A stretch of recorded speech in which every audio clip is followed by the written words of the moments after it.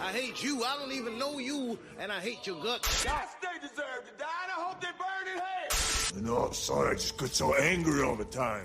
I'm sick of this mother, man. You're gonna learn today.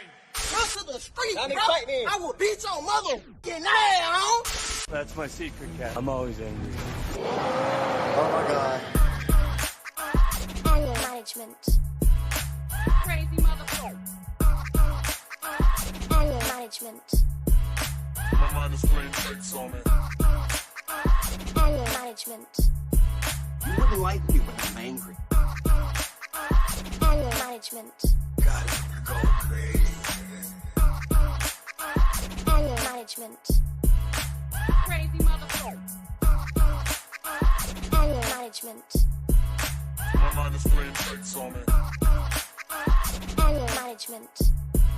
You wouldn't like me when I'm angry. Anger management. God, you go crazy. Anger management. Anger management. Anger management. Anger management.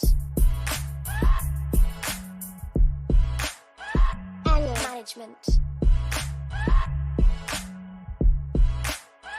Anger management. Anger management. Anger management. Anger management. Crazy motherfucker. Anger management. My mind is playing tricks on me. Anger I management. ain't gonna waste no You wouldn't time. like me when I'm angry. Anger management. God, you go crazy.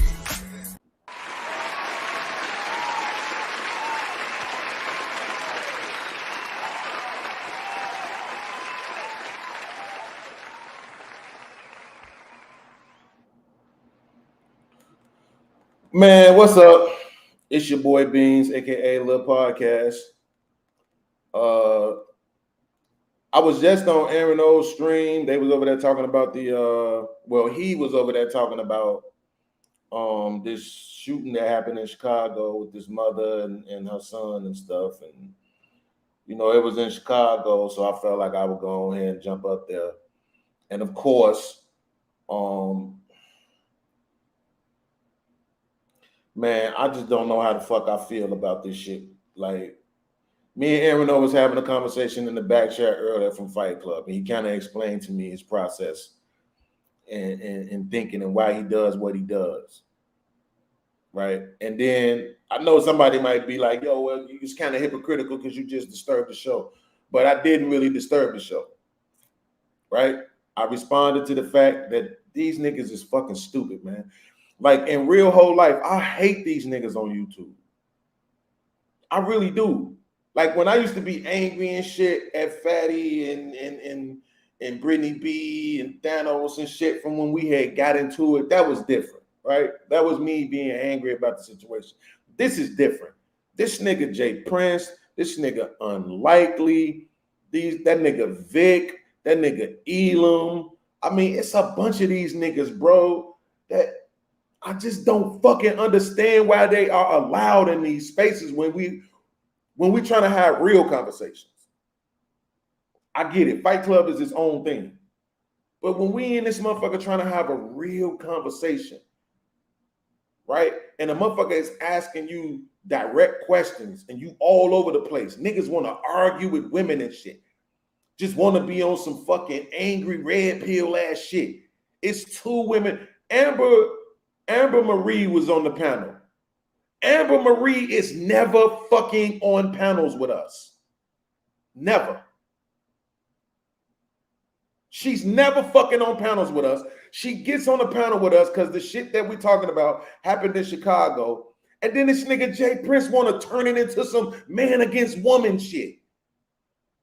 Venus against Mars shit. Everybody want to fucking be Kevin Samuels.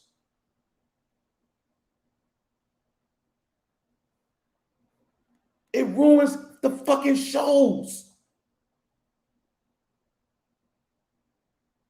Because you want to take this situation about this woman sending her son off to shoot a motherfucker to use that as your soapbox and say, see, women are our problems.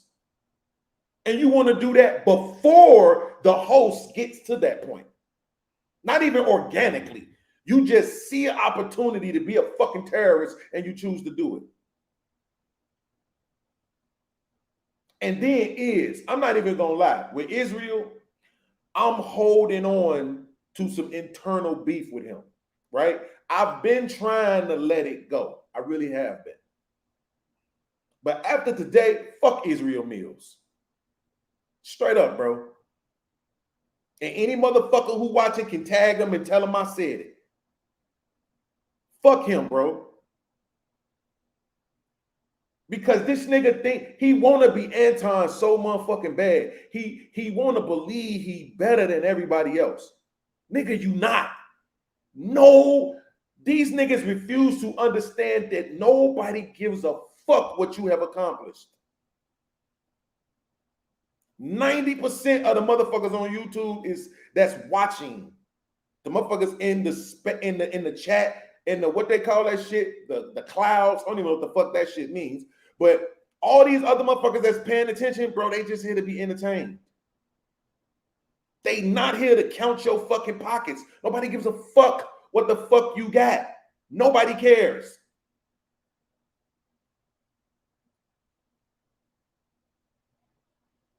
But you want to feel like you better than every fucking body else. You don't want to be overtalked, but you want to overtalk everybody whenever you want to. Not respectful ass interjections. Then he gonna try to say something. I'm finna pull the video up. He gonna try to say something. Jay Prince over talking you. You ain't saying nothing about him. Like, nigga, what the fuck you mean? Out of everybody in this space that you could even assume I would be afraid of, you think it's Jay Prince?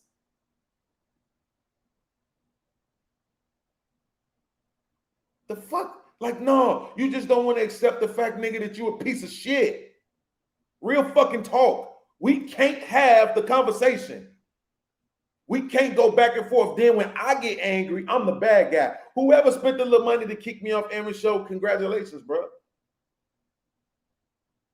Congratulations and suck my dick.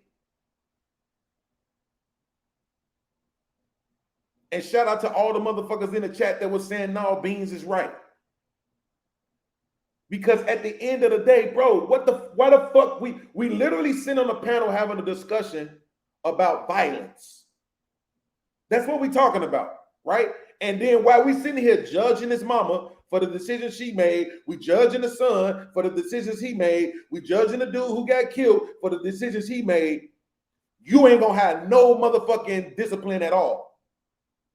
You just gonna overtalk niggas, interrupt niggas, go all left and right off the fucking subject, try to argue with Amber fucking Marie, who's literally agreeing with us. She's agreeing with us. But you want to attack her and go back and forth with her. For what?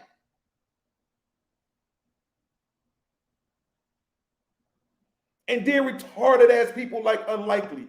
This is beautiful, man. It's like poetry, man.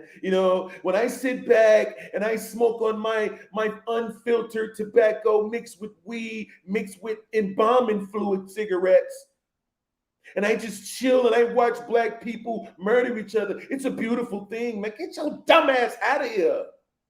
The fuck is you talking about? I'm the fucking bad guy, though. This is why this space is full of fucking shit. And this is exactly why they never gonna do no fucking meetups in Chicago. I'm the bad guy because I yell and raise my voice. I'm the bad guy. This nigga Fatty literally is on the show talking about this nigga Jay Prince's kid. Talking about your kid got a broomstick broke across their face. He got more money, more subscribers, everybody in the chat. I love this new Fatty, but I'm the bad guy because I yell. Man, fuck y'all. Y'all could suck my dick with this YouTube shit. Real fucking talk. I don't got shit but smoke. I don't got nothing else for you. I don't know what else to fucking tell you. This is it. This is all I got for you. I don't want to do no stories. I don't want to pull down no videos. I don't want to react to shit. I don't want to do no shorts. All I want to do is come on this motherfucker and tell all you YouTube content creators and all you motherfuckers that hit the panel that y'all some bitch ass, hoe ass niggas. That's all I got. I don't got nothing else for you. If y'all don't want to hear me call these niggas bitch ass, hoe ass niggas, you might as well just not ever, ever, ever come back here. Because I don't got shit else for you niggas at this point. You caping ass, clown ass, change up for different nigga ass. Israel Mill with his cocksucking ass was over there slurping Tommy Sotomayor up. That nigga Tommy ain't even fucking been around. Somehow they got blessed with Jeff Brown over there. But it just proved my fucking point that I was trying to tell. How to man clown ass. Why the fuck y'all sucking this nigga dick? He ain't the end all be all of whether your fucking YouTube channel is gonna be successful. And now my shit is being proven. Angry Man already acknowledged I was right. And now my shit is being proven. The channel ain't did no better for fucking Tommy Sotomayor being there. He ain't been there. Jeff Brown been there and has been doing better.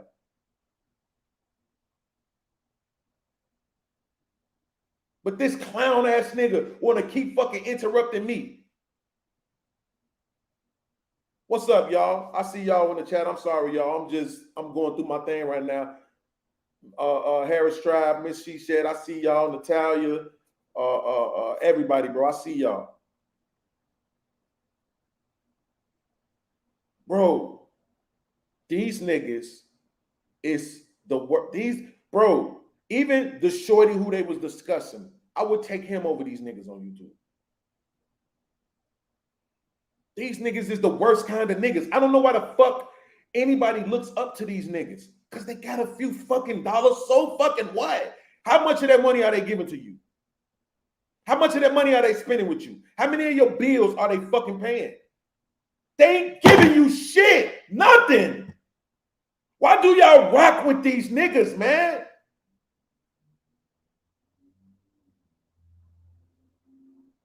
These niggas is the worst kind of niggas I ever seen in my fucking life.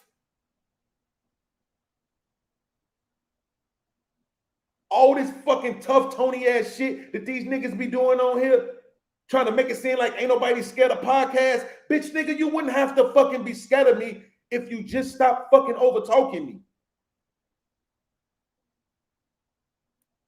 You suck Anton dick. You suck Tommy Sotomayor dick. You suck this nigga halfway suck Angry Man dick. This nigga is. Like, what the fuck, nigga?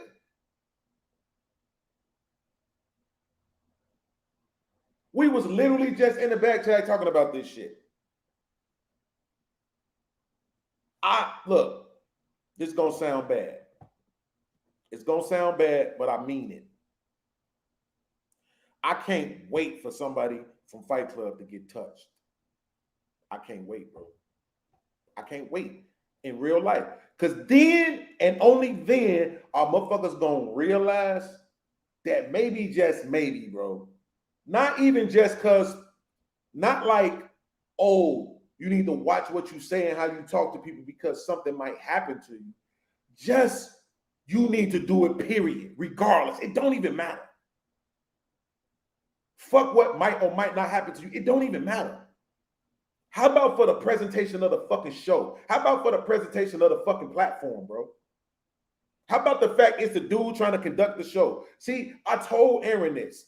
I said this the other night. We was in the back chat talking. And I told Aaron this today. I woke up, Fight Club was already over with. I jumped in the back chat and I said, Aaron, I want to tell you this before it come back to you. Right? So can't no another motherfucker say this shit to you and then it's like you heard it from them.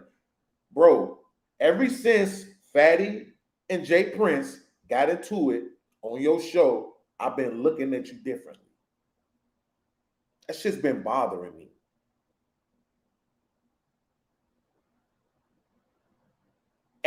is there any point where you say, not on my show, right? Not on my show. Now, here's the thing about it. If somebody came up on Aaron O's show and I'm talking about literally sat there and just described, right, authentically what it was like to screw a baby, right? Aaron O wouldn't remove him. Now, in his mind, somebody gonna pay to kick this nigga off the show. So it's gonna make me some money. Now, he says that it ain't about the money. I respect Aaron O. But motherfucker, yes, it is. The channel in the beginning wasn't about no money. But y'all, you, Israel Mills, who else? It's a couple of other people that participate in the bounty, but it's not the same. Like even when I was watching This Might Be Risky, shout out to the This Might Be Risky podcast and platform. They participate in the bounty, but them niggas don't even be advertising it. It's not like Is, where everything is on the screen. Hey, you could be having a dope ass conversation, 8 motherfuckers on the screen, conversation dope. This nigga Is, hey, if y'all want to kick somebody off though, you can cash out me. $, I suck Tommy Sotomayor's dick. Thirsty as fuck. You got all this money. You got all this success, but you thirsty as hell to get $20 on fucking YouTube.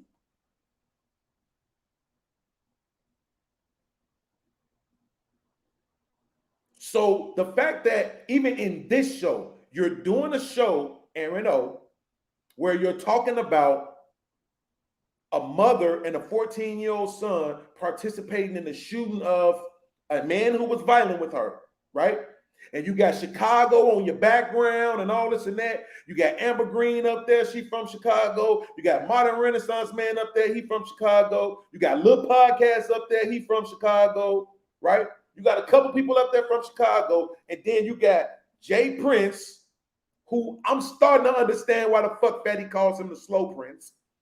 You got Unlikely, who's unlikely to give you any valuable commentary at all on the subject. You got cocksucking ass Israel, who is going to say his same thing over and over and over and over and over and over and over again, which is why people say he over-explained. Right? It's bullshit. And then on top of all of that, you're still going to play the bounty. You're still going to play the bounty game. You're still going to allow motherfuckers to be kicked off, right? And motherfuckers who can actually add shit to the conversation will be kicked off. But see, it kind of feeds to what Aaron O's ego believes anyway. He don't necessarily need a panel. He could sit on the show and talk about whatever he wants to talk about for however long you want to talk about it, and he's still going to have 200-300 people watching. They're going to tune in. And he's still going to get 20-30 super chats. And he knows that. So he don't really focus on the panel because he going to have one anyway. People are going to click the link. So the panel don't mean that much to him. But it do for some of us. We want to hear what some people got to say. And other motherfuckers, we want them to shut the fuck up. I hadn't even spoke after sitting on the panel for 20 fucking minutes, and he had already said, okay, hold on, guys. Let's reel it back into the main topic. Okay, hold on, guys. Y'all going left. Okay, hold on, guys. That's neither, that don't got really anything to do, really. Y'all going over here, there. Okay, hold on, guys. Let's not turn this into man versus woman. Even Amber said, like, damn, I don't want to turn this into the man versus woman thing.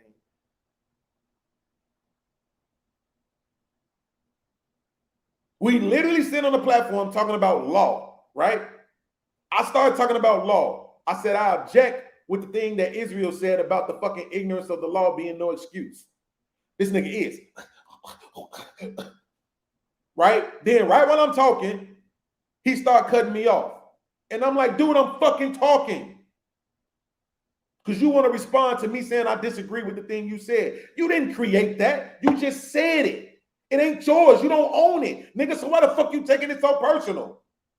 Because you think you better than everybody else. Because if something come out your mouth, it's yours. Because you deserve the right to rebut and overtalk people.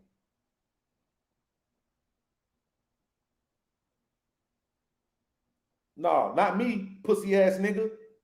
You said I got the right one. Prove it, nigga. Pull up. Let me make sure I put the link in the fucking chat so you can pull up. Because I'll tell you to your fucking face. Bitch ass nigga.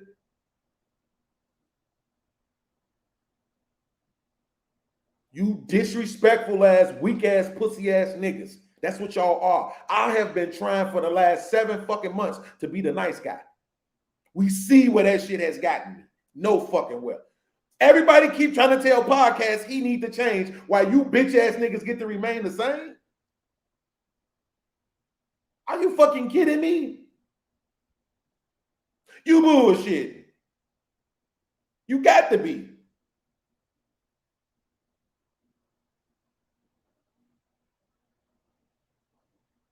I don't know what the fuck you niggas think this shit is. Bro, this is my point though. Aaron O, you put the fucking bounty shit. I asked him too in the back chat before I even came up on camera. I said, bro, is the bounty in play for this show? He said, yeah, every show. I'm like, I damn near didn't even want to come up. It just, they was talking about Chicago. Honestly, if I'm being honest, I was really pulling up because I just wanted to be there to defend Chicago. I was just waiting for a motherfucker to really say something about Chicago so I could be like, hold on, pussy ass niggas. Stop talking about my fucking city. I'm sick of y'all trying to make it seem like my city is the worst place in the fucking world. Have you niggas ever heard of something called Louisiana? Baton Rouge and New Orleans? How about Philadelphia and Baltimore? Right? The places in Compton that used to be really fucked up, they gentrified them motherfuckers so it ain't that fucked up no more. Like, stop trying to make it seem like Chicago's just the worst motherfucking place to be. Bitch, your city is the motherfucking worst place to be. In your house with your funky ass is the worst motherfucking place to be. Anywhere where Israel Mills is at is the worst motherfucking place to be.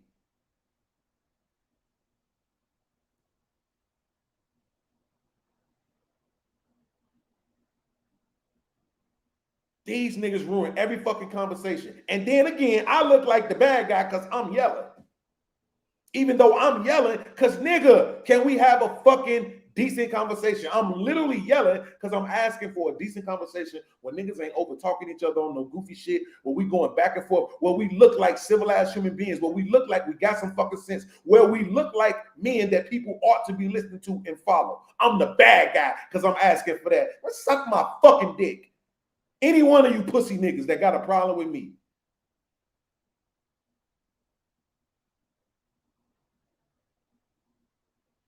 I ain't the one out here putting people's kids' business on Front Street. I ain't the one out here claiming other motherfuckers as pedos and shit. I'm not the one who jump on Pounds Patrol and just say ignorant shit for no fucking reason and derail conversations. But I'm the bad guy?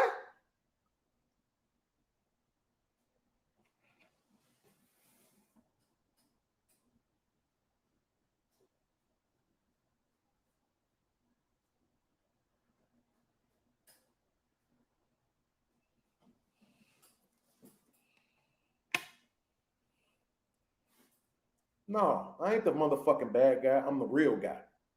Y'all like listening to the bad guys.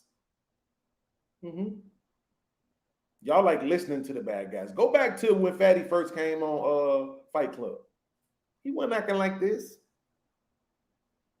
He wasn't doing all this. He was literally telling people that they shouldn't be doing this. Patriarchy was coming at him all aggressive and disrespectful. Logic was coming at him all aggressive and disrespectful. Bringing his family into it. Your mama ain't this, your daddy ain't that. Your family is this from fucking foreign ass this and that and blah, blah, blah.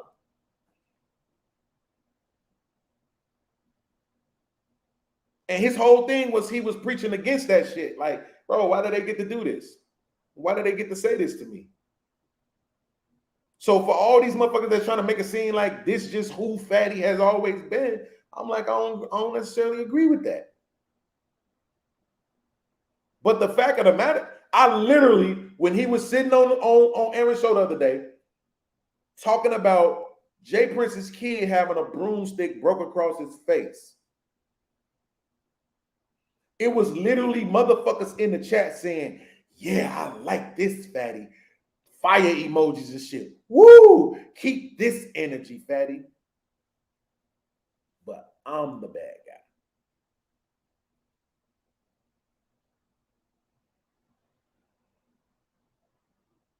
Niggas doing whole slur campaigns against niggas. You a fucking alphabet ass pedo. But I'm the bad guy. Because I yell. You know what was said to me today? Sharon, as a matter of fact, was the one who said this. And it was agreed to somebody else. I can't remember who it was. One of the ladies that was in the back agreed with this. He said, the reason why you're the bad guy, the reason why when you threaten people, it's worse than when everybody else do it. And when other motherfuckers is talking about people, kids and all this other shit, it's because we believe you. I can't make this up. He's literally saying the reason why I'm the bad guy to everybody is because I mean what I say. Imagine that shit. That's the era that we live in now. That's the time that we live in now. This is the age that we live in now, where you're the bad guy because people believe you when you talking.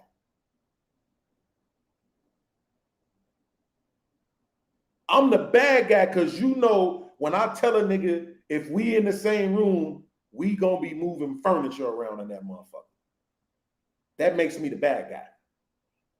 But when a nigga talking about a nigga kid, that's just entertainment. Verbatim, that's what was said to me. It's just entertainment when other people do it. What?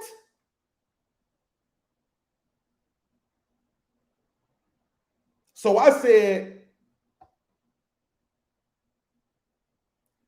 that must be for you old motherfuckers and you YouTube niggas. You know why? Here's my example. You know why drill music is so fucking popular? Damn it, Freddie, what up, bro? I see you in the chat. Anybody, I'm going to give you a few seconds. If you think you know why drill music is so popular, put it in the chat. Why is drill music so popular? Let me see who can figure this out.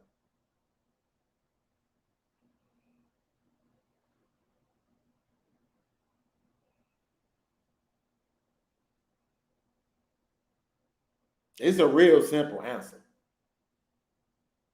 It's a real simple answer.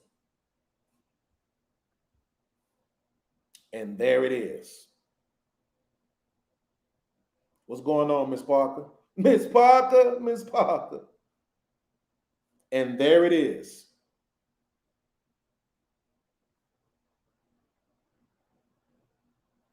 The reason why drill music is so popular is because people know they're listening to real life stories. They listening to dudes who actually doing what they saying. So back in the 90s, right? I'm not even gonna call it gangster music because gangster music to me is what NWA was doing, what Ice-T was doing, Spice One, and all them niggas from the West Coast. That was gangster music to me.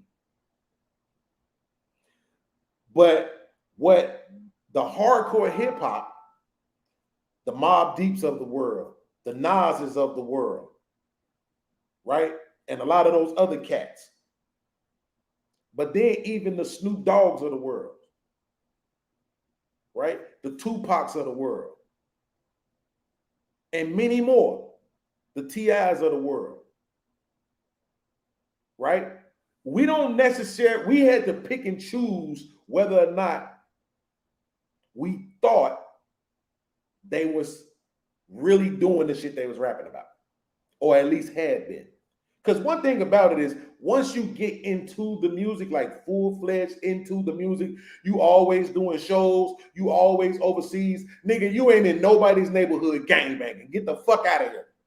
We ain't trying to hear that shit, right? So we know you ain't really in the hood doing none of that shit you talking about. Ms. Parker said, what about Crucial Conflict? Yeah, I knew Never and Cold Hard personally. So I knew them niggas was really gangbangers. Me and Never is in the same gang. So I knew them niggas was really gangbangers.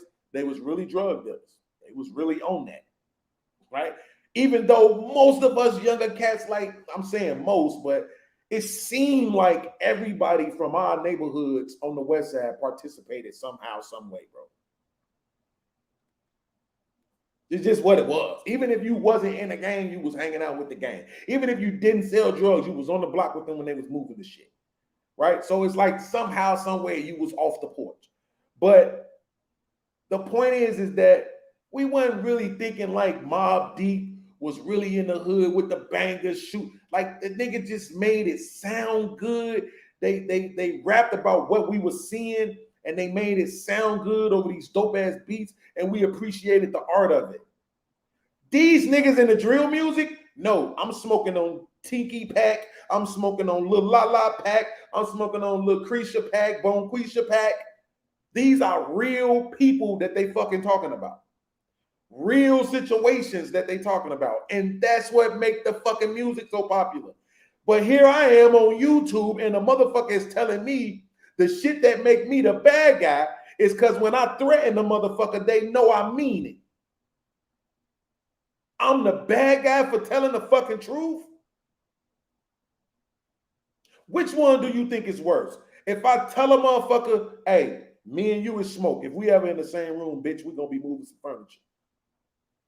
And if I can't whoop you, me and my brother's gonna stomp your fucking ears together. Is that worse than me saying, oh, fam, no, it's all good, man. Hey, listen, man, it's all good, brother. You know what I mean? All right. And then show up to a fucking meetup with my homies and we flood your ass? And motherfuckers like, hold on, I thought everything was cool. What the fuck just happened? Which one is worse? Because I prefer honest enemies. I don't know about y'all. I don't like fake friends. I prefer honest enemies. So if you gonna be my motherfucking enemy, man, be my motherfucking enemy out loud. Be my enemy up front and out loud. Israel fucking Mills. See, this is the problem with niggas. I'm talking about men at this point. It don't matter if it apply to women, because right now I'm not talking about women. I'm talking about men. I'm talking about niggas. The problem with niggas is that they think they shit don't fucking stink. They think it's something wrong with everybody but them. Meanwhile, I sit on my podcast and talk about the shit that's wrong with me. Talk about the mistakes I've made. Talk about what I'm going through and dealing with. Talking about where I want to be better at. And these hoe ass niggas like Israel Mills who think they all that because they got a fucking robe. Bitch, it's a robe. If I pour lighter fluid and put a match on that bitch, is it gonna burn? Bitch, are you wearing the bat suit? Is it flame retardant or some shit? Can that motherfucker fly if I throw your ass out of a fucking window? Is it the Doctor Strange cloak? Is it gonna let you levitate? It's a road that you had to work and earn money to spend to purchase it. It don't make you better than nobody else. You a hoe ass nigga, and you gonna be a hoe ass nigga from here on out. Ain't no more motherfucking, no more nice guy shit. That shit dead, bro. I'm done, bro. I'm done. I'm done. This shit is really making me look at niggas different. I'm trying so fucking hard not to look at Aaron O differently. I am. He expressed to me why he's doing it this way, right? He explained it to me in a way where it's not about the money.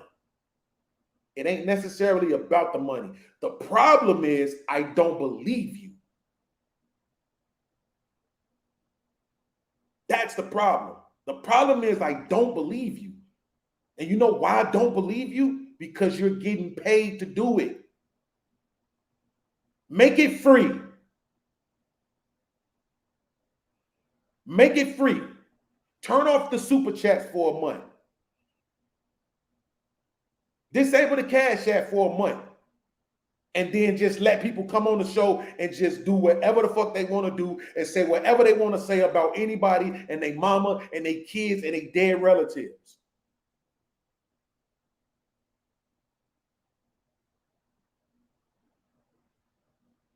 Because here's the thing, when it wasn't about the money, guess what we couldn't do? You could make all the arguments in the world, but I have the evidence. When it wasn't about the money, guess what we wasn't able to do? Talk about people's mamas, talk about people's wives and kids.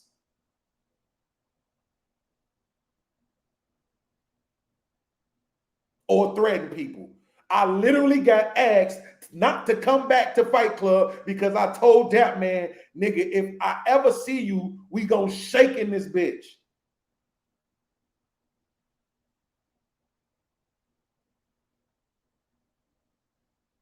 Anton came up, that man, no, you need to apologize to Podcast and Freezy.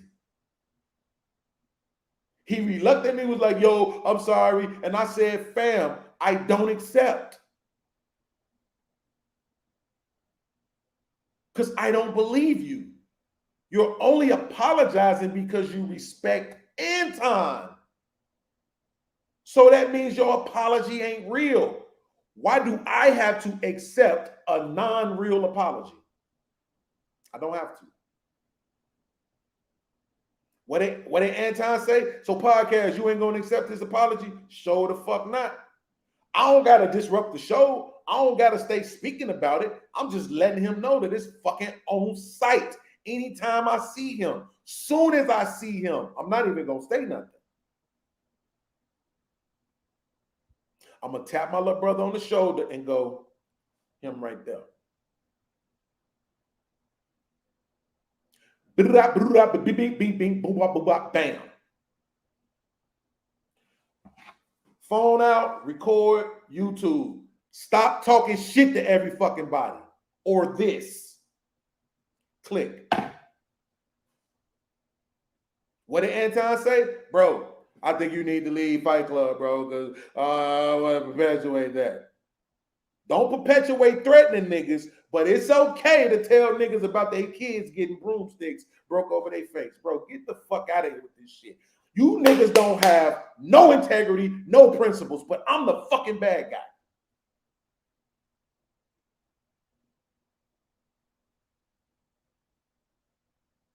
What world am I living in?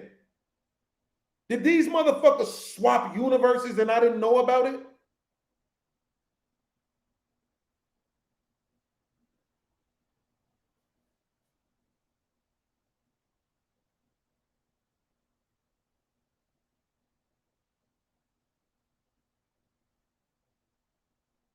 Hold on. Marcus Evans, shout out to you, said people's egos is out of control in these spaces. That's a fact, bro. No matter what you want to say about me, you can't say I'm speaking out of my ego. You damn sure can't say that. I done told you everything about me. You know all my flaws, and you don't know it because some other motherfucker found out or doxed me. You know it because I told you. Why do y'all know that I got Section 8? How do you know that? You could say, I ain't hear from you. I heard such and such say it. How does he know it? At the end of the day, everybody know it because I told you. It wasn't nothing that I was hiding. I literally did a show, bro. Should I accept this Section 8? I had a few motherfuckers that was like, yeah, man, as long as you don't plan on staying on it forever. I think I might have had one motherfucker on that show that said, nah, bro, I wouldn't take it. But they was basing that on how other people might view it, right? Not no real logical, you know what I'm saying? No real logical response.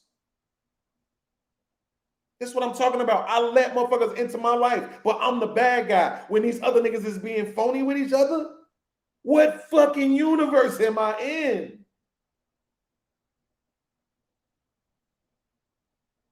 How the fuck did I get here, bro? Like, then when I say shit like I would rather be in the hood with the shooters, motherfuckers be like, bro, how can't you say that? Because you motherfuckers are unbelievable. I can't trust you. I could trust the shooter. I know they a shooter. So I can trust them to shoot. I know better than to trust them beyond that.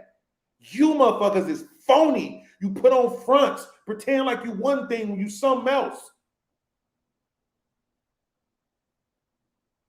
The worst thing I ever said to Fatty was suck my dick. And I apologized to him at least to date 3 times. To this date, he has never apologized to me. We okay. We not where I would like to be. Not even that I'm sure I would like to be there with him anymore after what the fuck he just did to Jay Prince. I get it. Jay Prince is going around doing the you know, you in the alphabet community, you a pedo, and that shit is wild honey. That shit is wild honey. He not right for doing that shit. He wrong. Yes, I get it, Fatty, 100%. But he did that, not his kid. He did that. He's saying that, not his kid. Now, if I got a kid and I bring my kid onto the platform and have my kid say, fuck you, Fatty, and I got a little ugly ass kid, and you say, man, I know you ain't bring your ugly ass kid on here to talk shit to me, right? Then I made my kid fair game at that point. That would be fucked up, but I ain't gonna lie, it'd be funny as hell to hear. Like, man, I know you ain't got that ugly ass kid up here talking shit. That would be funny as hell. But then I would get it, right? I would, okay, the kid is fair game at that point, right? Because I brought them into it and they chose to go along with it. They following orders, but I got you, right? But that's not what happened. You know what I'm saying? This nigga kid ain't did nothing to you, right? So my whole thing, though, is that as much as I'm looking at Fatty and saying, bro, I don't know, man. I don't know about this side of you right now, right? I'm literally asking I asked him this. I don't remember if we was in the back chat or on the live. I think we might have been on the live where I said, bro, this ain't you. Like, and he like, no, I'm taking the gloves off, this and that, and I'm like, okay, I get it, right? Because I was there from the beginning. He wasn't coming at nobody like that, and motherfuckers was coming at him because they didn't like the fact that he was probably kicking their ass in a debate, and they was immediately your mama, your grandmama, and this and that. Got you. But that means that this space has turned you into this. To me, that's more dangerous. That's more worrisome, right? That's something to really look at more than me being the angry nigga that I have always been. The only reason why my name ain't Angry Man is because it's already an angry man. Right? I've been that guy since 10 years old. So, you know, I'm not being nothing. No, what y'all get from me on here, my mama get that.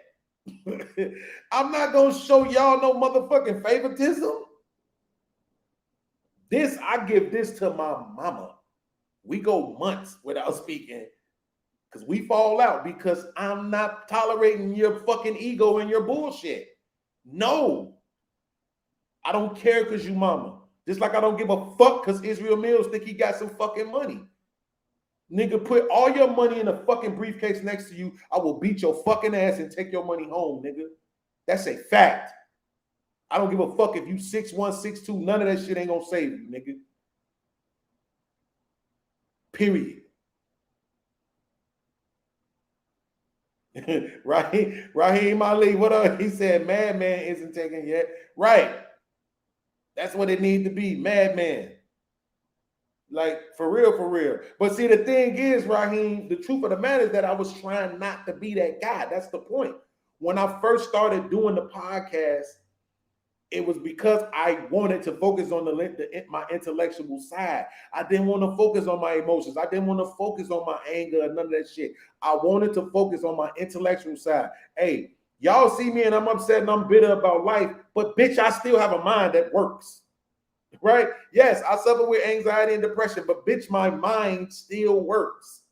I can still process thoughts better than most people. I can still eloquently, if I choose to, but I can still express myself, right? Very efficiently. So if you listen to what I'm saying, the people who rock with me, that really, really rock with me, the ones when I go live, they hear. The ones that send it's people that send me cash apps and I ain't even been doing those shows. So those people that really rock with me, they do so because they listen to what I'm saying and they process what I'm saying through a general filter. They don't process what I'm saying through what they think they know about me. That is the fucking difference. And people be upset because I'm smart enough to understand that. In communication, I can tell the way that you're talking to me. If I put your fucking boss in front of you, you wouldn't speak to them the way you're speaking to me under any circumstances. You wouldn't. Because there's a level of respect there that you're not going to step outside of. You're not going to do it. Right? So that's what I'm saying. You're processing the information through a different scope. When I'm talking, right? If I say XYZ and you say, nigga, you on Section 8. Then, nigga, I know, right? There's a lack of respect there. And you really can't appreciate the fact that I'm probably out-dueling you mentally. I'm probably outwitting you. I'm probably out-jonesing you, right? And you can't take it. You have no real rebuttal for what I'm saying. The same bullshit-ass, bitch-ass shit that hoe-ass nigga Israel Mills was just doing, right? You can't accept the fact that I've put you in this position to respond to something that you can't win. If you be honest, right, your point gets lost. This happens all the time. I can prove it to y'all, bro.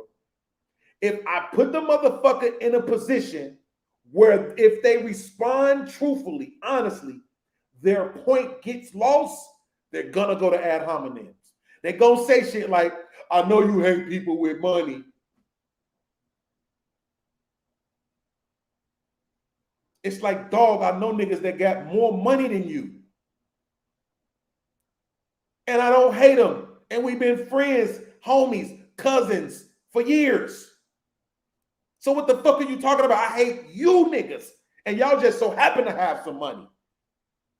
And that's why you on YouTube. Because your money ain't doing for you in real life what it could do for you on YouTube. That's why you pussy niggas here with your fucking money. With your bitch ass robes and your dumb ass glasses that would get knocked off your fucking face in real life. That's why you here.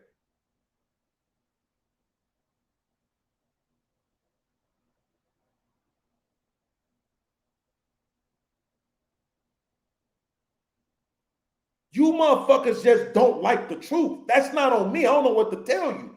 But to specifically say to me, I'm the bad guy because you believe me when I threaten the motherfucker, what the fuck? Okay, here's my thing. If you believe me when I threaten somebody, if that's really the case, if you really believe me, then why don't you accept the fact that maybe motherfuckers should leave me alone? Why is that not the easier response? Why is the response always podcast should do something different? What's wrong with just telling motherfuckers, hey, leave Buddy alone? Because when Buddy said he gonna knock your fucking teeth out your mouth, like he really mean it. When Buddy said him and his brothers gonna stump your fucking ears together, he really mean it. So just leave him alone. He just here to talk. He just want to have dope ass conversations. So let's have dope ass conversations. And anytime the conversation get out of side of being dope, I could just pull back. What's wrong with that? Nah, we need the space to be for trolls. Fuck out of here with that. Shout out to Rob B. Rob B said, you definitely are smart and people underestimate you, but I'm not here. No, again, Rob B has been in this space for so long. I didn't know how long in the beginning, right? But she's been in this space for so long that I don't think she realized this shit has toxified her. Rob B is super duper knowledgeable, super duper intelligent, processes information better than most of the niggas in this space, right? But every now and then, when people say shit, it happened between me and her the other day, she goes the fuck off because in that moment, she think it's the same YouTube bullshit, right? She still hasn't accepted that when it's coming from me, it's not that. It's genuine, especially for her, right? Because I know she ain't a fucking troll. She's not Flora. Right? I know if I really want to have an intellectual conversation with a woman, Robbie is one of the ones I'm contacting. I literally was on the show the other day and was like, yo, Robbie, can you tell me if this is saying what I think it? That shows that I respect your mind. You see what I'm saying? Like, that's what I respect your mind. So that's what I'm saying. If the disingenuous bullshit, troll shit, it ain't gonna come from me. Not like that. It's gonna be, I literally respect your mind, and that's what I'm here for. I'm here for motherfuckers' minds, bro, and their perspectives. But that's your problem, though, podcast. Nigga, we've been telling you this shit, nigga, for over a year now. And I think the problem is, like, coming from where we come from, you giving these niggas a certain level of respect because they don't come from where we come from. And what you're not understanding is they don't get that respect just because they don't, I'll put it like this. They look down on us because of where we come from. And then we lightweight kind of look up to them because they didn't do the dumb shit that we might have done. But then when you start breaking it down, you start understanding, wait a minute, you motherfuckers is just as dumb. You just didn't make the dumb mistakes I made. And so when you look into this space, this is like them expressing their what do you call that shit? Disdain for the life that they live.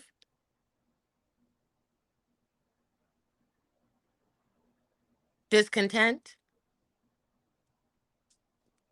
Tommy, you still there? Tommy froze. Listen, let me tell you. Yeah, I got my bad. Yeah, no, their traumas.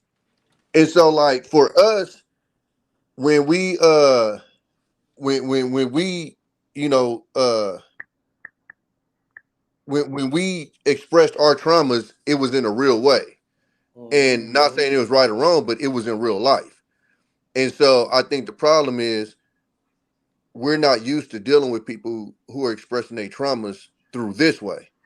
And I say that because when you listen to some of these niggas, and I done went back and forth with, you know, JB plenty of times, and he'll swear to God through heaven and hell, you know, oh, this, and it's like, bro, you gotta understand, sometimes when I'm talking to you, I ain't asking you a question, I'm telling you.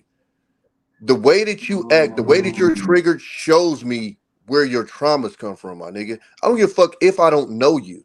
It's clear as fuck how you was traumatized and who traumatized you, because it's only certain people that trigger you. It's only certain people that come from a certain element. It's only certain people that represent a certain thing that triggers the fuck out of you. And for you, I think it's the opposite, because you can go back and forth with any of these street niggas because that's where we come from. But then when it's like I said, because you hold these quote unquote smart niggas to a certain thing, when they start getting on dumb shit, you start getting frustrated because you're like, what the fuck? Like, y'all supposed to be able to beat me intellectually. And Right. another part, like I done told these niggas, is you niggas think because niggas is in the street, like niggas is dumb. Dog, niggas done did lawyer work in a prison better than they own fucking hired lawyers before. Niggas ain't dumb. Niggas just make stupid decisions. You know what I'm saying? And then some of the decisions might not have been stupid. They just might have been put in a situation. But Yeah. it's not the case to think that every nigga that, you know, was in the streets was just these fucking idiots. The problem Let me is... read these comments real Let quick. me just say this real quick. Wait, real quick, Rob, because this is important. Okay. Damn it, Freddie said he did ask Raw B over all the niggas. Exactly.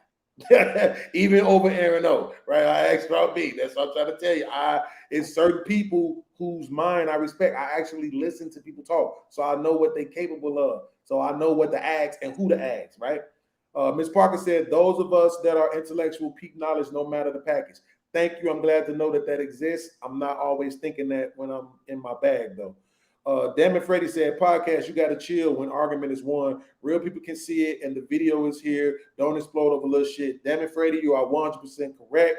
For any time that I have derailed my own point, exploding, I apologize to myself and to the viewers for that and all the people that rock with me. I'm not perfect. Thank you for continuing to rock with me beyond that, but you are 100% correct. Because I see other people do it, and in that moment, I'll be ready to tell them the same thing. So, yep, you are 100% correct. Go ahead, Raw Bizzle. Now, podcast. Oh, that's Robbie. Oh, Yeah. your ass ain't shit. Yeah. I didn't know who that was. It's the sweet one. No, listen, I like you, and you know I rocks with you the long way. The problem is, even though you respect my mind, sometimes you don't want to hear what I have to say.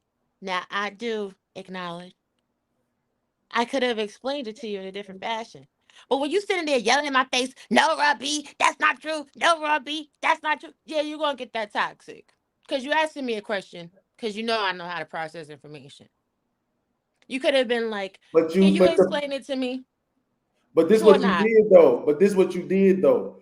You was explaining what you knew. You weren't taking account for what was missing from the article. See, and that's very difficult for you to do because you're so knowledgeable and intellectual. It's like, that's why I said everything you were saying was correct. The problem was that article, because somebody else said it after you had dropped off, it was misleading because they didn't specifically say the words that they were stating. The percentage reflected that of Black people, right? Yep. They only mentioned it in the very first sentence about corporations hiring Blacks, but then they went on to state it as if those percentages reflected Black women in general, including in general public. So this is the thing. You do better. Listen, podcast, this is the thing. The whole article was about the percentages of women and to show if women were leading in education or not. Right. And this is what I was saying to you about the comprehension component. Mm-hmm. Yes, sometimes when we look at articles, we just look at, we type in a term on Google, we look at the highlighted portion. Mm-hmm. You got to go back and read from the top of the article. It wasn't necessary for that particular author to restate that fact because of how they opened the article and how they led the article reader to, to define and understand the information. Now, we did the math of the ratios too, because I did a show back. Mm-hmm. And they put in lower numbers in that article than what it actually is. It actually is a higher percentage of, women getting education. So this is the thing, I was trying to explain to you what it was. And I think a lot of times when we're having conversations where we're trying to get knowledge, that's maybe something you should have hit me up on Instagram, because it's easier to have a conversation and exchange ideas when it's 2 or 3 or 4 people. Yeah. When you got a whole bunch of people on a panel, then everybody starts throwing in they 2 cents. The Yeah. conversation gets lost. So the The toxicity energy is does come different. up. Yeah, the toxicity does come up because now it's not Roy B and podcast having a conversation. It's Mhm. me trying to explain something to you, me knowing I have the right information, and then 7 other people, because they're in their emotions, they haven't even looked, trying to tell you that that's right. And it's like, no, don't go. Don't fucking, they don't know what they're talking about. Focus. Yeah, this that, and then I asked you, and other people want to respond first. It's like I literally said raw B. Right. And it's Because I don't trust you other motherfuckers, right? So I'm asking the person who has shown me that she understands. Like even when you broke down the calculation from the chart, I didn't know that, right? So that's what I'm saying. I didn't know that that's how you could get to that number, and it was definitely accurate, right? Accurate representation. So that's my point of where I knew I was asking the right person. I was just trying to clarify that the way that they worded it in that paragraph was misleading. You know what I'm saying? Like, right. And that's because it's News One, and I follow them. Like Rob B, don't laugh at me. I literally get my news from News One on Instagram. That's how I no, find out about everything that's going on. I don't watch TV news. So I won't laugh at you because they're a reputable source. You know okay. they're a reputable source because they put the links to the information that they're explaining. Right. And That's it's how black, you, right? They black, right? yeah, they are. Yeah. That's a very reputable news source. Okay, yeah. But That's why I follow them, because I thought they was black. the reason why I apologize to you for how I explained it when we was on Thanos yesterday is because a lot of the frustration wasn't necessarily directed at you. I hate that on panels. Whenever somebody asks me a question, 5 other people got it. It's like, yo, is that your name? So sometimes the bullets, you caught a stray one. You know what it is. We from the streets. But the difference is, the difference is we can sit back and have a conversation and dissect that and get to a different level of understanding. Where a lot of people in these spaces have ego and pride. They can't even reassess themselves, look at the bigger picture of the situation, and see where they may have made a misstep and try to mend the fence. People would rather hold up grudge matches and everything else because it's entertaining to the crowd. I love the audience, I love the crowd, but more than anything else, I value the individual relationships that I have with people. Yeah. That's a Well, fact. you gotta create that space though, podcast, because you gotta understand. You talking about a space like Fight Club where niggas is just made to be idiots, and even beyond that, just this space in general, bro. One thing that I just kind of kick back, bro. You got grown people who literally can't take their chance to talk. This goes back to kindergarten, my nigga. In kindergarten, they teach you talk one at a time, and we're talking about grown individuals who can't do that.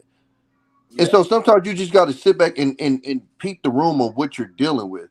That's a big reason why I fell back, because like a lot of this shit is just clown shit. A very simple rule: don't talk while I'm talking, and niggas can't follow that for the fucking life of them, bro. We've been doing this shit for years. Niggas have repeated it over and over again. Don't talk over nobody. Don't talk, and they literally can't do it. It's the simplest rule in the fucking. So when you see somebody can't follow that simple a rule, for me, that automatically make me look at you a certain way. Oh, you can't even just shut the fuck up. But it's Yeah. a It's that respect. simple. And I can't make you do, and I can't make you. And then the other thing is that I can't make you, as a content creator, I can't make you run your panel the way I want you to. This one was just frustrating me on Aaron's show. I'm like, okay, bro, you put this video up, right? At some point, to me, some topics, bro, like, oh, this is how me and fucking God rest the dead. This is how me and Auntie J fell out. Yo, we doing a show. It's a bunch of young people up here talking about dick and pussy. Sorry, Auntie J, I don't want you involved. Right? Right. It just is what it is.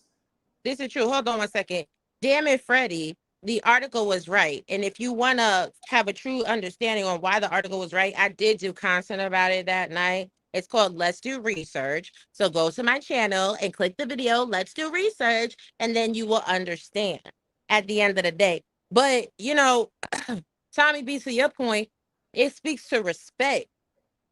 See, when you come from a more urban community, you understand the point of respect, because in real life, you disrespect somebody, it could turn into a thing.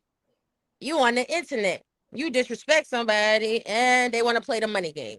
Oh, I'm going to send money to put you off. Then if you don't feel like spending your money, they're going to sit there and call you broke. So then you got to play this back and forth game with money because they think that money rules all.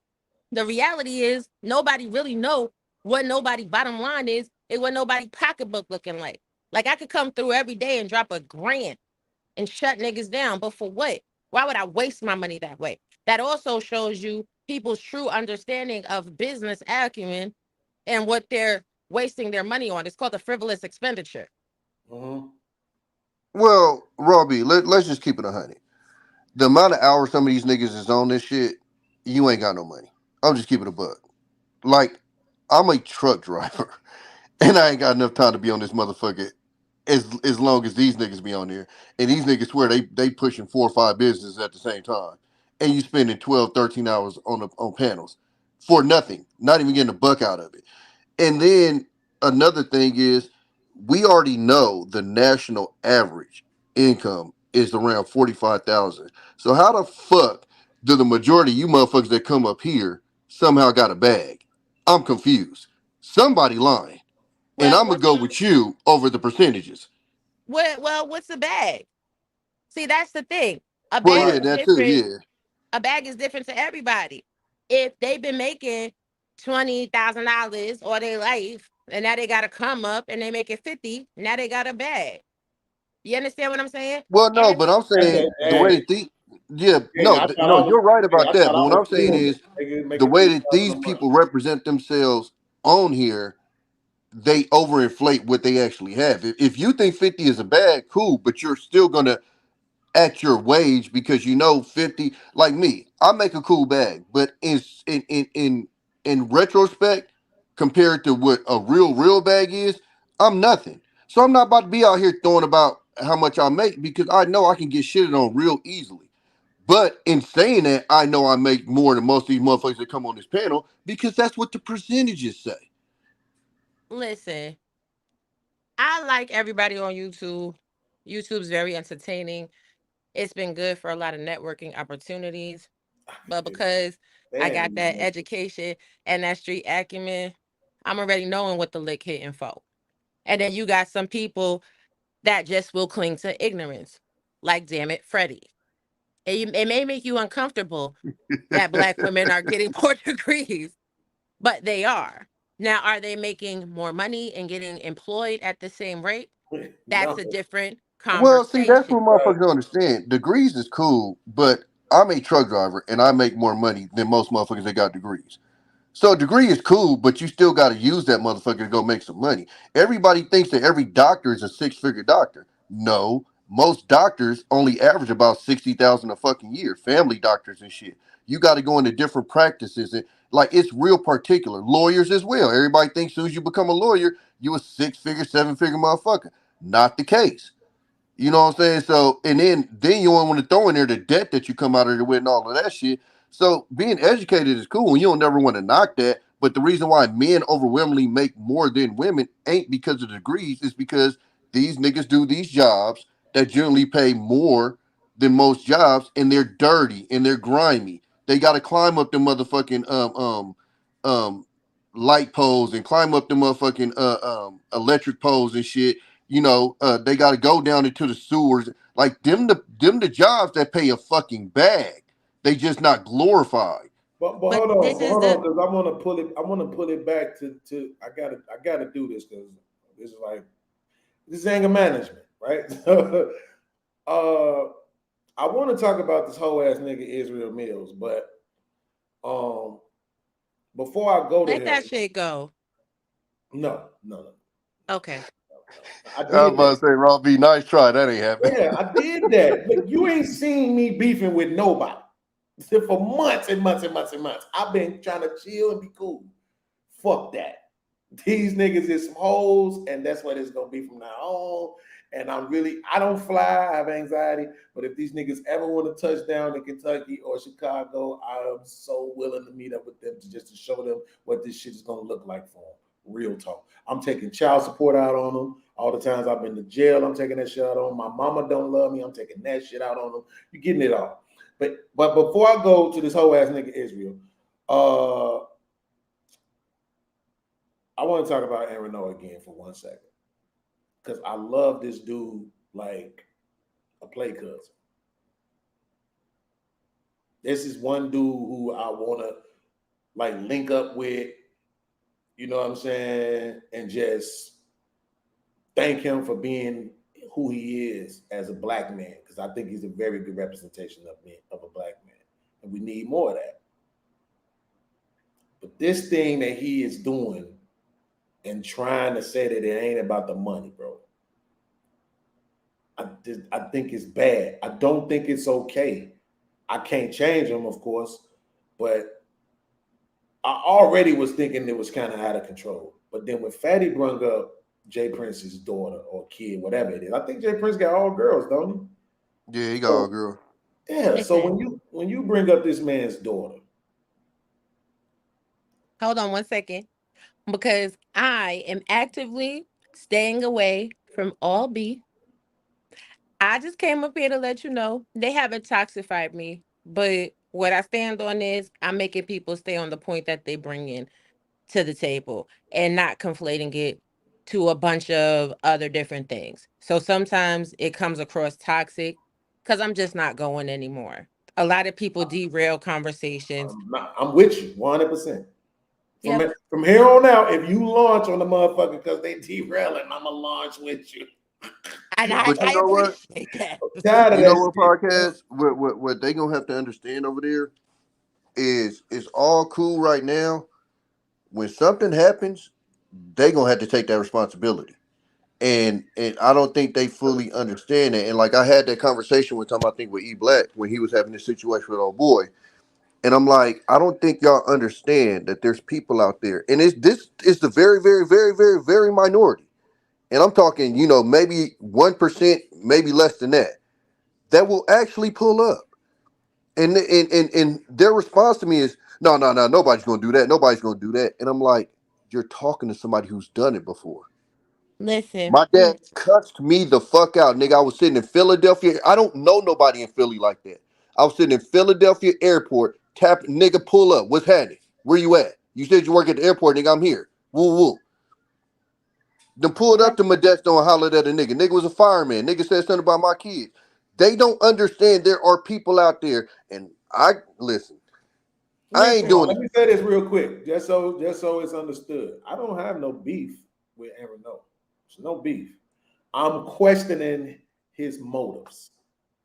Because Or just the way the shit that he's letting go, which, like you said, it's not on you to judge. You gotta, Malcolm X, you don't stand for something, you'll fall for anything, right? To me, you gotta have something where it's a line in the sand that you say, nah, not this shit, not on my channel. right. And my line in the sand is, I just mind my business, honey. Drink my water, sip my tea. Everybody get your bag, however you get your bag, baby. But be the cheese that can stand alone, because channels are cool. Having people visit your channel is cool at the end of the day. But when that AdSense come, it only come in one person's name. And if everybody decide that they don't mess with you no more, what you gonna do then? Be able to do your content by yourself? Much love, because I'm resting today, but I did pop up for a few minutes on you. I appreciate it. Salute to you, Robbie. All right, peace, y'all. Bye, Tommy. All right, say Robbie. One thing I said this here earlier in the show, and I can say it again. One thing about it is that he can pull up on the channel and sit up there by himself and command the attention of the audience. He can do that. So, nobody's definitely never taken that away from him. But I just like it's the thing is that we all know that we have differences of opinions and perspectives in the way that we move, but we try to make it seem like only a few are questionable, right? The only people we could question is the one we deem less than us. right? Oh, you on Section 8? We can question you and your motives and your actions. Oh no, this nigga make a whole bunch of super chats. We don't get to question him. Or this nigga Israel Mills got a Versace robe. We don't get to question him. Get the fuck out of here with that goofy shit. Everybody gets under the microscope. Everybody. Everybody takes their fucking turn. This shit is do-si-do around this motherfucker. Nobody is immune. Nobody gets to avoid the microscope. If I got the rule is always the first person that go to money is the one that lost. It always go that way. You know what I'm saying? Like if we having an argument and you go to money, you usually the one that's gonna lose. Niggas is saying that Jay Prince was doing the pedo shit. Okay. Here's the thing. I'm all right. I've already acknowledged that Jay Prince, that shit ain't cool. Right? It's only two things that I have a problem with that. One, Jay Prince is saying that shit about Fatty, not his kid. His kid ain't the one saying that shit about Fatty, right? Or his baby mama for that point. And then two, Fatty said some shit, right? That a motherfucker could draw back on and be like, yo, you said this shit, that shit sound like some pedo shit, and that's why I get to do what I'm doing. I'm acknowledging that I don't think it's cool, I don't think it's right. Right? But I'm just saying he said some shit that could be used against him. For Jay Prince, I told you this shit on some me and you having a discussion shit. It's my personal shit, my personal life shit that I told you about. And then you bringing that to the thousands and thousands of eyes that's gonna see this shit on YouTube, on Fight Club. What it is, Bands? What's up, Tommy? What's up, this big dog? Let me give you just a simple version of it, dog. And you was there. Somebody spoke on my kid. This is the problem with these niggas. You have to stand on something. I don't speak on kids. So even though the bitch nigga spoke on my kid, I didn't in turn go against what I stand on and talk about his kid. You niggas need to learn how to stand on something. You niggas wondering why these bitches don't fucking submit to you and don't respect you. It's because you don't fucking stand on something. I don't talk about kids. So that means I don't give a fuck what you say about me. I won't in turn talk about your kid. It's not going to happen. Now, if you do take that route, and I do feel like I'm that hot to where I want to do that, I'm probably going to come see you before I speak on your kid. Because I don't talk about kids, period. That's something that I stand on. The problem with these niggas is they move like bitches. And what do we know what bitches is? When the way the bitches move is, if you get them mad enough, they will say anything to get you mad. That's the way a bitch moves. That's not how a man moves. I stand on something. I will never speak on the niggas' kids, period. Unless, like what Bean said, the actual kid came and did some shit.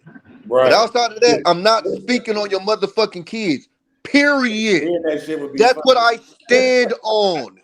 I've been niggas saying, don't stand on shit. I've been saying for the longest that these niggas in these YouTube spaces ain't shit. They fake as fuck. They full of shit.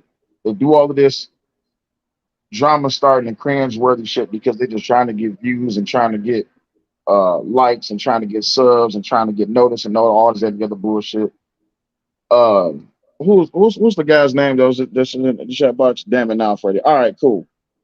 Kill your son with smack your son. We'll talk about your kids. Well, damn it now, Freddie. Listen, since because I've been getting a lot of like kickback about this whole shit, about this whole fatty shit, right? On JP show, these niggas was going back and forth. Beans, I ain't gonna say shit to get the channel fucked up, so I'm gonna be careful. But they was going back and forth. JP was like, Fatty, I'll come clean if you come clean, right? Since you want to talk about some shit.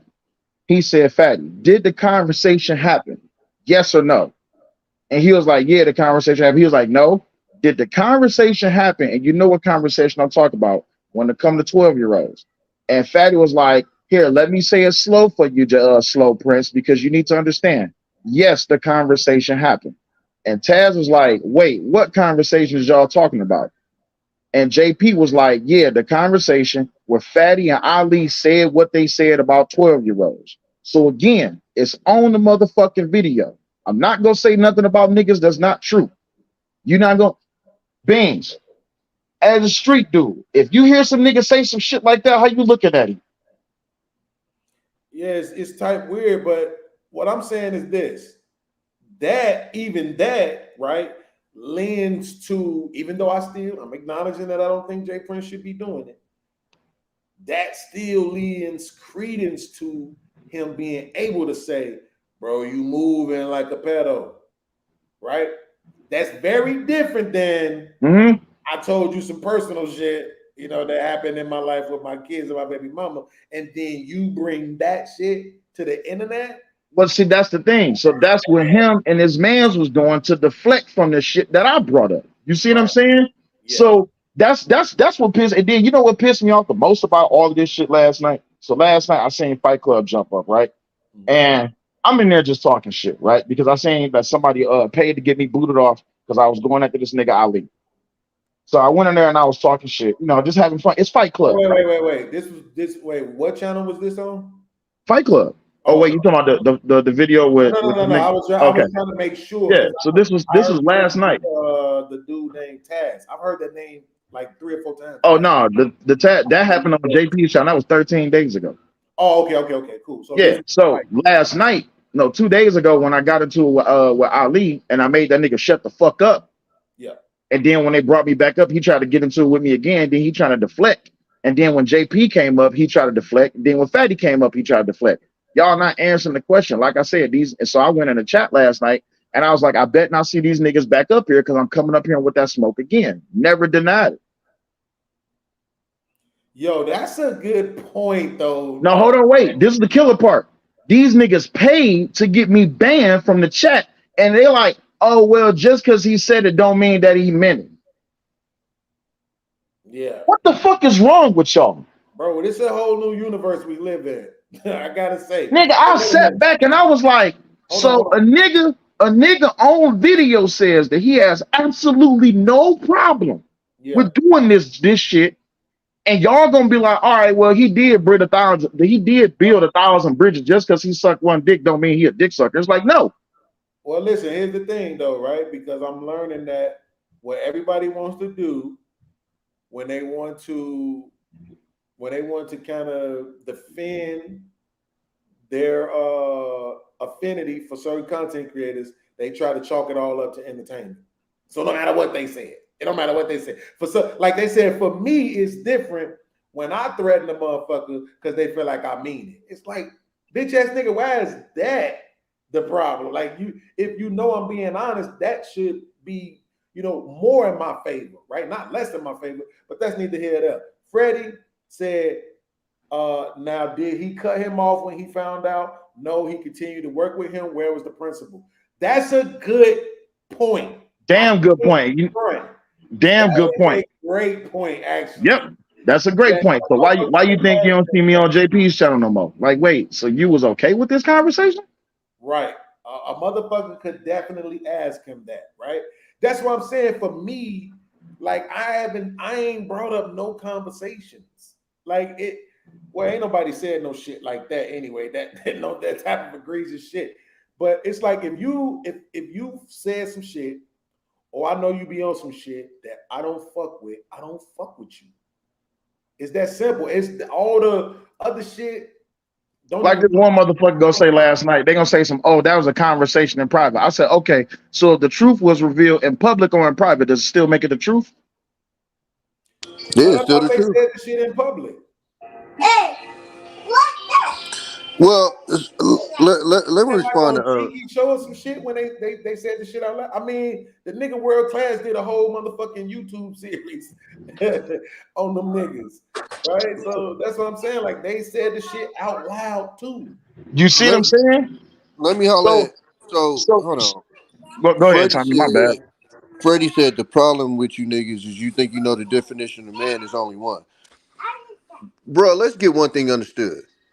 If you take away all the money, the houses, the cars, and all the bullshit, The only thing a nigga has is his fucking word.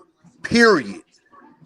Period. True. And if you niggas don't understand that, no offense, you probably was raised by a bitch.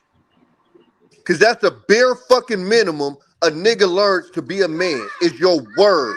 Period, point blank. And all the fuck I was just saying or explaining was a nigga stands on his word. Period. I don't know what these niggas stand on, but if what you stand on is I won't never do this, this, and this, that's all that's expected out of you. Period, point blank. And when you go against that, now you got to be looked at differently as a man. Because again, the only thing that you can stand on as a man, and this is universal, is your word. That's why the quote comes, all a man has in life is his word. That's it. Let me ask y'all this. Raheem Ali says, I talked about this last night, but go ahead, my bad. He says, in Fatty's defense, he's European and African. Both areas, well, most areas around the world, age of consent or adult is a lot younger to them. That is true. Okay. So the conversation I had, my bad. Pedo to us, but not to them. The conversation I had last night, right? Because one of my fans, she was watching Fight Club and she seen how the shit went down. So she hit me up after I got banned. She was like, is this how really people is like in the real world? I said, listen, I don't know if it's the internet, real world, or whatever it is, but my thing is this. I said, I know in certain countries, like for instance, Trinidad and Tobago, if I'm not mistaken, I think the age of consent is 9 years old. As a grown man, though, right? You sit here and you talking about American politics, American cultures, and you dealing with American people and all this, that, and the other. And you mean to tell me that you're gonna say that out loud with a mostly American fan base, and you don't think people are supposed to take that some type of way? I don't give a fuck what country or what. I don't give a fuck. Why would a man let the government dictate who he cannot stick his dick into? If you think, I don't give a damn what country you in. If you under the age, you under the age, period. So let me ask this question real quick. So, okay, as a 30-year-old man, you should not find, let's just go with 10. I know it's only 1 year away from 9. I just want it to be 2 digits.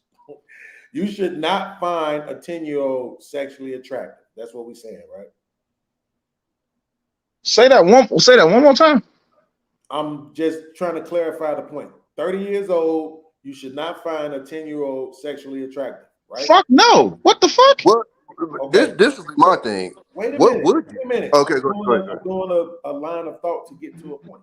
So, would you say that a 14-year-old boy can recognize attractiveness equally as a 30-year-old man? No, because at 14 years old, your hormones are different from when you at 34 years old. No, I would disagree. I would say yeah. And the reason why I say yeah is no, hold on. Give me a second. I'm listening. I just got my kids right here. We don't have a crazy amount of 14-year-olds trying to date 10-year-olds. That's kind of a common sense thing. Yeah, because when you're 14, you're usually trying to date the older chicks. The high school, yeah. So just in that, naturally you see that. You don't see a bunch of high school dudes going back to elementary schools, and I think that's why we look at it so crazy. Right. If these dudes are 30 and they looking at, how come the 14-year-old that is way closer to that 10-year-old ain't going back to the school to go holler at the 10-year-old? I've never in life, I don't think, okay, I'll say it's a weird situation, you've heard of that, but overall, you don't see that as being a problem. You don't see that, oh, if I drop my 10-year-old off at school, it might be a 14-year-old waiting outside the gate. Like, we generally don't think like that. So I actually think you're correct. I think they do. So, because here's the thing, right? You made a good point. That's why I like having these conversations. You made a good point about how 14-year-old boys will view things, right? But there are girls 10, 11 having sex. So somebody having sex with them, right? I believe that. But the problem is that a man above the age of 30, I'm assuming above the age of 30, let's just say 25, you would say that if the government said that it was legal, that the legal age of consent was 12, you would go out and hunt a 12-year-old down? See, all I can answer is by what I know. That's Well, what makes let- that question difficult, right? It's No, because it's not what makes it difficult. The it thing is. Let me is finish. just as a grown It is. man, Let you me should not finish. be chasing down a child. well, Bro, hold on. let me Let's just finish. keep it a Let me bean. finish. If you look at the map of age Allow of me consent, to finish. Please, guys. What I'm saying is this. All I got is what I know, right? This is hard for me to say. And it's not, but it is. The reason why is because I had this same conversation with World Class. People looked at me a certain way because I was 24 and my baby mama was 17. But like I told them, at 17, when I went to jail, I didn't go to kiddie jail. I went to grown man jail. Right? At 17, if my baby mama would have did some shit, she would have went to grown woman jail. Right? So where we came from, yeah, we looked at 17 like that shit was grown. And that's because of shit like that. If I go to jail, I go to grown man jail. I'm an adult. I don't got to go to school no more. I go to grown man ass jail. Yeah, I can't technically buy cigarettes. I can't buy alcohol, but it is what it is. So that's what I'm saying. It would be difficult for me to say that what the government outlines would not have an impact on what I believe was okay. I can't just say that it wouldn't. But I know based on what I believe now and what I know now, yeah, it's fucked up for anybody to be trying to screw on a 9-year-old. Like, you know what I'm saying? That shit ain't cool, right? But I still just can't argue against the government's the official, law or whatever you want to call it from the government. I can't just say that would not have an impact, you know what I'm saying, on what I practiced. but you got to think about it though. We generally almost just assume that the age of consent is 18. If you actually look at the U.S. map, Yeah, it actually averages out more to 17, closer to 16 and 18. that's a fact. You know what I'm saying? But we overall generally just assume it's 18. For the Yep. most part, most people just say 18. But Yep. if you look at the map, because it's crazy, when I actually saw the map, it threw me like, wait, I didn't know this many. Like, there's literally way more states at 16, 17 than 18. I think it's only, I don't even think it's double digit states as 18. It might be barely, but it's barely double digit states as 18. That shit threw me. And So don't even forget if you about look the at ones where it's less than that with the parental consent. And I don't know why people act like parental consent changes anything. They still the same age. Exactly. Listen, So if you go, I'm gonna say it like this: as a grown ass man, right? Because if that's the case, what we're doing is now we're putting age and classifications, right? You can only do this at this age. You can only do this at that age, right? Or you should be able to do this. Let me correct my statement. You should be able to do this at this age. You should be able to do this at that age. I'm gonna say it like it is. As a grown ass man, you shouldn't be looking at no motherfucking 12, 13, 14-year-old. Period. That's just fucking foul. And I'm gonna call you how the way I fucking see it. Period. So if you and fuck the laws, fuck the government, fuck parental age of consent, all of this, that, and the other shit. You as a grown ass man, just because the government says so, should not be seeking out a motherfucker that goddamn age. Period. I think overwhelmingly we agree. I ain't clout chasing. Trust me, I don't need this YouTube shit. I do this shit for fun. But I'm gonna call a bitch ass nigga out when I see him. Period. No, I think overwhelmingly we agree. I think that's why, like I said, the age of consent actually averages 16 to 17, but we usually assume that it's 18 because that's generally the age that most people generally think is you're grown or whatever. It's 18. So most people, like I said, off the top of my head, I would have thought most of the states was 18. But when you look at the map, most of it is 16, 17. And then like Podcast said, if you go deeper with the parental consent, it goes lower than that. But I think overall, and I don't know, maybe it's just in the circle that I'm around, we all generally think 18. It's just what is, and then, even then, if you mess with 18, some people will look at you a little weird. Because remember when bad Barbie or whatever, when she went live with her OnlyFans and made all of that money, the first thing motherfuckers say is like, wait, so you niggas was waiting for her to turn 18 to see her? Like, that's weird. So even when you become the age, quote unquote age of consent, they're gonna look at you a little weird because it's like, damn, well, Because was pretty now it's much like, how long y'all been looking at her waiting to turn 18? Bro, exactly. And see, this the shit I'm combating again. Yeah, I look. Yep, sure did. Fuck y'all. I get the fuck out of here with that, bro. Pretty don't start at 21. Fuck out of here with that dumb shit, bro. Like the point of being an adult, right, is that you are showing discipline, restraint, will, autonomy, courage, all of those different things. So I can see there's some girls out here who are 14 years old, freshmen in high school, pretty as fuck. And you know how I know? Because when I was in high school at 14, I wanted to fuck they pretty asses. They don't stop being pretty now because I'm 30. They're still pretty. I just understand that it's not, what's the right? I don't want to use wrong. I don't want to say wrong. It ain't got nothing. It's not appropriate.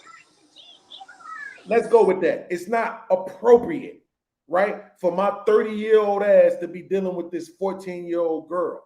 I got that. It's not appropriate. I got that. But if you tell me I'm wrong, because I'm like, man, when that motherfucker turned 18, and then when she turned 18 and she putting herself out there, I'm looking, and you will say you was waiting. Yeah, bitch, I was waiting. Now what? I waited. Let me give you a perfect excuse, podcast. What are you talking about? Like we trying to, no, we got it, bro. We cannot allow motherfuckers to try to take away all this shit that makes us human. But people don't realize that that's what they are literally doing. All this shit that makes us human. If we don't, how can you say what makes a person disciplined? What makes them disciplined is there's a bunch of shit that they could be doing, right? That they not doing. It's a bunch of shit that they could be buying that they not buying. It's a bunch of shit that they could be saying that they not saying. If the options never was there, you wouldn't be able to say you was disciplined. You have to be able to make the proper choices for you to even be able to say that you're disciplined. Yeah. Right? In order for you to say I'm right about something, it has the option to be wrong has to exist. So that's what I'm saying. Shit, what they doing, try to take away human fucking emotions and get the fuck out of here. Yep. No, I ain't taking it away. 16-year-old, some pretty ass 14-year-old. Hold up. Some of What them I'm saying is, what I'm saying is, we want, hold on. We still don't want them. We want grown ass cellulite, fucking stretch marks, goddamn it, 36D, you know, baby mama arms. That's how I like my women.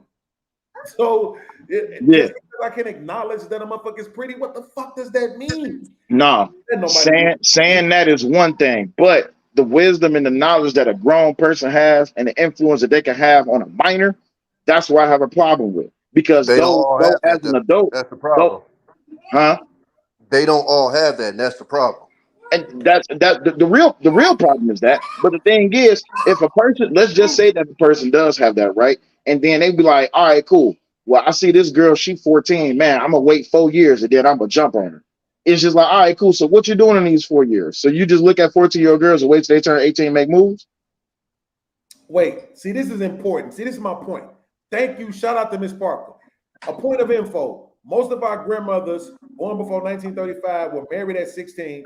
Some were courted at 14. That was normal back then in the U.S. The U.S. has moved away due to advancements in agriculture. So the point is this. This is why I'm saying you can't dispute the government argument.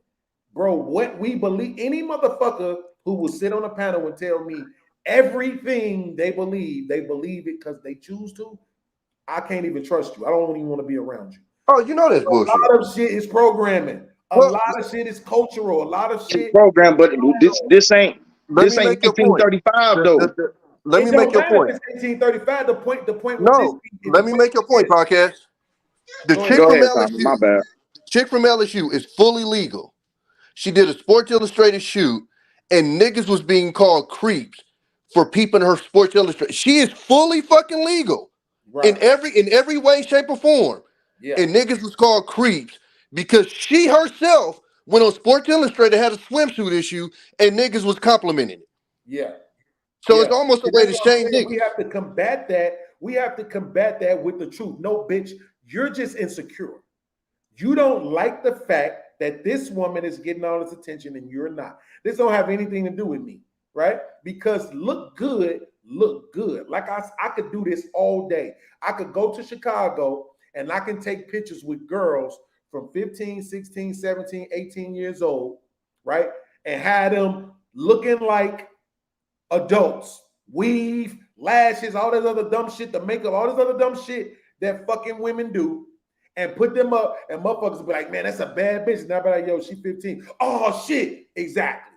So at some point, we gotta get past what motherfuckers look at. So fucking what? Because you looked. So what?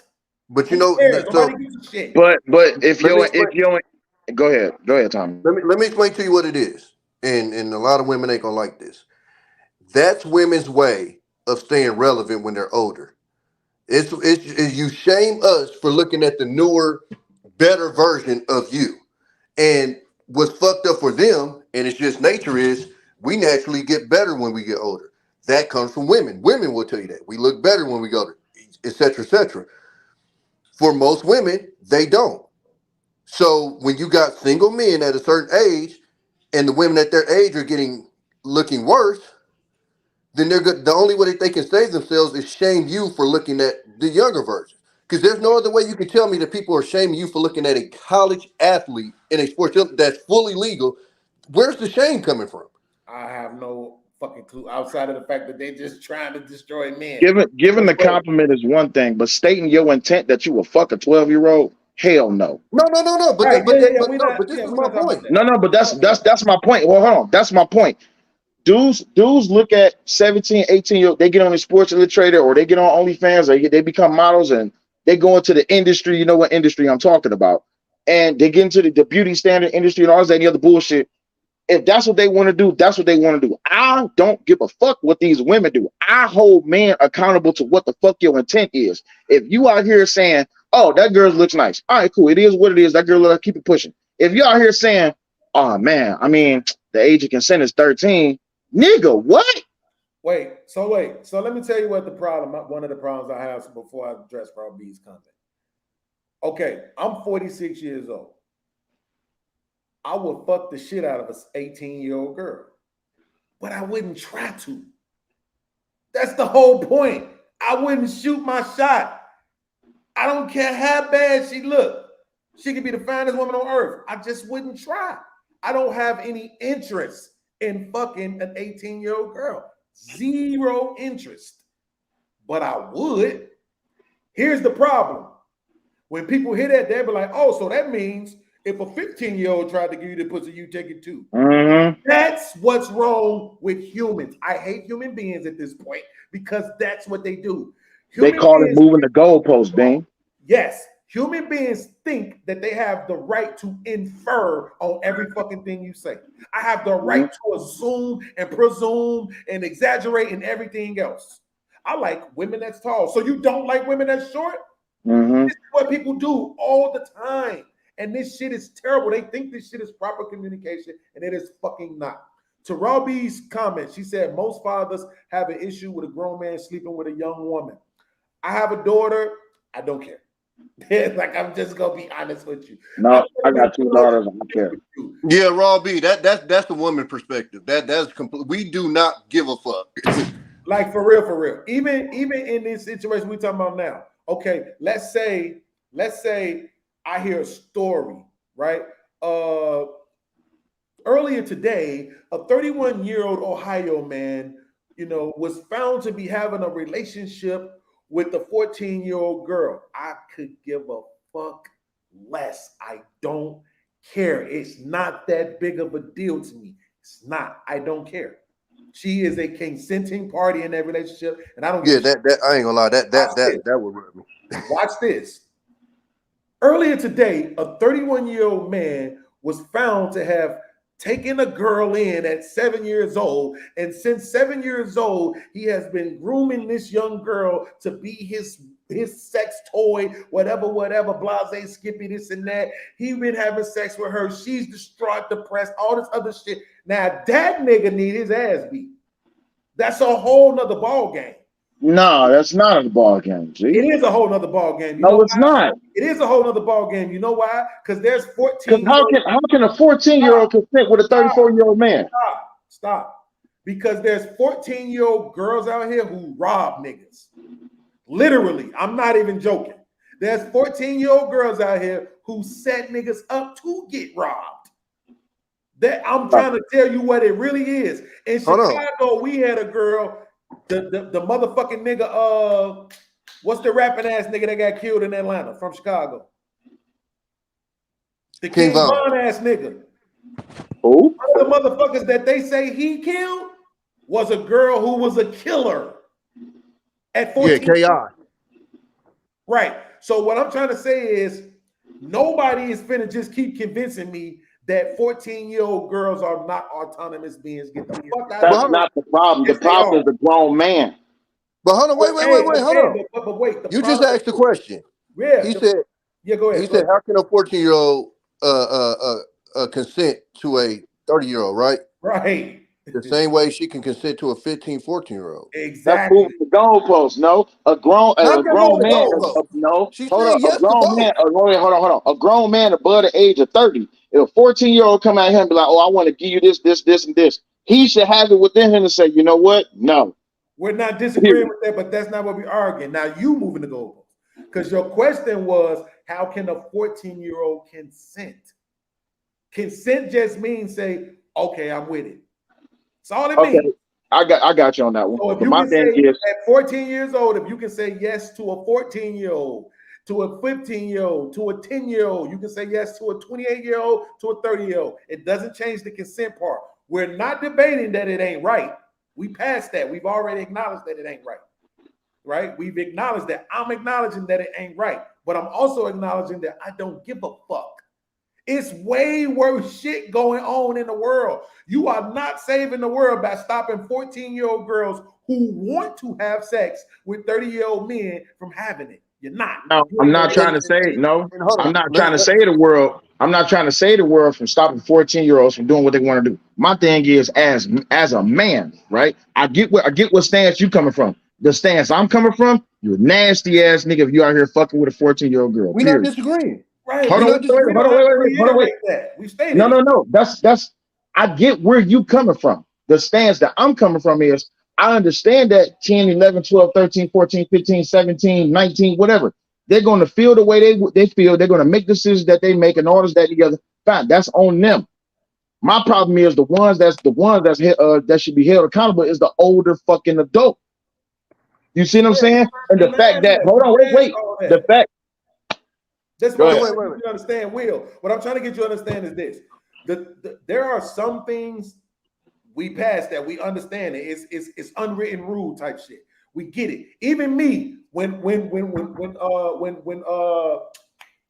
Class asked me, right, if at 24 years old now, would I intentionally go sleep with a 17-year-old? The answer was no. I still defend my position on being 24 and my baby mama being 17, but I wouldn't do it again. Because I understand it's not about it being 24 and 17. It's about where I'm supposed to be at in life at 24. And that's the same rule that applies right now when you're talking about a 30-year-old and a 14-year-old. It's not the age, it's where you're supposed to be at in life. Let me explain you my problem. Hold on real quick. At 30 years old, you shouldn't even be nowhere where a 14-year-old has that kind of access to you. You see what I'm saying? There's nowhere you should be where that's the case, right? So that's why we saying, we get it. It's wrong, inappropriate, whatever words you want to throw in there. But I'm also saying, bro, because of the fact that everything is being used to undermine manhood and masculinity, some shit we gotta fight back on, bro. Especially something as simple as looking. I showed these niggas a picture of fucking what's the girl name? The one who claims she a Christian now, married to got a baby by the Kardashian boy. Blac Chyna. Blac Chyna. I showed these niggas a picture of Blac Chyna, right? We was in the back chat. I said, man, bro, what y'all think about this girl's ass, right? They're like, man, that motherfucker poking out, whatever, right? Whatever was said. I was like, yeah, by the way, she was 12 years old in this picture. Man, what you do? I'm like, this is my point. This is exactly my point. She had all that ass sticking out like a grown ass woman at 12 years old. And you're going to tell me, right? A grown man who can think for himself, you're going to tell me that if you put two asses that are exactly the same, one of them is a 27-year-old ass and the other one is a 15-year-old ass, and I'm supposed to look at the 15-year-old ass and not be attracted to it because of the age, you're the retarded motherfucker. No, I'm going to have the discipline, right, to not go pursue a 15-year-old because I know I don't have no business doing that. But I'm not going to pretend like that shit don't look like what it looked like, and you ain't going to make it. Okay, so I came back up here to give you Armadillo. Now go play. Came back up here to give you a little pushback. As a woman, that has been approached by people inappropriately in my youth. Like, there's a whole bunch of different factors that come into play. Why there's so one more time, Robbie. A woman that has been approached by older men in my youth. Okay. I was that 14, 15, 16-year-old getting hit on by 30-year-olds, 50-year-old men, and whatever else. It is what it is, kid. You're right. Young women nowadays are growing and their bodies are developing early.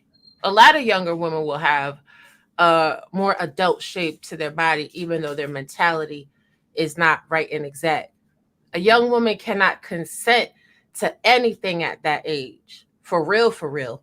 Not even with another 14, 15, 16-year-old.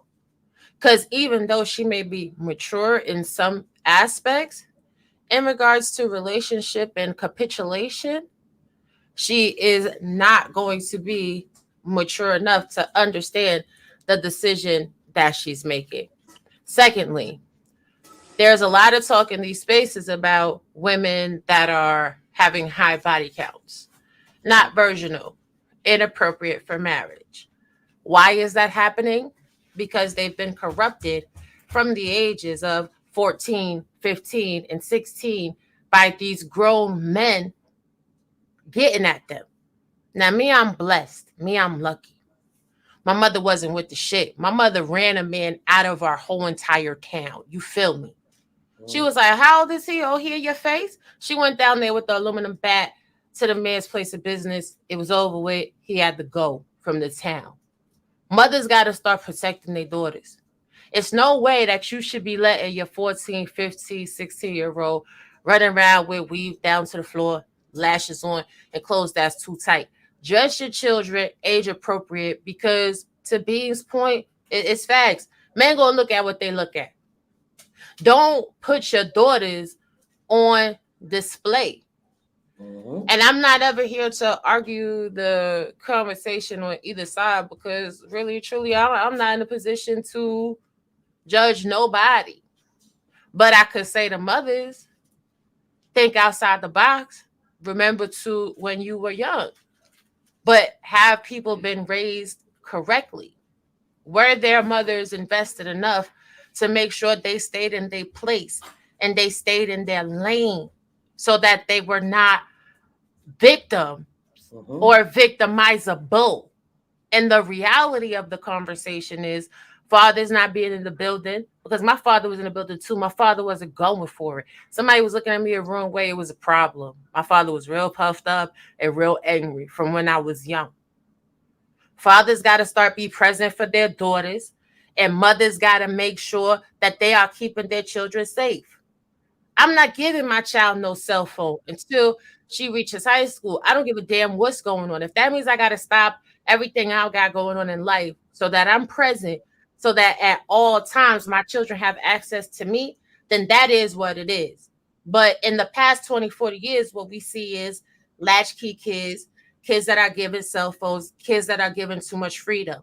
So are they making these choices to consent and engage in this behavior because they have the mental acuity to do so? Or are they making these choices and engaging in this behavior because there's really nothing else to do? And now this is a conversation that's just, kind of coming to the surface, Armadillo. In our community, We ain't gonna act like the Mormons ain't out there marrying 10 and 12-year-olds. That's a whole problem in the upper Midwest. They have they have whole cults where children are getting married young and producing other children. When you see that on like Law and Order and stuff like that, it's coming from a place that's true. It's true crime. But see, this is what I'm saying right now. I could feel the way I feel about that based on my cultural upbringing, right? But here's the question always comes back to this. If God didn't want girls to have babies at 12, why does he make it possible? It's not the point if God wants. It ain't about it being a point. It's a question that people always. Okay, so let me answer the question. Why do they have the ability to make babies? Why do we have the ability to make babies so young if that's not what we're supposed to be doing? So at a certain point in history, because our life expectancy was shorter, people were having children at a younger age. I will give that to you. The societal norm now, though, which is why when certain people say, well, if things were legal, they might, that's them. I don't prescribe to it. I don't think it's okay, but I can understand the mindset behind it. But as the societal norms have advanced and changed, it's really inappropriate. And it speaks to a bigger picture. If you are 30 years old, right, and you are sleeping with someone that's 15, that's a decade and a half behind you. I don't play games with my younger siblings that are 1 decade behind me. So what would I look like at my grown age now dealing with someone that could be my child? If I pulled up on the scene with a 17-year-old or a 20-year-old dude, y'all be looking at me like, Robbie, what the hell you got going on? Okay, so Robbie, we just had what's his name is 81, and I think he just got a 20-some-year-old pregnant. That's 6 decades. Yeah, that's creepy shit. Al Pacino, or was it Robert De Niro? One of them niggas. Yeah, that's creepy. That's creepy. How? This is what I'm saying. See, here we go again. See, versus you got to wait to age of consent. Then the motherfucker reach age of consent. Then it's like, okay, now you're getting judged after age of consent. That shit's wow. Wait. So I'm gonna tell you. Just that. Hold on. Wait. Not even just that, Robbie. I'm gonna tell you something I told somebody the other night, right? Okay, so earlier this year in January, I thought me and my girl weren't gonna be together no more, right? So I jumped on the little pussy ass app and shit. Like, let me go in here and see what's popping. All the fucking, I think I set the age perimeter on the app like 28 to my age at the time, which was 45. All the motherfuckers that was 44, 45. I did not have no interest in that shit at all. I ended up moving the parameters from 45 down to like 35.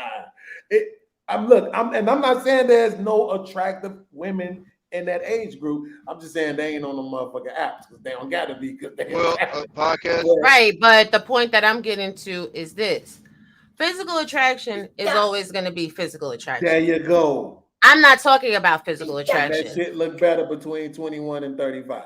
Right, but what I'm talking about is when you're building a relationship, right? You in your 40s. Let's say you do get with somebody in their 20s. What are you going to talk about? Dora the Explorer? Teletubbies? Yes, see what I'm saying? That's not That's some bullshit. The only reason why I say that's not fair, Robbie, is because, and I'll say what our culture particularly is, because of how our culture has moved, our culture is a lot closer than it used to be. Let me give you a perfect example. My dad didn't listen to what my grandfather did. Did that. No. Music is everything. My dad didn't listen to what my grandparents listened to. I didn't listen to what my grandparents listened to. The youngsters now, I listen to Dirk. I listen to the same shit these motherfuckers listen to. So are you right about there's going to be some shit? Wait, I'm older than you, and that's not true for me. I listen to all that old shit. No, No. What I'm saying is that Well, he's wasn't my getting main to source of music. he's getting No, he's no, getting to the point about the difference in generations and how no. Because what I'm saying is millennial it was generation. played. My bad. Go ahead. No, the music was played, but that wasn't my first source of music. My first source of music, I was going to rap. Now, if some old school came on, oh yeah, I remember my mom and them played this da da da, and I would jam it.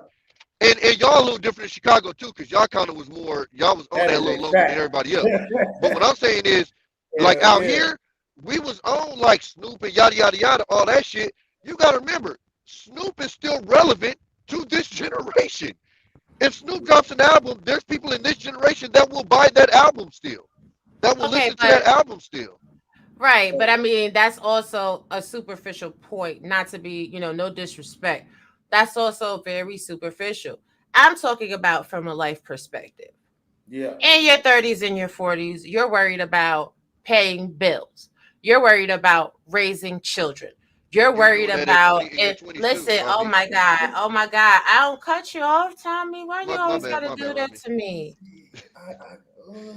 Now you the one talk about so you don't respect people with it because people see how black people do you. This is why the toxicity come out. This is why the toxic come out. Not you trolling or not, because it's one aspect of it that I know that you know, and it's like I can't tell if you intentionally avoiding it or you know what I'm saying, or if you really mean it. No, I'm giving you the perspective from a female that's actually been there, been through it. See, for y'all, this is conjecture. I don't know if you've ever hollered at a 15 or 16-year-old or 14-year-old.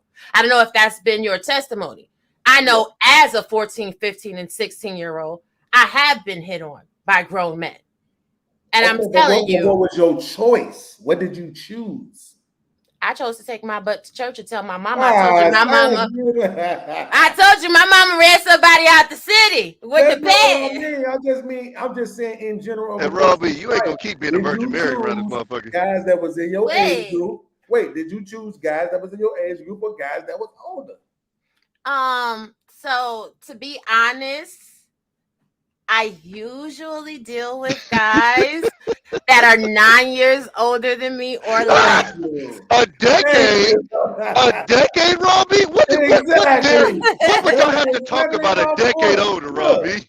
Look, this why I said I don't lie. But I don't lie. It's just true though. Like for me though, I'm that fluffy unicorn.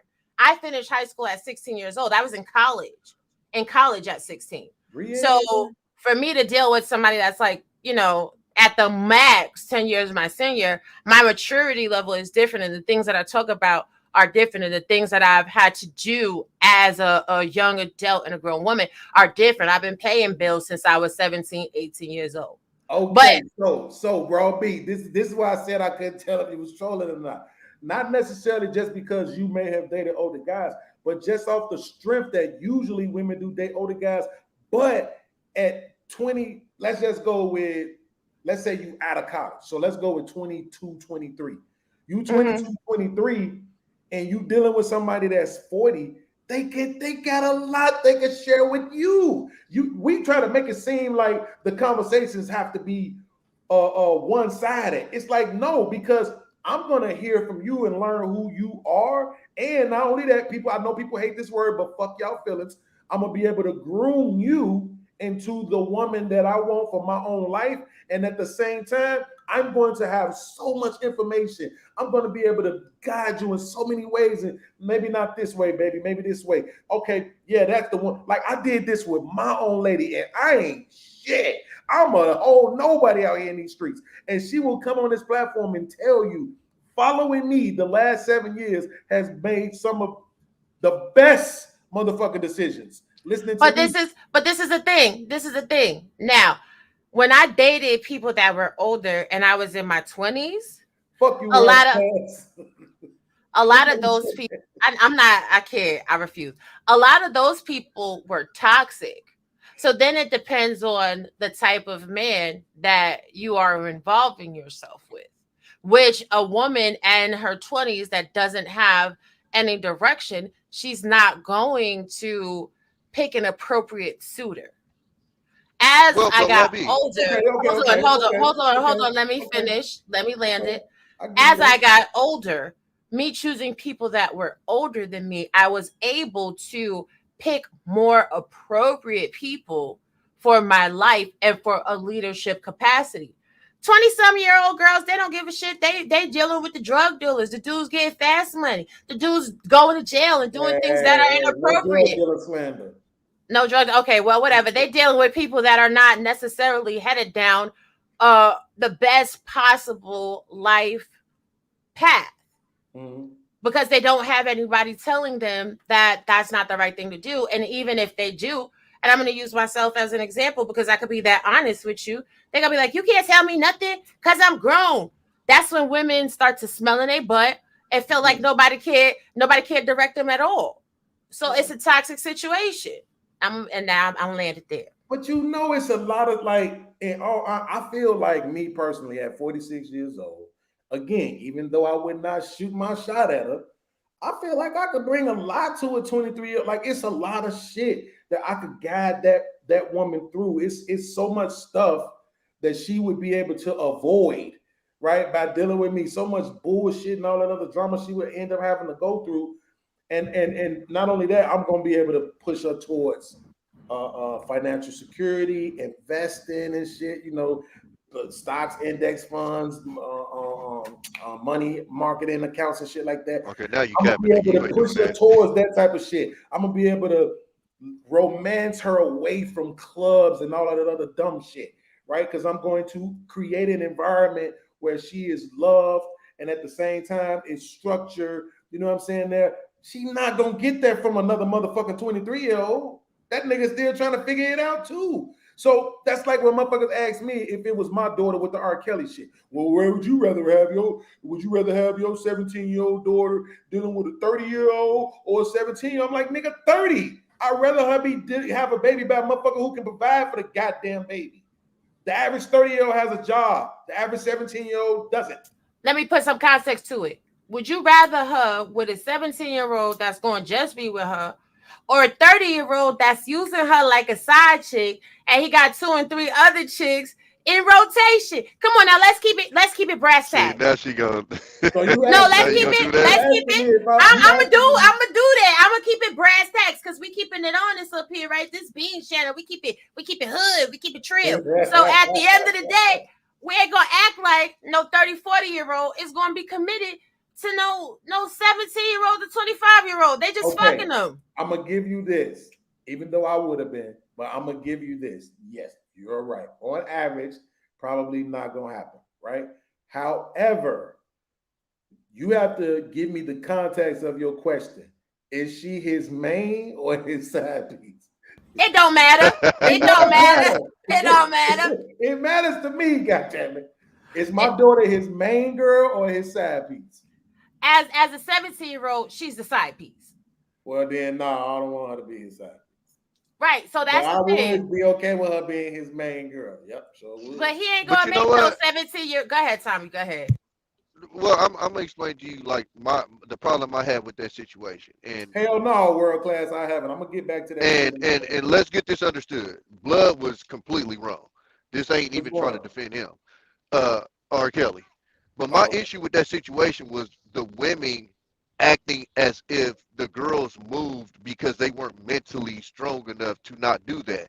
And my problem with that was there's 50-year-old women that if R. Kelly said drop your drawers, they dropping their drawers. So don't tell me it's a mental thing when literally 20, 30, 40, 50-year-olds will literally do the exact same thing they did. No question. That's a fact. But a lot of listen, that is a mental thing, even for the 30 and the 50-year-olds. Let's just keep then it. It's a lot of then the majority of y'all is fucked up because the majority of women, if R. Kelly came up to you and said, if you go to an R. Kelly concert and he walked through the crowd, I'm willing to guarantee you he'd probably be able to smash 80%. And I would agree to it. You're right. A lot of women are a little bit off mentally because they sleep with men based off of things that are not tangible and have no relevance to the longevity of a relationship, which is why 80% of homes are single parent homes. Like this is some real shit. So when we talking about, but hold on, because this been going on. Hold on, no, hold on. This been going on before the single parent homes because Rick James and them back in them days and before that, entertainers always been able to do that. Always. And that goes across race. That's what she just said. That No, no. but listen to what I'm saying. When she brought up the single parent home, what I'm saying is that ain't even got nothing to do with it. Because that goes across race. It kind of does, though. It kind of does, though. Because when your daddy is there, of non-tangible things like Raw being B. an entertainer, No, like no. being She a was drug dealer. she was Hold on, completely right about that. Hold on, look. Like the fact that they got a nice jewelry, cars, being a drug dealer, they popular, they play sports, they the jock, like all these non-tangible shit that does not equate to them being good husbands or fathers, right? That's what she's saying. Because women make decisions based off of that shit, they end up in the situations they end up in. That's exactly. And then I'm sorry, Thanos. I'm gonna say this real quick, and I'm gonna hop down. I'm supposed to be resting today. Y'all not gonna get my blood pressure up. But then too, if daddy's is in the picture, a lot of stuff don't go down. When dudes used to grab women and they used to be trying to put them out there, pimping them on the street and everything else, you know who would go get them girls? They daddy and they brother. When young girls be in situations where the relationship is throwed off, and things are not going how it's supposed to go, you know who come get them? They daddy and they brother and they mother. If you got a tough mother like me from New York City.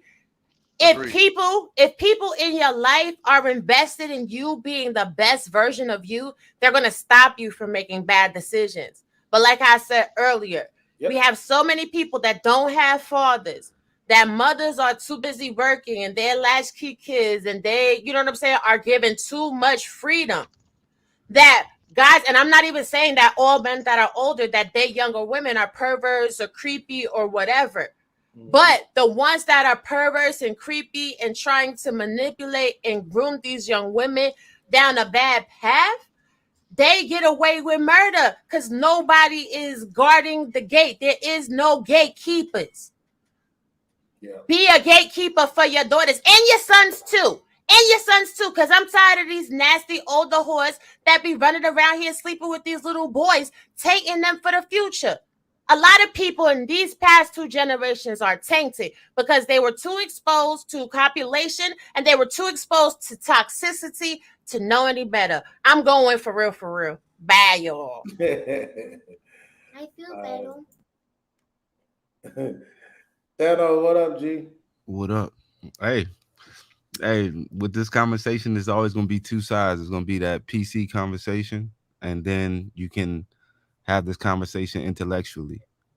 That 18 age is set for to make things easier because there's too many nuances and all this. Like you brought up earlier about the online.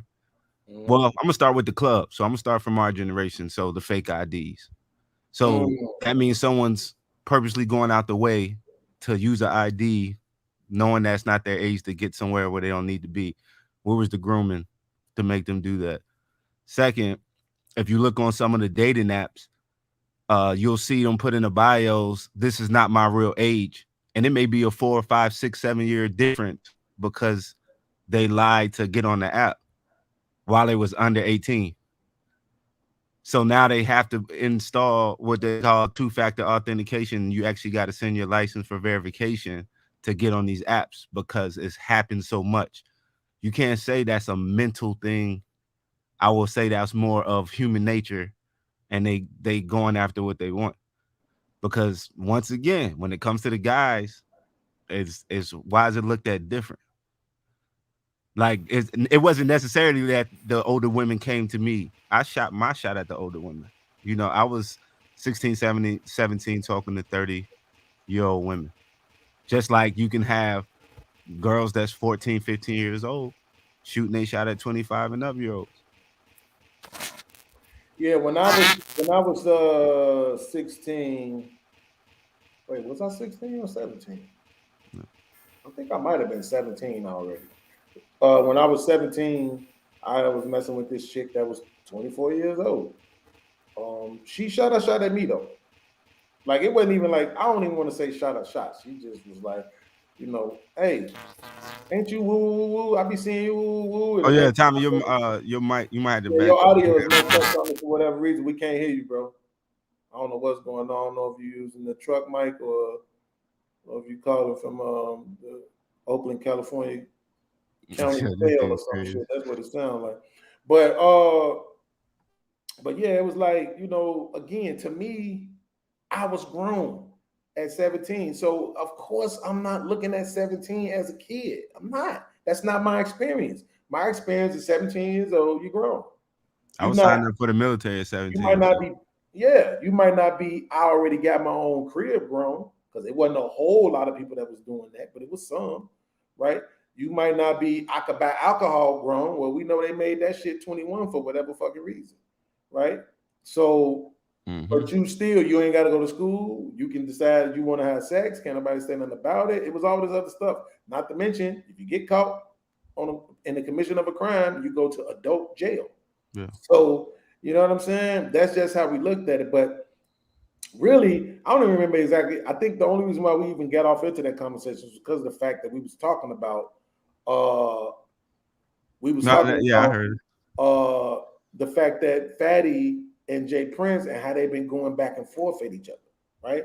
And that niggas said some shit, and they said some shit that could be used against them, as far as Jay Prince running around saying, you know, Fatty on the pedo side of the game.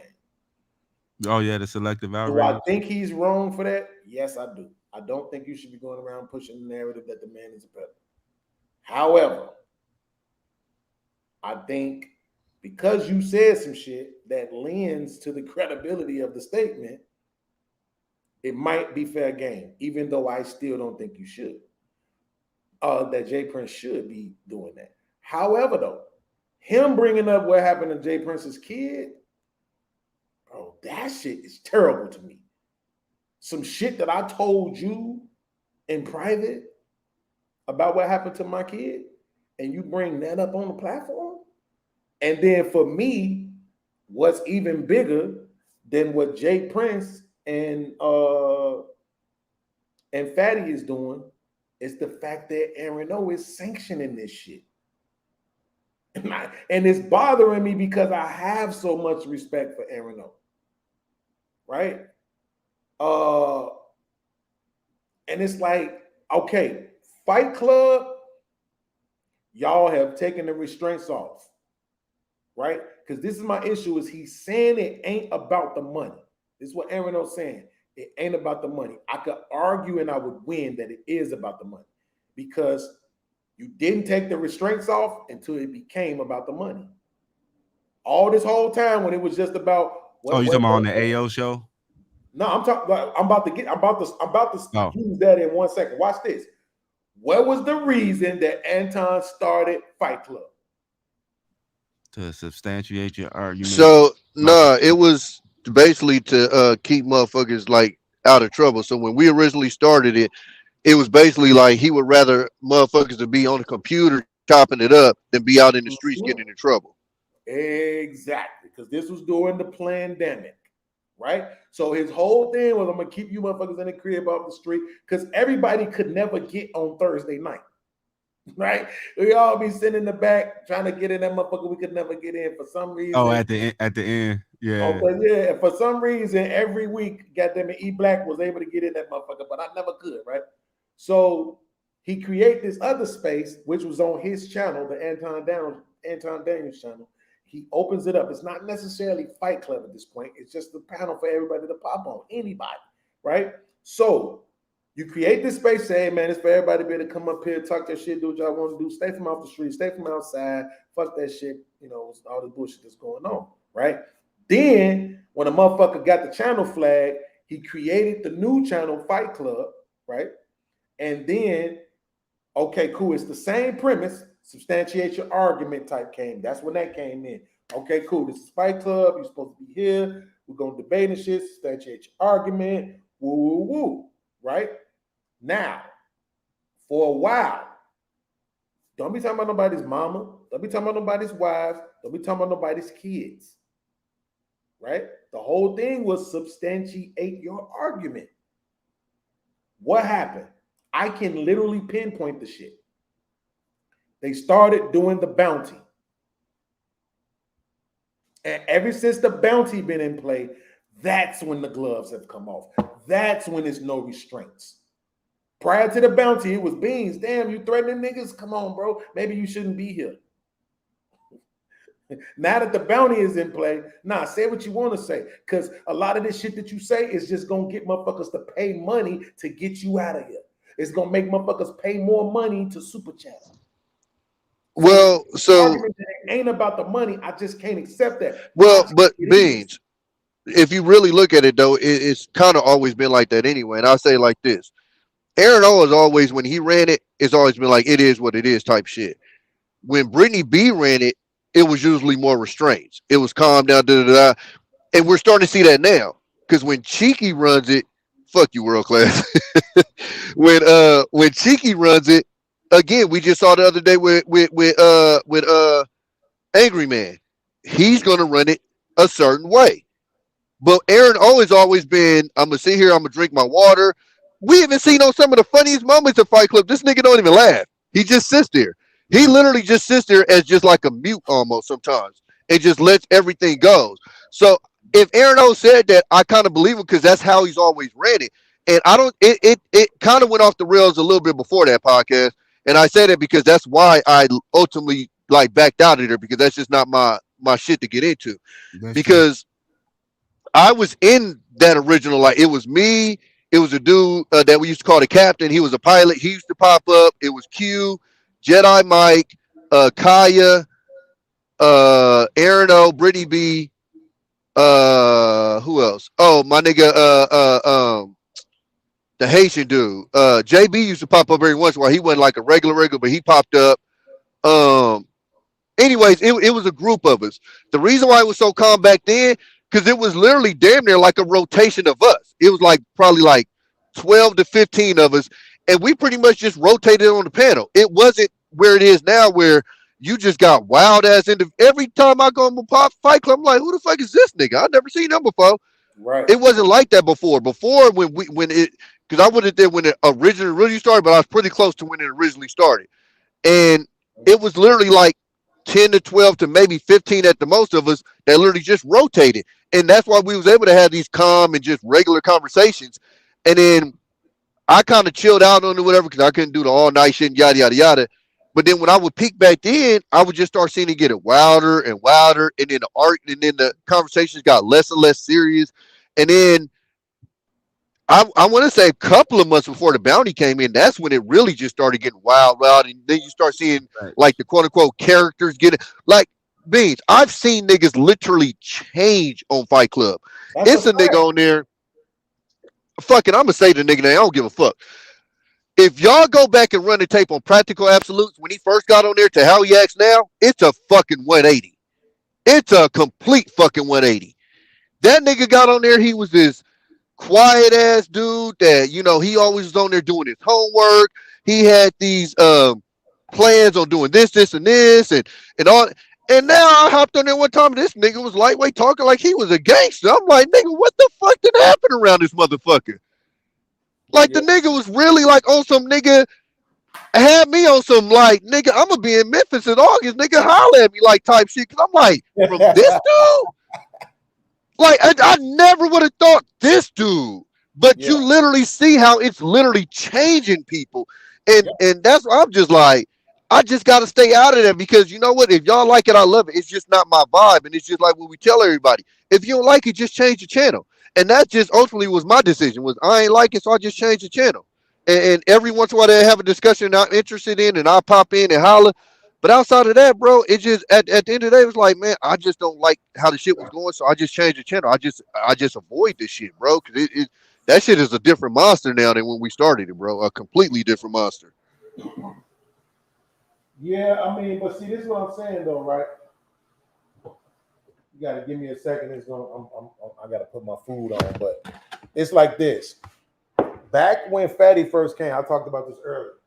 When Fatty first came around, bro, he was the moral police. Aaron O used to get mad. He started going in.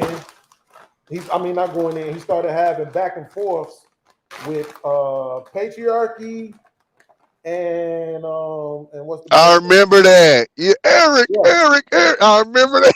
yeah. I remember that. He used to have back and forths with Eric, and he used Because to have Eric used to back and bully forths his ass. and he used to have back and forths with Logic, bro. Right? Yep. And Yep.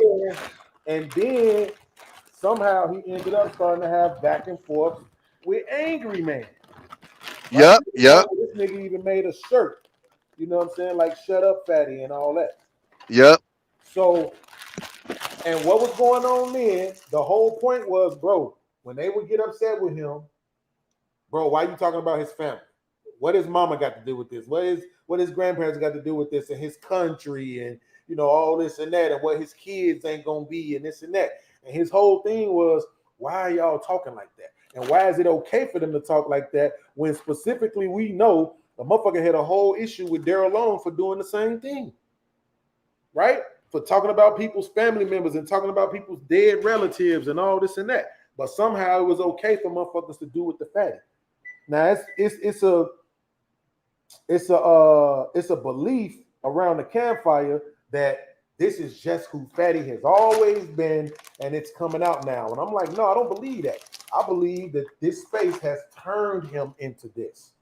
No, right? yeah, they used to call him the moral police. They used to he was on super liberal moral type standpoints, and then one day it seemed like he got tired of, so he just started to catch the business after that Angry Man. I'm so glad Hermes Addict just said that, because I so thought I was the only one that seen that. I swear I thought I was the only person that seen this nigga switch up like that. Okay, I swear, like for a minute I thought I was tripping. Are you talking about with Pratt?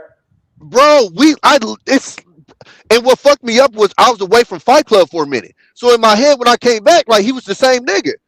And like the nigga like start talking greasy, and I'm like, bro what the fuck happened? Most motherfuckers. Yeah, he let more of that Memphis out too. Like, most the accent and shit. Yeah, this nigga did not have that accent, bro, at first at all.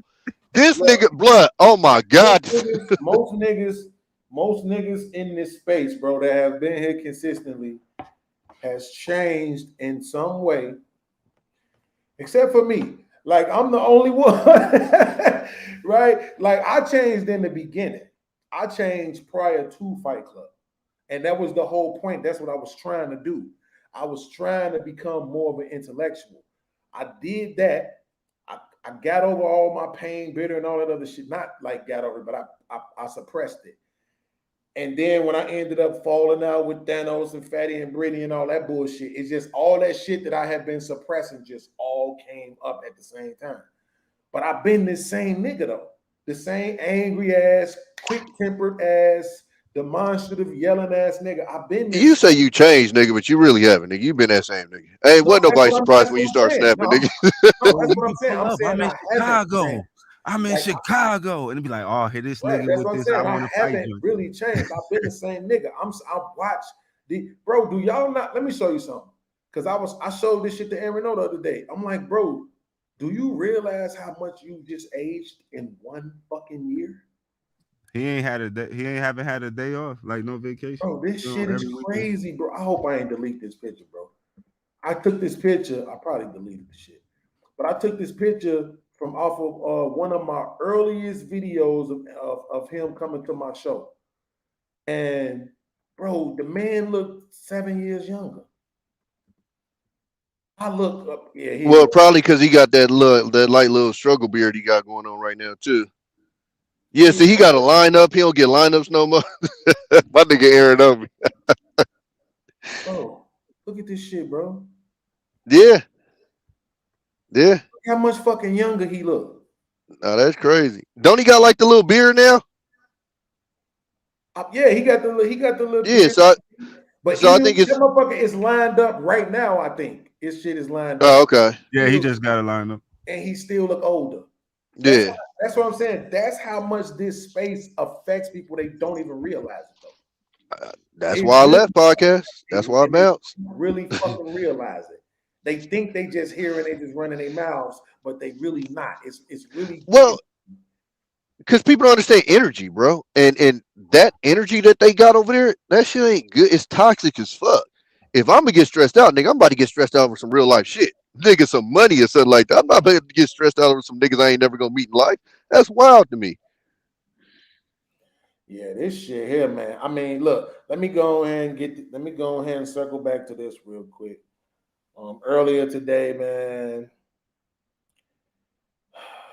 I was saying a lot of shit about Israel Mills. I was saying like fuck him and hoe ass nigga and all that shit, bro. And I realized I've done a lot to try to change and try to calm myself down.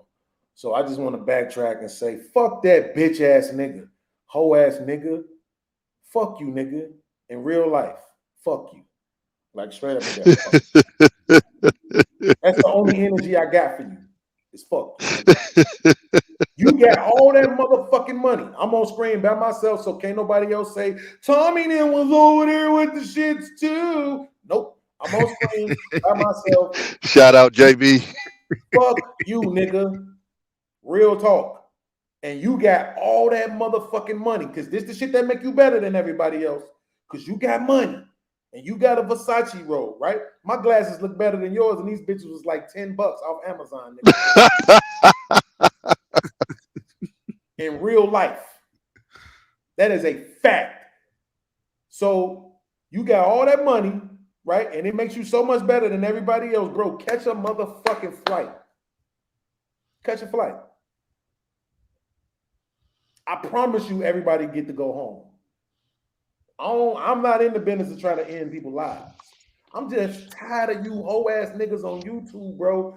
Like with this pretentious ass aggression shit, bro. Like cut it the fuck out. This shit ain't you. But you, Beans, calm your monkey ass the fuck down, right? Stop talking like you with the shits because you not, right? And then be respectful on the platform. If you see a motherfucker's lips moving and sound coming out of their face, shut your bitch ass up. Shut the fuck up. Don't start talking until they have spoken and they finish talking, or if they've obviously got the point across and you just want to interject and have a dialogue with them. But just trying to cut a motherfucker off so you can reiterate the shit you just said 5 times, that's why everybody keeps saying you over-explain yourself. Because you just really want to say the same thing you said like we don't understand, like we didn't get it. Bro, we got it. You're speaking English. We understand you. You, Sir Hell, all you motherfuckers that think because y'all got a few more dollars than everybody else, bro, that somehow qualifies your mind to be more superior than everybody else's. It fucking doesn't, bro. You are a regular ass nigga. I promise you are. Israel. Sir Hell, he ain't so regular. I ain't gonna lie, I ain't running up on him. But me and my brothers, I'm not running up on that nigga. I'm straight. This nigga retarded. That nigga spend too much time in the gym for me. Fuck him. He don't care about nobody but himself because in real life, he don't want a fair fight. This nigga stupid. What you get so buff for, bro? That's exactly what. That's why he work out so much because he don't want a fair fight. Okay, he wants to always be one-sided. Selfish bastard. I just hit Mandrell up. That nigga was in the gym. I said, nigga, them weights look heavy as fuck. Hey, look, I ain't gonna lie though. I miss kicking it with Sir Hill and all that, but I'm done with that shit. Niggas gotta take accountability, bro. Niggas, I don't even know Sir Hell even really be on like no more. Now, that's what I'm saying. Niggas do their worst shit off camera. Like as much shit as we want to talk about Anton, at least he do his worst shit on camera. At least he do this all the shit that we complain about with Anton. He do it on cam, on the live. That's a hell of a bar to give a nigga, but okay. That's what you don't do about the nigga. He do it on the live. He don't turn the cameras off and go in the back chat. At least he'll fuck nigga on live. That's a fact. Hey, look, at this point, I ain't calling you that. I ain't got no problems with you like that, but I'm just saying that's hella funny what you said. Bro, listen. When I first started making my rounds, right? I just see Reckless Reyes in the chat right now. Listen, y'all know I have an affinity for Ray because of the fact that I felt like he launched from the ISYLP network. He launched from my Senior Look podcast. Oh, for sure. At the same time, this nigga is collaborating with all my enemies at this point. This nigga ain't shit. If you fuck with my eyes, God damn, Ray. He went to Sir Hell's spot. He pretty much took my spot on Sir Hell's show. God damn, Ray, don't tell me this nigga say. He's supposed to be like, fuck this shit, Sir Hell. I seen your little podcast for life essay. You know what I'm saying? He did Shy Brother for you. He said Shy Brother.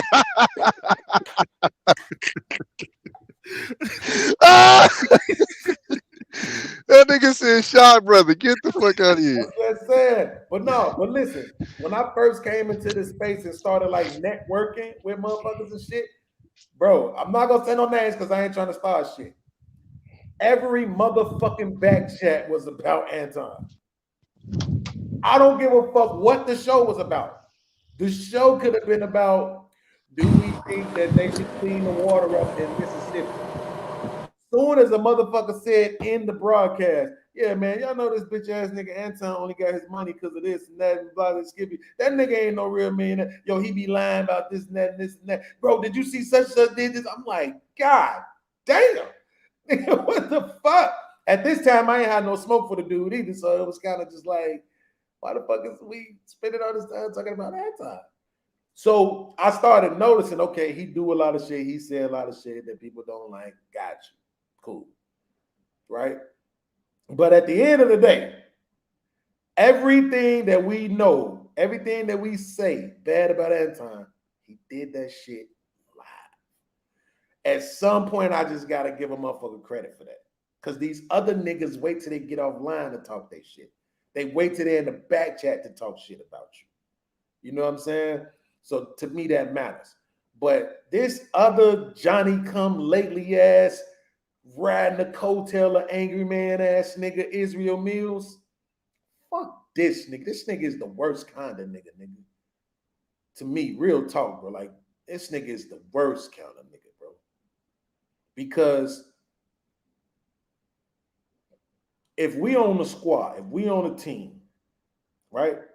Nobody, and don't give a fuck who it is, nobody can come around trying to make you look bad. This nigga don't believe in karma, right? That's another reason why I don't like this nigga. Because when you don't believe in karma, what you basically saying is, I'm never wrong. And even if I am wrong, ain't nothing gonna happen behind it, right? This nigga was on the show with me and him and Tommy and a couple other motherfuckers. Tommy was up there mischaracterizing me, lying about what I was saying and shit to try to make me look bad. That's Sotomayor, not me. Yeah, Tommy sort of, I call him Tommy Sodomizer.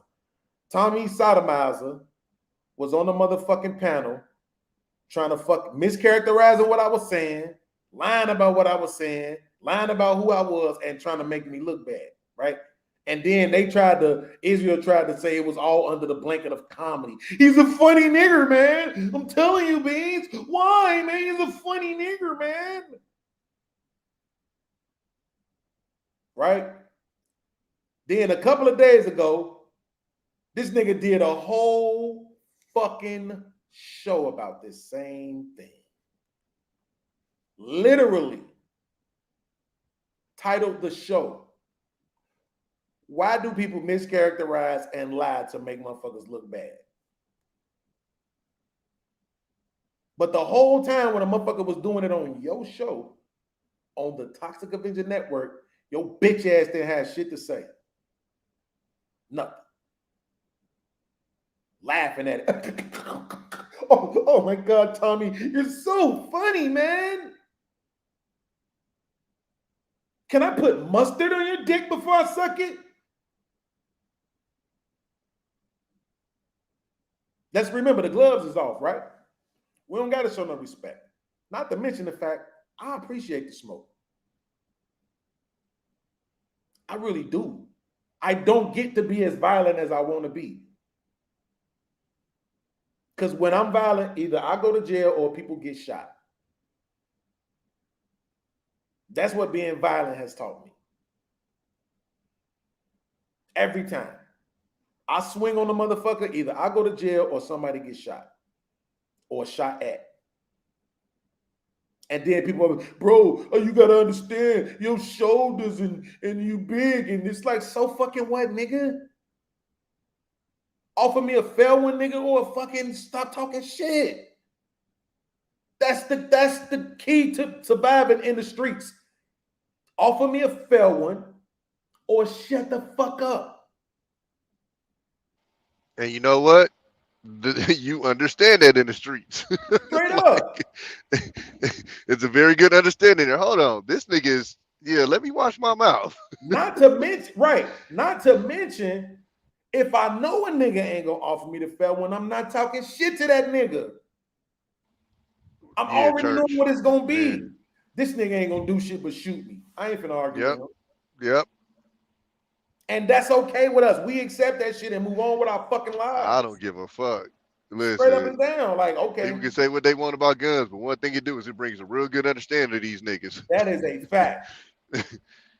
It's a difference between me, a nigga who will shoot, and a nigga like my man BDP, God rest the dead, that did shoot, that kept the banger everywhere.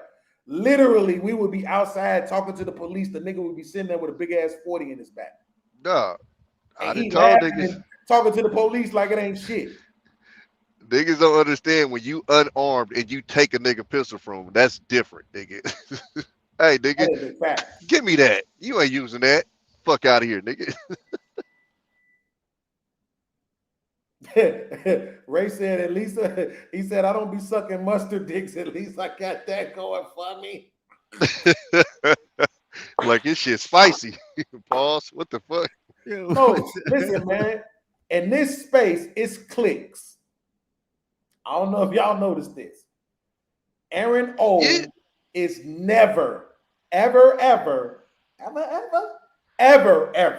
going against Anton. Shit ain't gonna happen. Give a fuck what you say. Well, I mean, but that's the obvious though, nigga. Like that's the nigga that put him on, making him money. Like but what I will say is he also doesn't necessarily back up the shit he say. He just pretty much will tell you, hey, that's what Anton said. Right. But he don't he's not going against them. Right? You ain't gonna get him to jump in the double dutch rope with you on no Anton bashing shit, right? He ain't gonna do it with Cheeky either. Well, but you know what? He don't bash. No, maybe I'm wrong because I don't be in this space like that. But I don't know if he bashes anybody. He don't. Nope. He don't. This was his argument earlier today with me, right? When we was discussing this in the back chat. He said, "Bro, I don't disrespect people. So if people are disrespecting me, it makes them look bad because motherfuckers know I don't get down like that." And that goes back to what I said earlier, Beans. Standing on something. He stands on that. Right, but what I'm talking about right now is it's niggas that squad, nigga, period, point blank. Like that nigga, Cheeky, Anton, that squad. Ain't no way through that shit, right? Then you got shit. Even Angry Man got Israel over there sucking his dick. Squad. We had a conversation about that. I told him he knows me. Angry Man knows me, right? Like he brought up when him and World Class was going at it on my platform. It's like, nigga, I rock with both of y'all. I don't know what the fuck to do in that moment. I don't want to drop y'all because I don't want y'all to think that I don't respect you. At the same time, I ain't picking sides because I fuck with both of y'all. So in that moment, after I said, hold on, y'all, 7 times, I'm not going to keep sitting there saying, hold on. Okay, have at it for a minute. I'm going to let y'all get this shit out. Because sometimes I know niggas need to get that shit out. Yeah. Straight the fuck up so we can move the fuck on from it. So I let you niggas get out, and then we found a way to crack a joke to intervene and then take it to another motherfucking space. You see what I'm saying? So that's what I did. But right? What I realize is that these other motherfuckers is building teams. Anton is building the team. He got Quentin over there. He got Q over there. He got Aaron over there. Cheeky over there. Sway over there. Hey, and ain't no motherfucking body gonna go against them for nobody else. Meanwhile, we out here trying to be diplomatic. No, because I disagree with Like, that you know what? because Fuck that. When I get my team, if my team is Tommy B, Thanos, World Class, motherfucking Freezy, hey, you can't say nothing about them on my panel. Period. You got an issue with them. If they ain't here, you don't get to address it. You don't get to say shit about them in my chat. You say something about them in my chat, you're getting timed out. After the third timed out, you're getting blocked. Right? Like, it got to be that kind of blood loyalty. It got to be like that. It's like this shit is becoming like that, bro. Real talk, it got to be like that. That's why, as much as I really want to get, I want to pick my phone up right now and call Angry Man and be like, look, bro, I rock with you. I want to be the same way Aaron O is for Anton. I want to be that for you. It's a lot of shit that he do and say that I don't fucking like. I want to be like the Angry Man whisperer to kind of get him away from that shit a little bit. But at the end of the day, the nigga has shown that there is a level of altruism to him. Well, I'm gonna be honest though. He don't co-sign everything Israel do. Because when Fatty was up there on the Toxic Avengers, he was like, "Yo, why would you even touch this subject?" Yeah, no, like, he don't. They know each other in real life for a long time, so they go back and forth because it's real. That's what I see. Iz go harder. It's real. It's not phony. It's not made for TV. I see Iz go harder for that, and Angry Man, like Tommy says, standing on something. So like, just because you my man, if you messing up, I'm gonna let you know. Like, he ain't going. Yeah, but look, Thanos, did you see that episode when that white man came up there saying nigga, nigga, nigga, nigga, nigga? I forgot his name. I think I saw him on Uncle Tom channel. The white dude came up on that on Israel's show, nigga, nigga, nigga, nigga. He didn't respond to it the way Angry Man thought he should have. On another show, they did. Him and Angry Man was going back and forth at each other hard. Even that one chick was in the chat talking shit about Iz like he was a traitor and this and that. I don't like her no more. She's a fucking cocksucker. That's what I'm talking about. I used to like her. She used to be over here with us. I forget her fucking name. That's what she's supposed to do. Man. Yeah, you're right. It is what she's supposed to do. But I don't like that goofy shit. Like, you got to be honest with niggas. That's what I was telling them. Angry Man is not the type of person. He's an emotional ass nigga. He is not the type of person who needs a fucking echo chamber and a chat full of motherfuckers that's gonna say, "You right, Angry Man. Water is dry." Yeah. Like, no, us emotional niggas, we need motherfuckers to be our voices of reason, right? Not our motherfucking echoing of what the fuck we want to hear, right? That's why I could never be a click person. If I see you do something wrong, I gotta holler at you. Yeah, but you see, I fuck with that. I don't like that. And this how I knew. I'm gonna tell you when I knew it could be that way between me and you was when you called me that morning about that situation. Yeah. That's when I was like, okay, I know now that this nigga has a certain level of respect for me. Yeah. It's my man's, and nothing's gonna really change. That's why me and you ain't really fell out. We've had some demonstrative debates.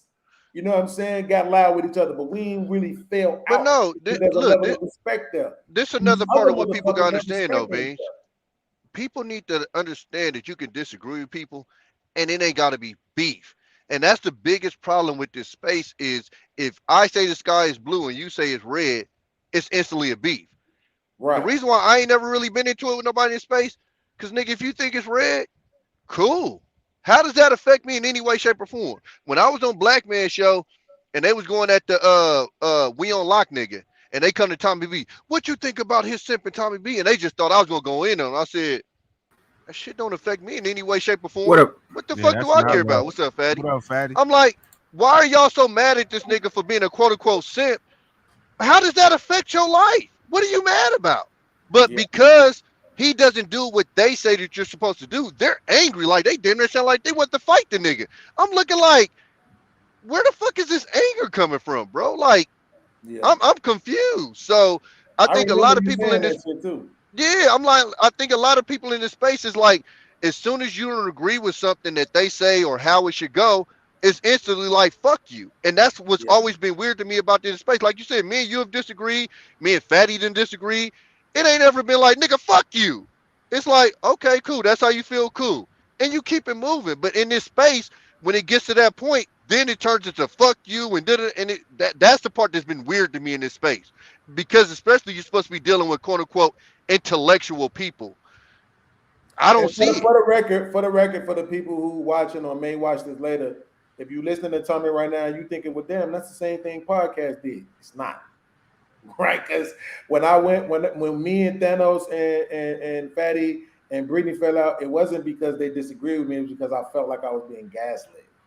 So that's different. And you notice I just said I felt like I was being gaslit. That's intentional, right? And Because another thing too, I don't Beans. get to determine whether or not people mean what they say, right? So I'm trying to watch my words and all that. That's because I have a measure of respect for Thanos and Fatty, and I don't have to pretend like I don't. So, but that's different. But this thing now, what's happening now, is I just don't think it's good. I don't think it's Podcast. good. Let me say something, Tommy. I just Let wonder. me say one thing right quick, Fatty. Well, it's fine. It's fine. Just real quick. Another thing too is if you do have a disagreement with somebody that you don't want to fuck with no more, it doesn't have to be public. So one of the dudes that you mentioned, I didn't fuck with how he rocked with the Just Pearly Things thing. I didn't go around saying fuck him, fuck him, fuck him. I just fell back. That's another. It don't always have to be, oh hey, you said this, fuck. It's just like I said, turn the channel. If you don't like what they say, turn the channel. That's all I want to say, Fatty. Yeah. No, the thing is, like, I saw this cellulite guy yesterday. I was on the Toxic Avengers. He jumped there. He was quiet as a mouse. On the day before, he jumps on Fight Club. Now he's talking a lot. Bro, you were not on the room, and you misunderstood what I said. I said that conversation happened because this conversation was on the same day of that Aaron situation where we were talking about that shit, and we were trying to understand what should we talk and what shouldn't we talk. The thing is, Japanese is dumb as fuck. He confuses shit left and right. We were talking about age of consent on Japan. On Japan, the age of consent was 13, and it was raised to 16. He was saying, "Oh, I will never fuck a woman like 19, 20." And I pull up the picture of the Lamberg twins or whatever, those fitness light-skinned girls, and I said, these girls are 19. If your food truck is actually popular because you're going to sell your glizzies in front of a giant factory, if there's like a nice little 90-year-old, 20-year-old with his ass, you are going to get got. There's no way, because she's going to be nice. If you're making a lot of money, she's going to understand that that shit is full and you're getting money, and they're going to throw themselves at you. And it was like, and then we're talking about married. Again, cultural relativism. It's not about your belly button. If you go to Dubai, if you go to Iraq, if you go to Afghanistan, if you go to Japan, if you go to certain countries in Africa, the age of marriage is so fucking low, it's blowing your fucking mind. Same thing with the gypsies. Same thing with the Mormons. This shit happens. So, he got the... Yes, some places you actually are going to marry a 12-year-old. It is like that. That's actually what's been happening since the beginning of history. Only on the last 100 years, 200 years that we live more. Now that now we're getting kids later and all that. But for the most part in our history, girls and boys were having kids at 14. That was the reality for both man and woman. But again, Jay Prince is so fucking slow, right? And he gets caught on his lies so much that as soon as we put him on a corner, the first thing he does is, hey, didn't that conversation happen? I went yesterday on Fight Club. I told him, hey, bro, didn't your baby mama accuse you of touching your kids? He didn't deny that. If we are going to believe Jay Prince for one conversation, we talk about girls all the time. We talk about grown women. Jay Prince knows for a fact that we don't like kids. And you know what's funny? On Monday, he calls me gay. On Tuesday, he says that I like trans women. Right? So first I like men. First I like grown men. On the next day, I like trans women. And then on the next day, I like little kids. why doesn't this sound strange to all these fucking dumbasses that believe him? Why don't they say, "Oh damn, that doesn't sound credible"? So he likes everybody. He likes grown men. He likes trans woman, and he likes kids too. It doesn't sound do right. people And- believe him, Fatty, or are they just taking it as an insult? It's not that they don't believe him. It's that he been doing this deflection tactic for 1 month from now, and nobody says nothing. And as soon as I say, "Hey, J Prince, didn't you impregnate your sister baby mama and make her delete the baby on the 6th month?" Nobody picks up on that. Nobody picks up on the fact that he's a terrible pay. I paid him $1,500 to show his desk and the floor, not his furniture, and he didn't show it because I know his living conditions. And again, you guys can say whatever you want. I've been on this back and forth with J Prince for months. I only call him slow and retarded. I don't go further than that. Well, I clown him. Let me say this because now I'm gonna be honest with you. So the thing about him impregnating his baby mama, that ain't his sister baby mama. Yeah. I'm sorry, impregnating his baby mama's sister. Okay, that I could probably live with. The thing about his baby mama accusing him. Why you ain't streaming, Fatty? Hold on, Passe. Hold on, bro. Do I think that it's off limits? It could be, but I didn't even remember these things until you just said it. What about? Could be, but I get the point that you was trying to make with it. Right? What about beating his kids every time he's drunk? Wait. See, because they're screaming too much. Hold on, 1 second. Let me go one by one. Go ahead. Because the thing is, I have more. Go ahead. The thing about his baby mama accusing him of something, I understood the way you was using it. You weren't using it to defame him. You were using it to say somebody saying something about you that's not true. Right? Absolutely. Because how much validity should we put into it? So I get that, right? Him hitting his kids, that's him. So I can't, as much as I would want to say, I don't think he said it's him. So maybe it's fair game. But the thing about the broomstick being broke on his kid face, that was out of line to me, Fatty. It hurt. How is that out of line? How is it out of line? His kid ain't did nothing to you. No, that's not out of line because he told that shit on Kendra G. He told my baby mom is going to jail because she armed my kids. He snitched on himself. I'm just telling the story like it is. Yeah, absolutely. That was on Kendra G. Okay, absolutely. So first of all, let me do this. So first of all, earlier in the show, I stated that Fatty got that information from J Prince behind closed doors. I was assuming I was wrong. We know what happens when you make assumptions. So I want to just say that J Prince said it out loud, so that changes the situation. I didn't say anything bad. Wait, Fatty. I didn't say anything bad about you.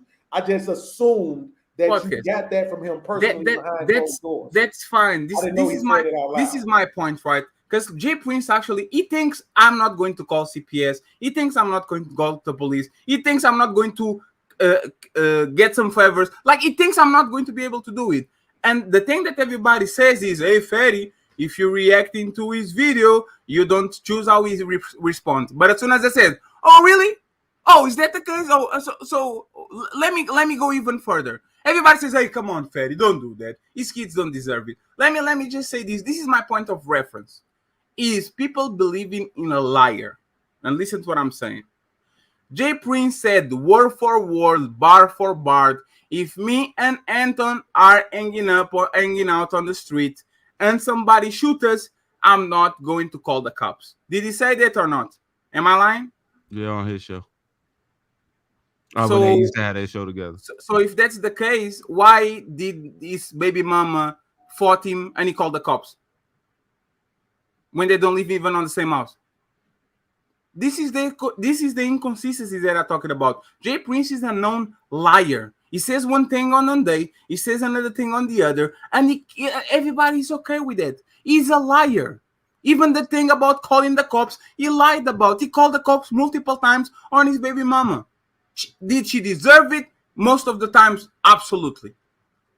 But that's the man that I'm talking about. The man that says, if I'm with my homie, I will not call the cops because I'm no snitch. But as soon as his baby mama does the same to him, he calls the fucking cops.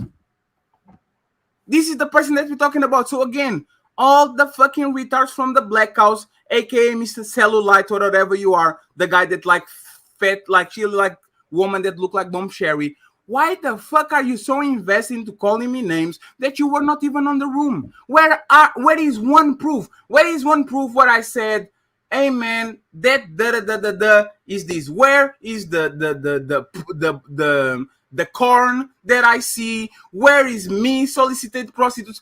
We know for a fact, we talk this most of the times on podcasts. I already heard it. I said I can do hookers because if I do, I can use condoms. So I'm not going to fuck hookers because I can't use condoms because I'm going to go soft. Lou told him, I don't have time to waste. Podcast you heard this about, I don't have time to waste. I pay $200 and I get a hooker, I fuck her. And she goes, that's Lou. He, on his head, and again, I don't think he does it on purpose. I think he's just slow. He mixture both of them, and then he turns around and he says, oh, Ferry says he fucks hookers raw. I never said that. And again, you are contradicting yourself because first you said I'm gay, then you said I like trans woman, and now you're saying I fuck raw pussy, vagina. For me to fuck you raw, you have to have a vagina, so now you're contradicting yourself. Either I fuck men, either I fuck trans woman that don't have a vagina, or either I fuck a prostitute that I will fuck her vagina raw, or either I touch kids. Pick one. He said you're a trisexual. You'll try anything. Yeah, he's a non or something, or a deck or something. Pick one. Instead of lying on me, pick one, and we go from there. It's easy. Pick one, and I'll say, okay, that's fine. I'm gay. Now what? Okay, but Fatty, let me ask you this, and I want you to be honest. I have to go in 5 minutes, so be okay. Because I'm not that you won't be honest. I'm just asking you to be honest. Hmm? Do you think if you just didn't mention him no more at all, that he would stop mentioning you? Go to his community post. Right now, click J. Prince. I want you to share something. Go to his community post and see what he is. Delusional podcast. Somebody breaks a window on his house. He's going to say, "Oh, Ferry knows my address." The phone company takes $20 of his account because he has to pay the bills. Oh, Ferry knows my bank account. Oh, somebody corn bomb him and try to do something to delete the channel. Ferry send people to delete my shit. Go on his community post, share the screen, and I'm going to show you something. Are you talking about the one where he said you stole his show? It's just mind-boggling. The same show everybody on YouTube doing. Yeah. Can you scroll down? Scroll down a little bit. Dr. Umar content. Stop there. Can you read that? How do I prevent certain content creators from viewing my content? Do I have to block them because now Team Faggy is still in my content? What is the show that he's talking about? Dr. Umar, I'm assuming when he was on. How many people did the review of this show, Dr. Umar Johnson? Thousands, hundreds. Everybody. Right? Everybody except me. Podcast. This man says just Pearly Things stole content from him. This man says he was the Kevin Samuels of Facebook. This man, like, he's delusional. Like, true and true. He has no idea. People are laughing at him, and he thinks actually he's, oh my God, look at all these people. He is delusional. He really thought after he betrayed Anton and betrayed us, that Anton was really going to give him a show. He is absolutely delusional. He doesn't know what he's doing. Actually, he's on the ropes, and I'm not going to say why, but he's on the ropes. And as soon as something happened to his Glizzy store or whatever it happens, you know it's going to be a culprit. Fatty, poison the Glizzy. Fatty, what about that conversation? Fatty, what about he can leave alone? I told him, hey, bro, now you have the freedom to be alone. The only thing I'm asking you is don't go on Fight Club. And you know why I don't want you to go on Fight Club? Because every time you go on Fight Club and you say something stupid, Aaron picks up that shit, goes to his show, has 500 people watching, and makes a ton of money out of making you look good, out of making you look bad. Now, like he didn't take my advice, so now I'm doing exactly what I told you that I was going to do. You go on Fight Club, you see some stupid shit. I use that shit as a content. What's the problem? I know, but it's like I agree with B Sammy, man.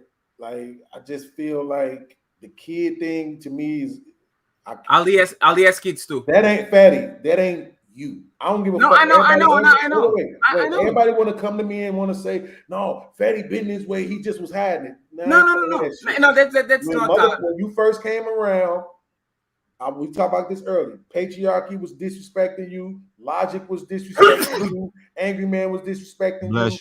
Niggas was coming at you about your mother, your kids, this and that, your family, where you from, being from Portugal, all that disrespectful shit. And your stance on it then was, this shit ain't right. We shouldn't be doing this. Yeah, I was the moral police. I said, Aaron, you cannot pretend like there was a time when there wasn't restraints. Mamas, kids, wives was supposed to be off limits. The whole thing was how Daryl Long did this whole thing about Anton and his wife and kids. You know what I'm saying? So it's like now all of a sudden, since the bounty shit came around, all the restraints is off, and everybody can say whatever they want to say because it's gonna make for good, not for good content, but just for us to make some money. And I'm this ain't fat. Like Fatty was not this guy. But podcast, that's the problem, right? And again, you are actually right. I was the moral police before. The thing is, there's like I'm not an idiot. I'm actually pragmatic. Either you change the world or the world changes you. I came here trying to change the world. Oh my God, don't do this. Oh my God, you bring J Prince baby mama to a show and try to get information out of her. That's fair. Don't do that. That's dangerous. Don't do that. I was trying to change the world. And then I said, wait, so Daryl Long talk about everybody kids and nobody beats the fuck out of him? Wait, so Anton can say whatever he wants and everybody keeps supporting him? So Logic can come drunk and talk shit about everybody and nothing happens? Oh, really? Oh, so people respect money and power. So that's exactly what I'm going to get. And that's exactly how I'm going to move around. It's not that I change. I read and react. I'm the same guy. I just simply understand the nature of this place. I thought this place wasn't toxic. We were on the middle of a swamp and I didn't notice. When I noticed, I adjusted. It's only that. And again, even though I go at you multiple times, even J Prince, I made a title. J Prince gets cooked by Cynthia G. I saw the video. Actually, J Prince, in my opinion, one that exchange, I changed the title. J Prince cooks Cynthia G. I have all the complaints about you. Go on my show, people ask, man, podcast is dumb. No, actually, he's one of the smartest person on this place. He just gets corrupted by his emotions. But he's actually one of the best debaters on this place. I am very fair to everyone. But you know what's the problem, podcast? People on this space only respect power. J Prince was quiet for a year because he was afraid that Anton was the one that was putting he was going to put him down. But when Anton left Lapif, now Anton is not worried. Oh, he doesn't give me a show. He doesn't go on Lapif. Now I'm courageous again because he doesn't give me nothing. I have nothing to lose. So let me go at him. So my thing is not about who I am as a person. I can consider that I'm not a good person. I try to do good by people, but I'm not a good person like that. But the reality is, this is not a space for being a good person. It's not. End of the story. So I'm not going to be nice and then get my edge up off. And the funny thing is, again, you know about this. As soon as you get on people's bad side, people don't want to hear about you. They don't want to be fair about nothing. It is more of who says something that are actually what's being said. So I'm on that point. I know my public is on my side. I know I won the J Prince war by far. I know I won it. I just going to continue to do shows because that's exactly what my public wants. The day that my public comes around and says, I don't want more shows about J Prince, and I make a poll or whatever, and I can see for the fact that they actually don't want that shit, I will leave it alone and I'll move on because that's what I'm here for. I'm here for giving my public exactly what they want. And if they want to see J Prince being a dumbass, that's exactly what I'm going to do. Well, I gotta say you make a compelling argument because I definitely understand how the space moves, and I just want you to know is disheartening for me. I know I can't change you. But I'm looking around and I'm like, man, bro, it seemed like this fucking space is changing people, bro. Even Tommy was just talking about how he see practical absolutes is different from what he used to be when he came up.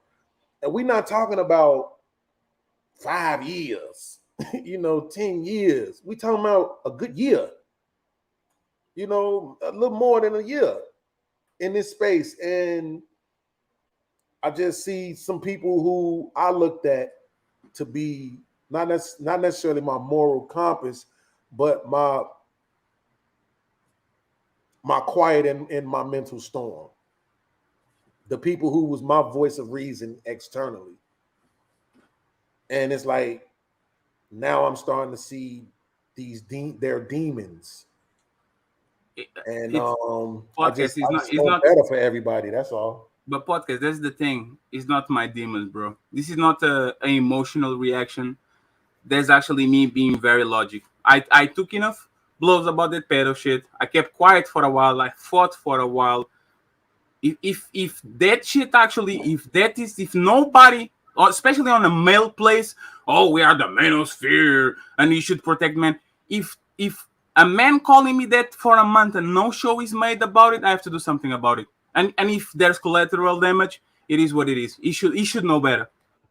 But when you say this is what your public wants, right?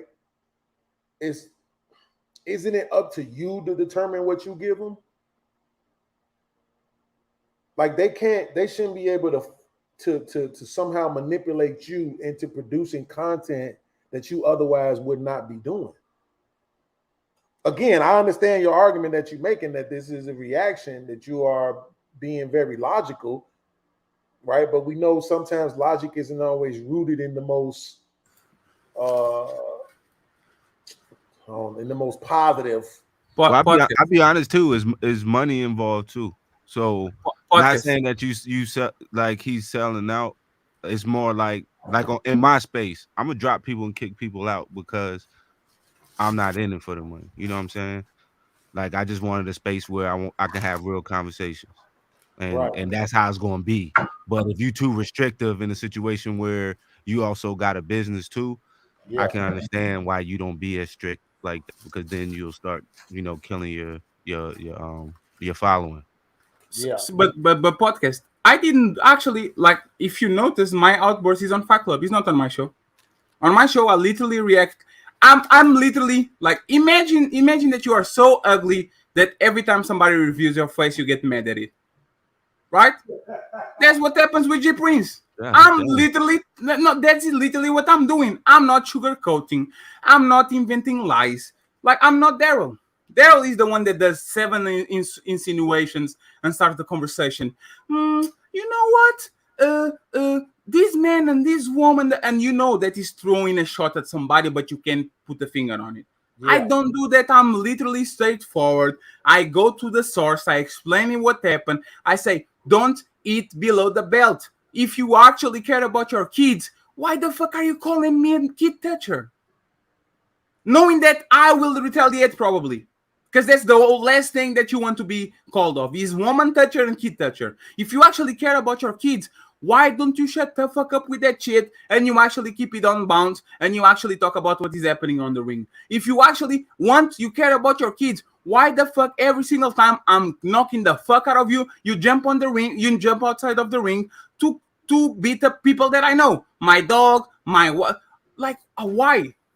Why? And that's the thing. Oh, Ferry, J Prince went too far. That piece of shit Israel, go ahead and did a show about it. Right? Straight ahead. Like, not even hours ago, for clout, and because I have his card. Like, I know how to deal with him. Like, he wanted that shit so fucking bad. But when J Prince says, oh, we can talk about family, so let's talk about your dead sister. Where are the shows? Where are the people commenting, oh my God, I can't believe J Prince said that? Because that's private information too. Nobody knows I have a dead sister. Nobody. J Prince knows it. Ali knows it. All of the guys knows it. When he said that, anybody came and says, oh, come on, J Prince. Oh, come on, J Prince. Nobody does it. So it's literally me fighting somebody that has expectations so fucking low that nobody gives a fuck when he's act like a dumbass, because he and Daryl Long, unfortunately, are the fuck. They are bulletproof. They literally can say, like, Daryl Long, for some reason, I was talking with him. He turned around and he says, "Oh, there's your friend and his dead mother. I don't give a fuck. He has a dead mother." And the people that watching the show themselves saying, "Damn, the man is not here. He's not talking shit about you. He lost his mother like in a couple of weeks ago. You are fighting Fatty and you jump out of the ring to talk about another person dead mother because you know Fatty's going to disengage and he's going to have the conversation with you." You see what I'm talking about? Is double standards when it comes to reacting to obscene shit. What Anton did to you and said to you about your dad and you want to, that's some obscene shit. Anybody's doing shows about that shit? Nobody. Anybody doing shows about angry men saying, "Oh, your mother"? No, but as soon as I say your wife, "Oh my God, Fatty, how can you do it?" Israel was doxxed a couple of weeks ago. Do you see me talk about his kids? Or his address? Or his, like, do you see me do that? I don't do it. But if you push me long enough, that's exactly what you're going to get. And again, don't fucking pull me to the side and try to start a fight on the middle of a fight. If you care about your Prince kids, go ahead and tell him to stop, to disengage, and to make this show bees. Because if he doesn't, I'm not going to stop. And when I say I'm not going to stop, this is not going to be a YouTube shit anymore. Yeah. This is not going to be a YouTube shit. This is, I'm going to call this and this and that, and this and this and that. Might lose you a lot of your life. Because I have the information. I just been quiet about it. So, J Prince, if you're listening to this and you think, "Oh, I'm going to trick CPS by saying I take my kids to work," you are not that smart, bro. You are not that smart, bro. And the same way that you have 6 months of conversations with me, I have 6 months of conversations with you. I know what you've been doing. I know your living conditions. I know the amount of money you have on the bank. I know everything. And not because I stole it from you, because you told me to. You told me the information. So again, if you don't have proof that I stole from you, if you don't have proof that I'm a pedo, if you don't have proof that I'm gay, if you don't have proof that I fuck hookers raw, if you don't have proof of anything, shut up, be quiet, and if I do something stupid, go ahead and do a review about me. And have 200 people watching, you get your $7 per show, and you're good to go. But if you don't, and you keep going, and you keep deflecting to that pedo shit, when you know clearly that we didn't do that shit, hey, bro, don't come at me and say, "Oh my God, but he has kids." I don't give a fuck. I have parents too. I have older brothers too. I have people that admire me too. If people come on my place, especially my Portuguese friends, and see me being called a pedo in front of everybody, I think they would feel some type of way. So again, if he loves his kids, stop that shit. If you don't stop that shit, consequences will ensue. End of the line. I'm not going to negotiate with nobody. I'm not going to pull back. I'm going to keep moving forward. Thank you for having me, guys. I have to go. I'm on another place. I'll be right back. And again, hey, by the way, Cellulite, suck my fucking dick, bro. You are irrelevant. Stay on your fucking lane. If you're not on the conversation, I don't know, for some reason you are so invested on this shit. The Taz guy too. Every time he talk, every time I see him, is it gay this, pedo that, trans that? Why are you guys so obsessed with who I fuck, who I like? It's fine. Why are you so obsessed with that? Find it strange. Again, usually the people that push back a lot from people from like gay shit and all that are the ones that are on the closet. So, hey, maybe we'll find out later. Guys, appreciate you. Have a nice weekend and talk with you guys tomorrow. All right, Fatty. Well, dang, Beans, we need I had a to eat, man, but we need a news podcast. I had to eat, but I want to say I'm not Yo, you already know my line on it. Yo, disrespect is disrespect. I just hate when they be like, "Oh, we gonna disrespect each other." There's rules to it. I mean, I don't do it, so you don't have to worry about lines with me. But my thing is like the people that do the most disrespecting. I don't see how you pull rules in the middle of it.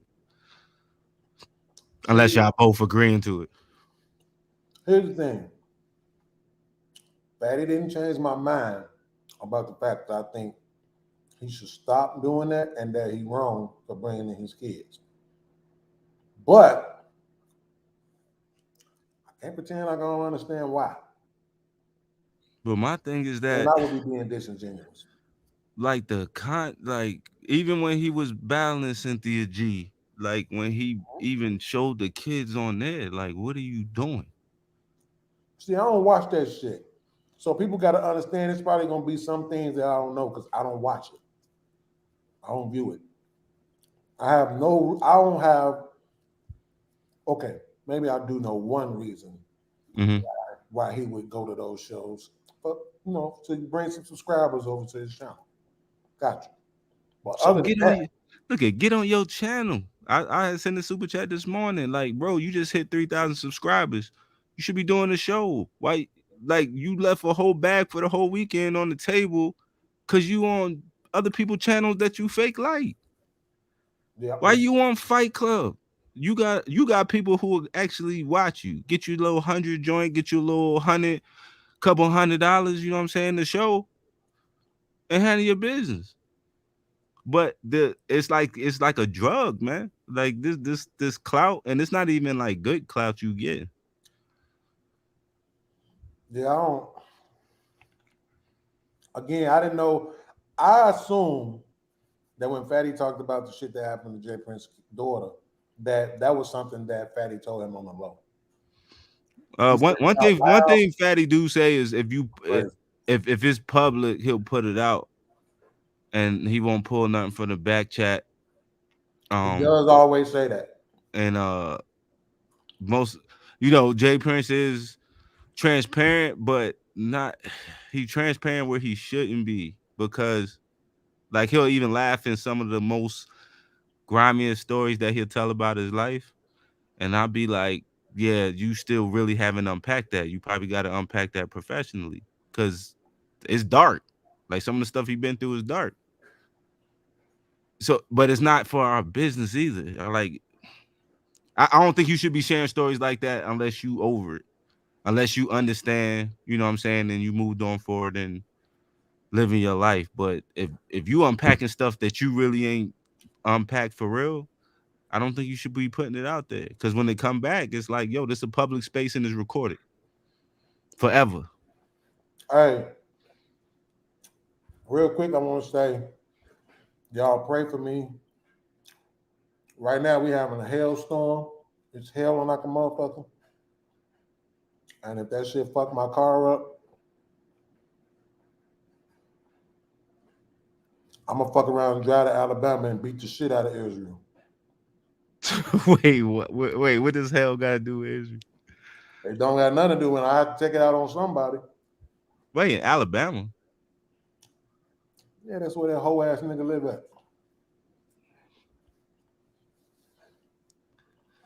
It's gonna hurt me. Let me make my drink and then we're gonna get right back to it. Finally. Got some food in my system, now I'm ready to talk.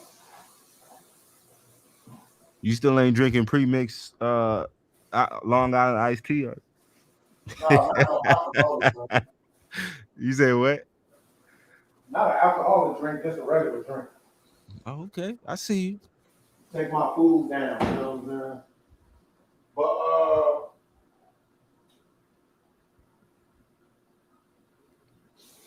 man, look, maybe I'm just a sensitive ass nigga. But I don't know how like, okay, maybe the view in public, I can understand why they probably wouldn't give a fuck. But all of us that's been building these channels together and seeing these niggas go back and forth with each other like this, like I understand why people were saying what they were saying to me when I was getting into it with motherfuckers. Like, come on, podcast, and we family, man, and like niggas didn't really want to see that shit. Right, because the people who doing it got to see it. You know what I'm saying? Like, remember, I would tell you almost every other day at least once. But if you don't see it, it don't matter what I say. My whole thing is, Either I'm a rock with you or I'm not. So one thing that I think gets mixed up with the Jay Prince and Fatty situation is that people trying to make sense out of nonsense. The whole thing nonsense. But if both of them don't get it, you know what I'm saying? You can't say one without the other because each person got a reason why they did this and this and that. So my thing is like, yo, they gotta learn it. You know, I rock with several content creators in the space. It is what it is, but at the end of the day, everybody grown. And also go to the underdog thing. I think more people gonna lean with Jay Prince too on the situation because he kind of the underdog. Yeah. That's so a fact. whatever Fatty do is gonna always be wrong, even though he responded to something. You know, we can't tell him how to respond. Can't tell anybody to respond. You know what your favorite line is? You either gonna get, you know, the fair one out of 5 brothers. I can't say, hey, they could be like, yo, podcast, why you know what I'm saying? Thanos your man, why you talking to him like that? I was like, hey, that's how you felt. My thing is like he'd be back. But this the thing though, right? This the thing though, because motherfuckers do be trying. This is what I'm saying. The rules don't apply to everybody, right? I'm gonna let you know in 1 second, Sugar Bum. Because motherfuckers sure be trying to tell podcasts. Spent the better part of the last 9 months trying to tell podcasts what podcasts need to not let get to him, what podcasts need not respond a certain way. You don't need to and stop threatening people and this and that and blah, blah, blah, and all this other shit, right? So motherfuckers had all that shit for podcasts, right? But then in the same breath was telling podcasts, bro, it's just YouTube. Let people say whatever they want to say. I'm like, bro, when you say let people say whatever they want to say, why ain't I included in that? Why ain't you telling everybody else, man, that let podcasts say whatever the fuck you want to say? It's just YouTube. Because it's projection. That's what I'm telling podcasts. It's projection. You know, just because I can rock like that, I can't project that, you know what I'm saying, that you me. So podcast, if I was you, I would do it how I do it. You know what I'm saying? And a lot of times it sounds nice to do that, but at the end of the day, you're dealing with another grown-up. You're dealing with a man who had his own experience, and that's it. So you offer advice. If people don't take it, you keep it moving. But see this is my thing though, right? Because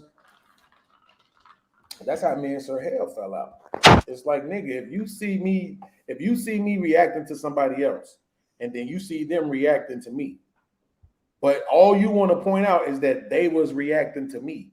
You just want to make it seem like I just wake up and go, fuck everybody, I kill all you motherfuckers, suck my dick, bitch ass, hoe ass niggas. Like, no. And the fact that you would even pretend like that's who podcast is says you don't got no respect for me, and I can't rock with you. Right? Instead of just being honest and being like, nah, I don't want you to react like that, podcast, but I gotta acknowledge that that's a reaction. You're reacting because somebody is doing some shit to you that you don't like. I have a right to do that, right? Same thing with Fatty. Mm-hmm. That's why I can't tell him what he can and can't do, but I can't tell you what I don't like. Right. And the bringing in the kids shit, I don't like it. Them kids ain't did nothing to you. What y'all talking about? And my heart hurt. You talking about that fresh S curl you got, my boy? Yo, who you laughing? Who you joking on, Thanos? Damn! Podcast. Hi, podcast. That's Brittany B. Hey, fuck you, Freddie. Yo, I told y'all.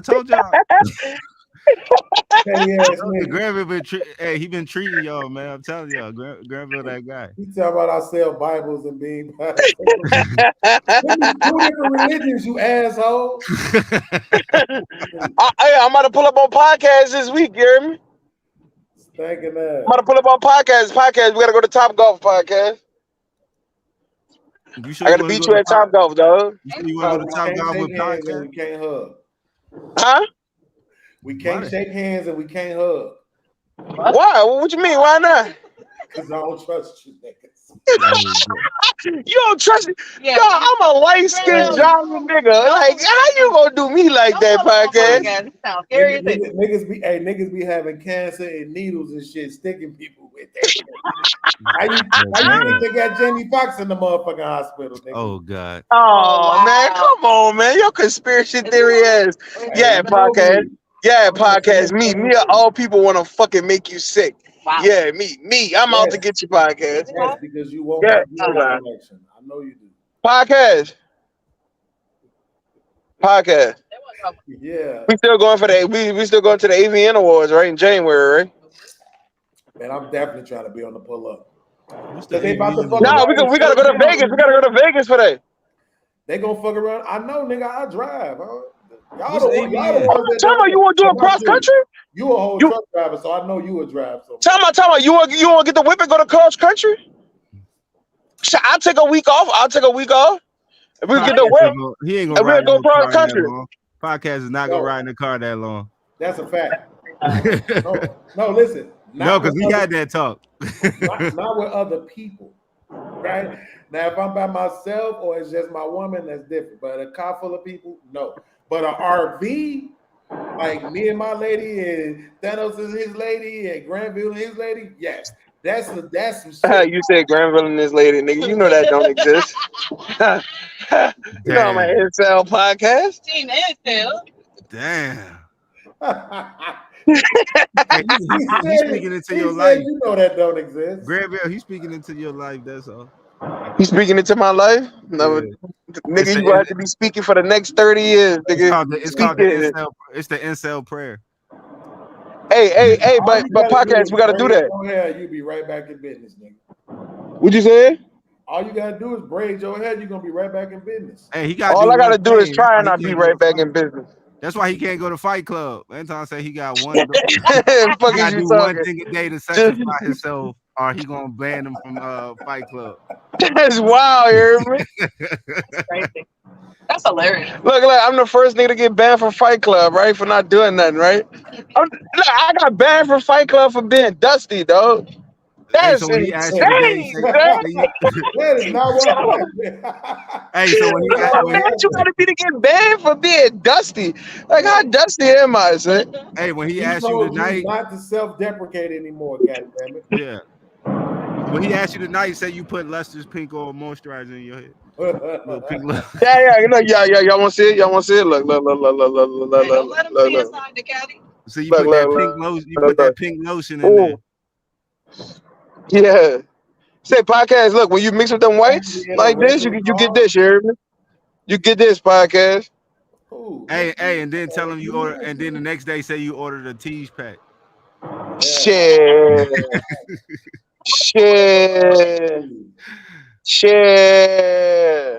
I'm about to be right, podcast. You just wake up. I'm about to take all the hoes. It's early. I'm about to take all the hoes now, podcast. I'm about to get my life in order now. No more Passe Blanc. You hear me? No more Poppy Ince. I'm gonna be Granville now. I'm gonna level up. Okay, I'm gonna level up on y'all. Hey, that's what happens after you meet Brittany. You level up. That's what happened when you meet Brittany. You hear me? You level up. I'm about to level up on you, hoes. Wait, so you really in the car with Brittany right now? Turn around. Damn, yeah. About to kick you out. Hey, Granville, just so you know, it's smoke from here on out. I knew. Wait, what you said? What you said, podcast? I'm saying if you and I are ever in the same room, we gonna shake that bitch, nigga. Yo, podcast. Look, I already told you this, dog. If I gotta give you a round, I'll just go ahead and give you a round. We'll see where it goes. But if we can still be cool after that, that's all that really matters, dog. Nah, podcast always, he said he'll shake your hand after you make your mouth bleed. That's all that matters. And as long as we end up at the AVN Awards, because remember the deal was we go to the AVN, you come to the anime convention. Anime. Listen, you know, I keep trying to tell y'all this, bro.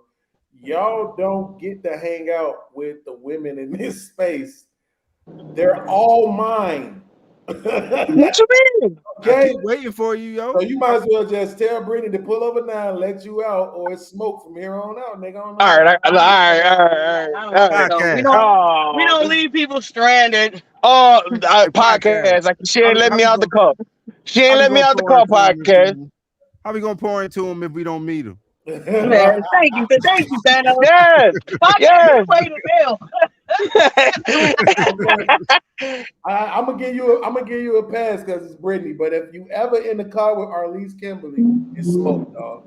I'll tell you. I mean them last. Man, hey, don't mention that. Don't worry about that. Don't worry about that. Don't worry about that. He don't need to know about that. He'll find out when it happens.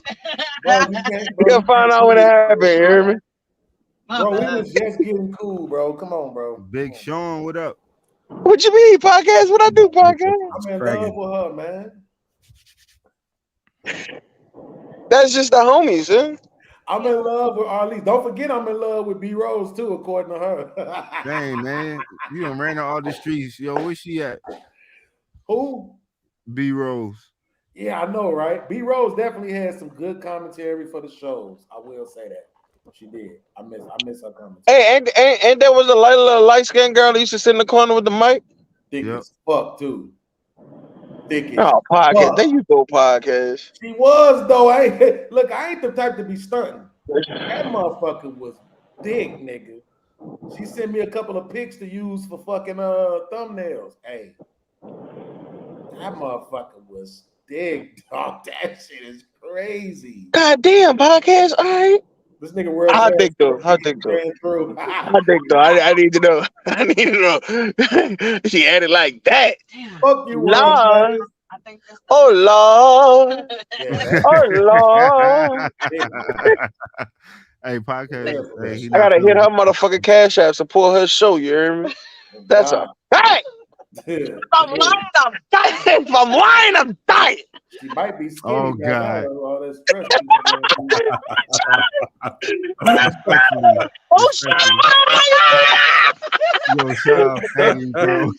No cap, no cap. That's Darren Wong right there. If I'm lying, I'm dying. Why did he change? Wait. Why did this nigga Sean just have Darren Wong? That's his picture. Because they just said I'm lying. If I'm lying, I'm dying. What the fuck, man? Okay, let me do this real quick. Sugar Bomb is in the chat. World Class say he missed Janae. Wait, which one was Janae? That's the. Did she wear the glasses? Maybe she chocolate. Yeah, the little bitty chocolate girl. Yeah, Yeah. Janae was cool too. Janae was cool too. I really do miss B Rose though. Like I do miss B Rose, bro. Because B Rose, she definitely like really paid attention to what was being said. I like that about her. She gave good commentary. She did. I miss B Rose. But so Sugar Mom asked me why am I beefing with asshole Mills? I mean Israel Mills. I'm gonna show you a little bit why. This is why I've taken the gloves off. Okay, just so you know. Let's see. Are any of you terrified of jail? Terrified? I would say most people don't want to go to jail. Possibly, I don't know about terrified. I just so ain't got time. the leap for your mom. Aaron, Look, most of us was raised that way. You're sticking to this scenario. I'm trying to get other people to do it too. I understand other people have their Really? own. Are you though, Aaron? Are you really? Yeah. Enforce it then. No, see, how do you want me to enforce it? Soon as this nigga start talking about some other shit, drop his ass and let him know that he's dropped because he went on some other shit. Podcast. Fuck the money for a minute, bro. You're rich enough. Podcast. It's not about no money, bro. Okay. It's not about no money. It's That's not right. about You no money. explained it to me. I'm sorry. That's right. It's not. So, but Go to hell, but podcast. Yeah, but I do. Fuck y'all, man. Y'all always derailing shit, bro. How is we still on the topic? One fucking minute, bro. Like, just do it. We are still on the topic. Fuck y'all not. Or else he wouldn't have to keep saying, bro, y'all all over the place. I don't see how we not on. We still on the topic. Ain't we, That's the Aaron? problem. That's the problem, that y'all don't see it. Oh, damn, man. Yeah, so that's what comes with multiple perspectives. Some people have a better skill at sticking directly to something, and some people minds work with a varying mindset. Unfortunately, it all comes with everything, and there's not much you can do to go around that. Podcast, do you believe the son should go to jail along with the mother? No, he shouldn't go to jail. But I agree with Daryl Long that there should be some sort of military type school that he should be placed into. Because I disagree vehemently with Israel's take that about ignorance being no excuse. How long do you got to go to school to become a lawyer? Right? Because if that's the case, you shouldn't have to go to school at all to become a lawyer. Anybody should be able to just step up and do it. But Israel. Talk about off the point. Right off the fuck, you derailing the fuck out of us. Bro, I'm expressing why the boy shouldn't go to jail. And this is how slow you motherfuckers are. I'm not slow. Listen, and that's fine. I'm not slow, bro. But you literally apply ignorance of the law to a that is literally a legal stance, man. That's literally a legal stance. I didn't cut you off at all, Israel. I'm talking. You directed it to me. I don't matter. I'm talking. On my mouth still moving. Please continue, sir. You cannot say ignorance of the law is no excuse, and then at the same time tell me I got to go to school for 12 years to become a lawyer. Are you dumb? It doesn't make sense. But that's the way. Wait, hold on. Can I respond to that, Aaron? When he gets finished? That's the way it is. Because he's a 14-year-old who obviously does not know the law. He don't know nothing about no gun laws in his state. What he do know is his mama. He know his mama. And everybody tells you to obey your mother. Nigga, but they also tell you if somebody tell you not to do something wrong, you don't do it. Every time you talk, I'm cutting you off. I'm letting you know now. Chris cutting you off. I just asked. If somebody tell you to do something wrong, you're not supposed to do it. Ask if I could respond to you. So let me cuss him out and just be quiet then. I'm not saying shit, nigga. The fuck is you talking to? I'm literally looking at your fucking mouth moving. So what? I asked if I could talk next. You trying to talk to me, man? You got the right one today, nigga. The fuck? You bitch ass nigga, man. Shut up, man. Nobody ain't thinking about you, man. Jay Prince keep cutting you off. Jay Prince keep cutting you off. Shut up, man. Get this smoke too. What the fuck that mean? Nigga, and stop talking to me. Ain't nobody sparing neither one of you. Stop talking to me, man. Stop playing. Stop talking about me. Fuck is you talking about? Beans, if somebody tell you to do something wrong, right? Your parents, all our parents told us, you never listen to you respect grown folks, but if a motherfucker tell you to do something wrong, I don't care who it is, you don't do it. So if your mama tell you to do something wrong, you supposed to do it because that's your mama? Yes. Yo, hold on. I was actually in agreement. Can I respond to that, Aaron? No, I actually said, I think the mama should go to jail because the mama is the one that gave the directive. That's number one. Number two, ignorance of the law is no excuse of the law is literally a legal tenet. So why are you arguing with that? That's literally what the law books say. Ignorance of the law is no excuse of the law. Period. So how do you explain affluenza? See, this right here is why I hate niggas, though. Now, this is about to be the end of it, but I just want to point this out real quick. This is why I hate niggas, right? So he said, ignorance of the law is no excuse of the law. Then I asked him, how do you explain affluenza? Legitimate question. Watch how he responds. Yo, bro, just because you hate money, fam. Just because you hate money. How do you explain? See what I mean? What the fuck do you mean I hate money? Because you don't have it. That makes absolutely no sense. I eat food every day. I got bills and shit that gotta be paid. I got a fucking BMW outside. How do I hate money? That makes no fucking sense. But this is shit you want to do. Goofy ass sign language, goofy ass ad hominem, because I asked you a question that you can't respond to, not just because you a hoe ass nigga, but because you're not fucking smarter than me. You're not, and you want to believe you are because you got a Versace robe. This is what I mean. Instead of answering the question, See what I mean? See Bro, what you I hate mean? money. When you say It's some okay. shit and they can't respond to it, then they got to come back to the personals. It's not personal. I'm It saying is. Don't it's worry about what evident I like or that don't you like. hate How do money. you explain affluence if ignorance of the law is no excuse? That has no bearing on the legal It's tenet. literally used as ignorance. It's literally saying you're ignorant, right, of your accountability. They're literally using ignorance to get you off of a case. He can't even say shit because that's exactly what affluenza is. Yeah, that's what that white kid got off when he the little rich white kid when he hit them people and he's like, "Oh, I didn't know I got money, so I didn't exactly take life serious." So if ignorance is the law and all that shit applies, then why in the fuck is it that this white boy get to use ignorance to get off on a case where he killed 4 people? But you can't respond to that because you're a cocksucking ass nigga. Literally what they're doing, Israel. Well, so I made up. That's because he had the complexion for the protection. I didn't say that you did. I made that up. Israel, I pulled that I out my ass. disagreed with what you said, which was about the ignorance of the law. I didn't say I disagreed with Israel.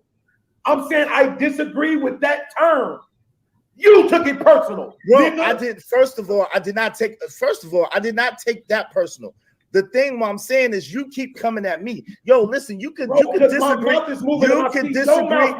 You could I was not talking, Jay Prince was talking, but you could disagree with my point, and that's fine. But what I'm saying I'm is not gonna do all this rewinding this shit. This the end of the video right here. Anywhere in a few seconds, somebody paid $150 and kicked me, him, and Jay Prince off. Whoever paid their money sucked my dick.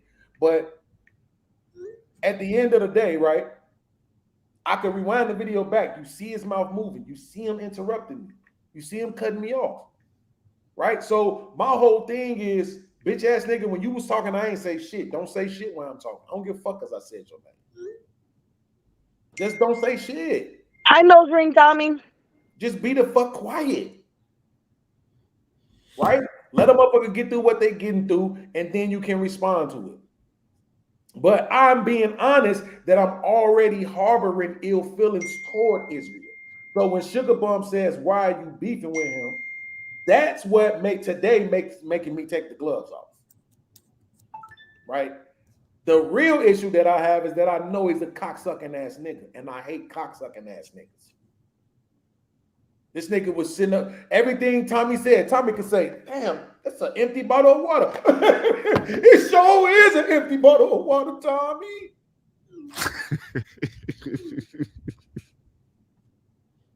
The nigga sat on the panel and let Tommy fucking sodomizer mischaracterize what I was saying, lie, and try to make me look bad. And then this bitch ass nigga literally had the audacity to do a show a week ago entitled it, "Why Do People Mischaracterize, Lie, and Try to Make Folks Look Bad?"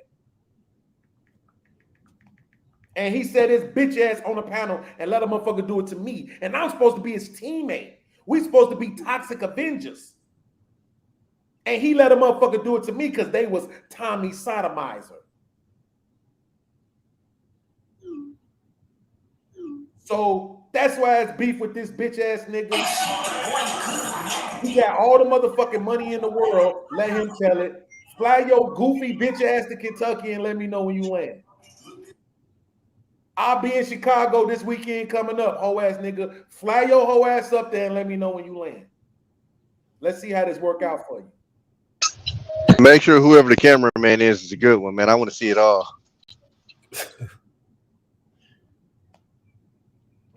Tommy, you can't speak now. I said, "What's up, nose ring, Tommy?" Who's that? That's Granville. Oh, I'm like, what the fuck? Nigga, that shit fucked me up, man.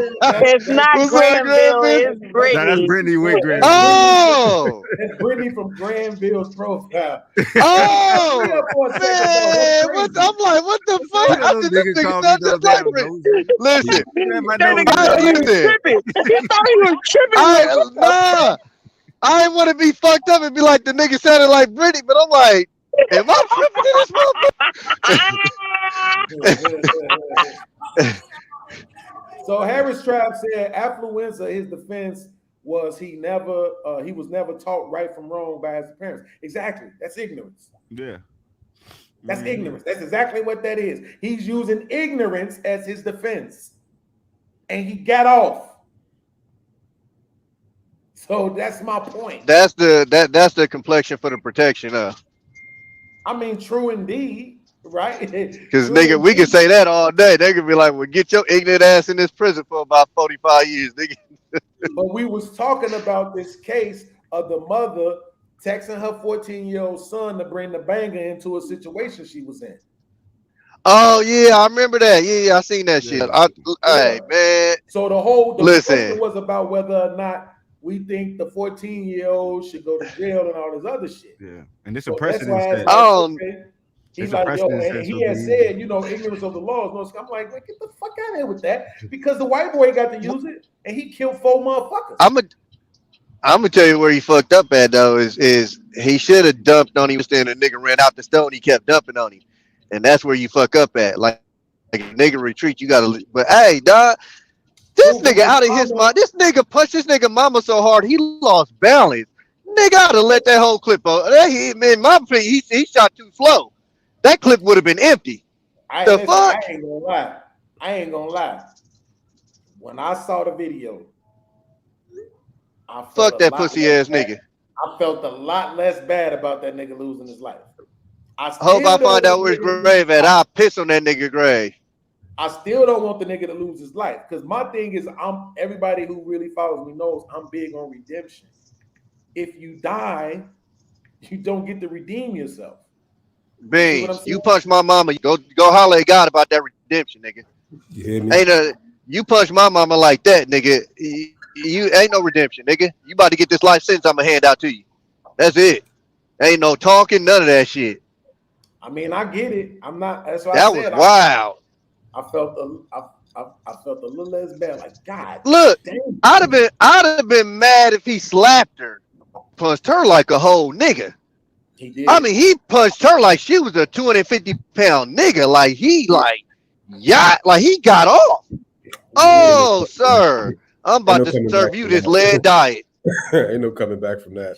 None. And this is the thing about it though, because I always say this to people when they be talking that shit. I be like, yo, do you think if a motherfucker had an opportunity to change that shit and do something different and not be dead, that they would take it? And I always think yes. Oh, of course they would. You some kind of G, you stood on yours for the homies, all this other shit. I know when your quote unquote soul is leaving your body and you taking your last breath and you know it's over with, I know all that shit you stood on go out the fucking window. You know how we know that, Beans? I don't know how many of y'all niggas that got partners they got an L, but if you talk to any of these niggas they got an L, all them niggas have changed that shit. Every last one of them niggas. I don't got one partner that got an L, nigga, that I talk to, nigga, that'll be like, yeah, I do the same shit over again. Not one. Right. Yeah. Yeah, that's crazy. April Carter, don't bring your ass over here waving at Tommy with that aggressive ass shit you did yesterday. Come over here and apologize first, and then wave. Nigga basic. I want to give you a pass because you got the legs out on your thumbnail. You know this nigga stupid. That's my favorite April Carter picture right there. You know what I'm talking about? You know what I'm saying? She should, but no, you don't get. Hey, bro. That be the end of it. No. Great. Apologize now. While I'm timing your ass out. Period. No,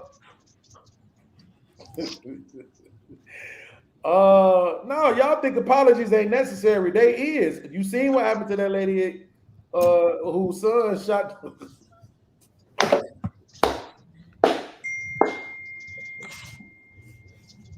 Okay, let me stop. Because I am talking about a fucked up situation. I don't know. I do think we gotta be able to make fun of shit sometimes just so it don't hurt as much. But I gotta say, he did hit her hard as fuck. If you watch the video of the son, you can see how he was stumbling and fumbling trying to get that motherfucking banger up out of his jacket so he could do something. You know what I'm saying? I really didn't get to talk about the situation because Aaron O is running a toxic ass environment where he allows goofy, stupid, dumb motherfuckers to spend money off the panel. But you know, the fact of the matter is, the way I view it is, I don't think the boy should go to jail. I don't. I don't either, to be honest with you. From what that nigga did to his mama, temper.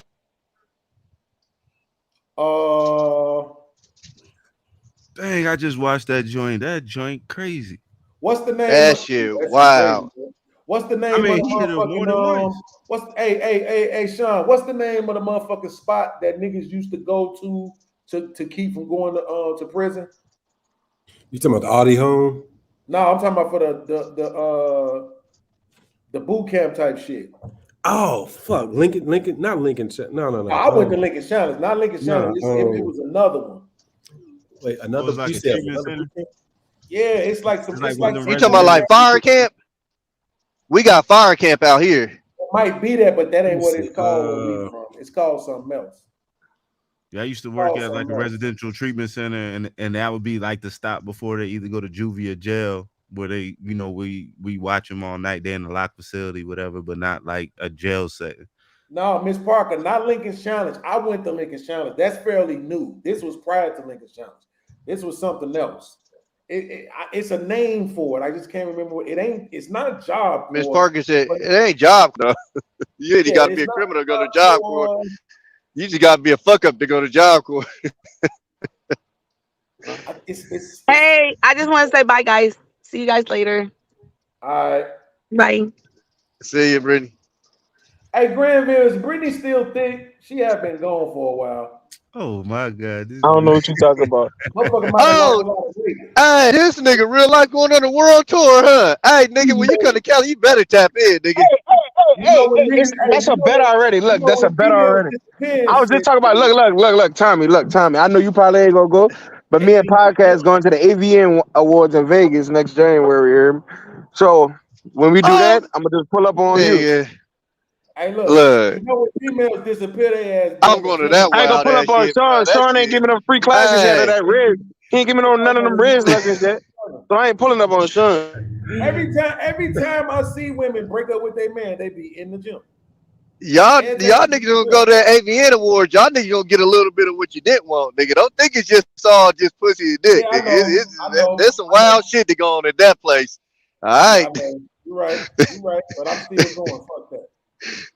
You have a deep ass voice whispering in your ear. You're gonna be trying to find out what the fuck going on, nigga.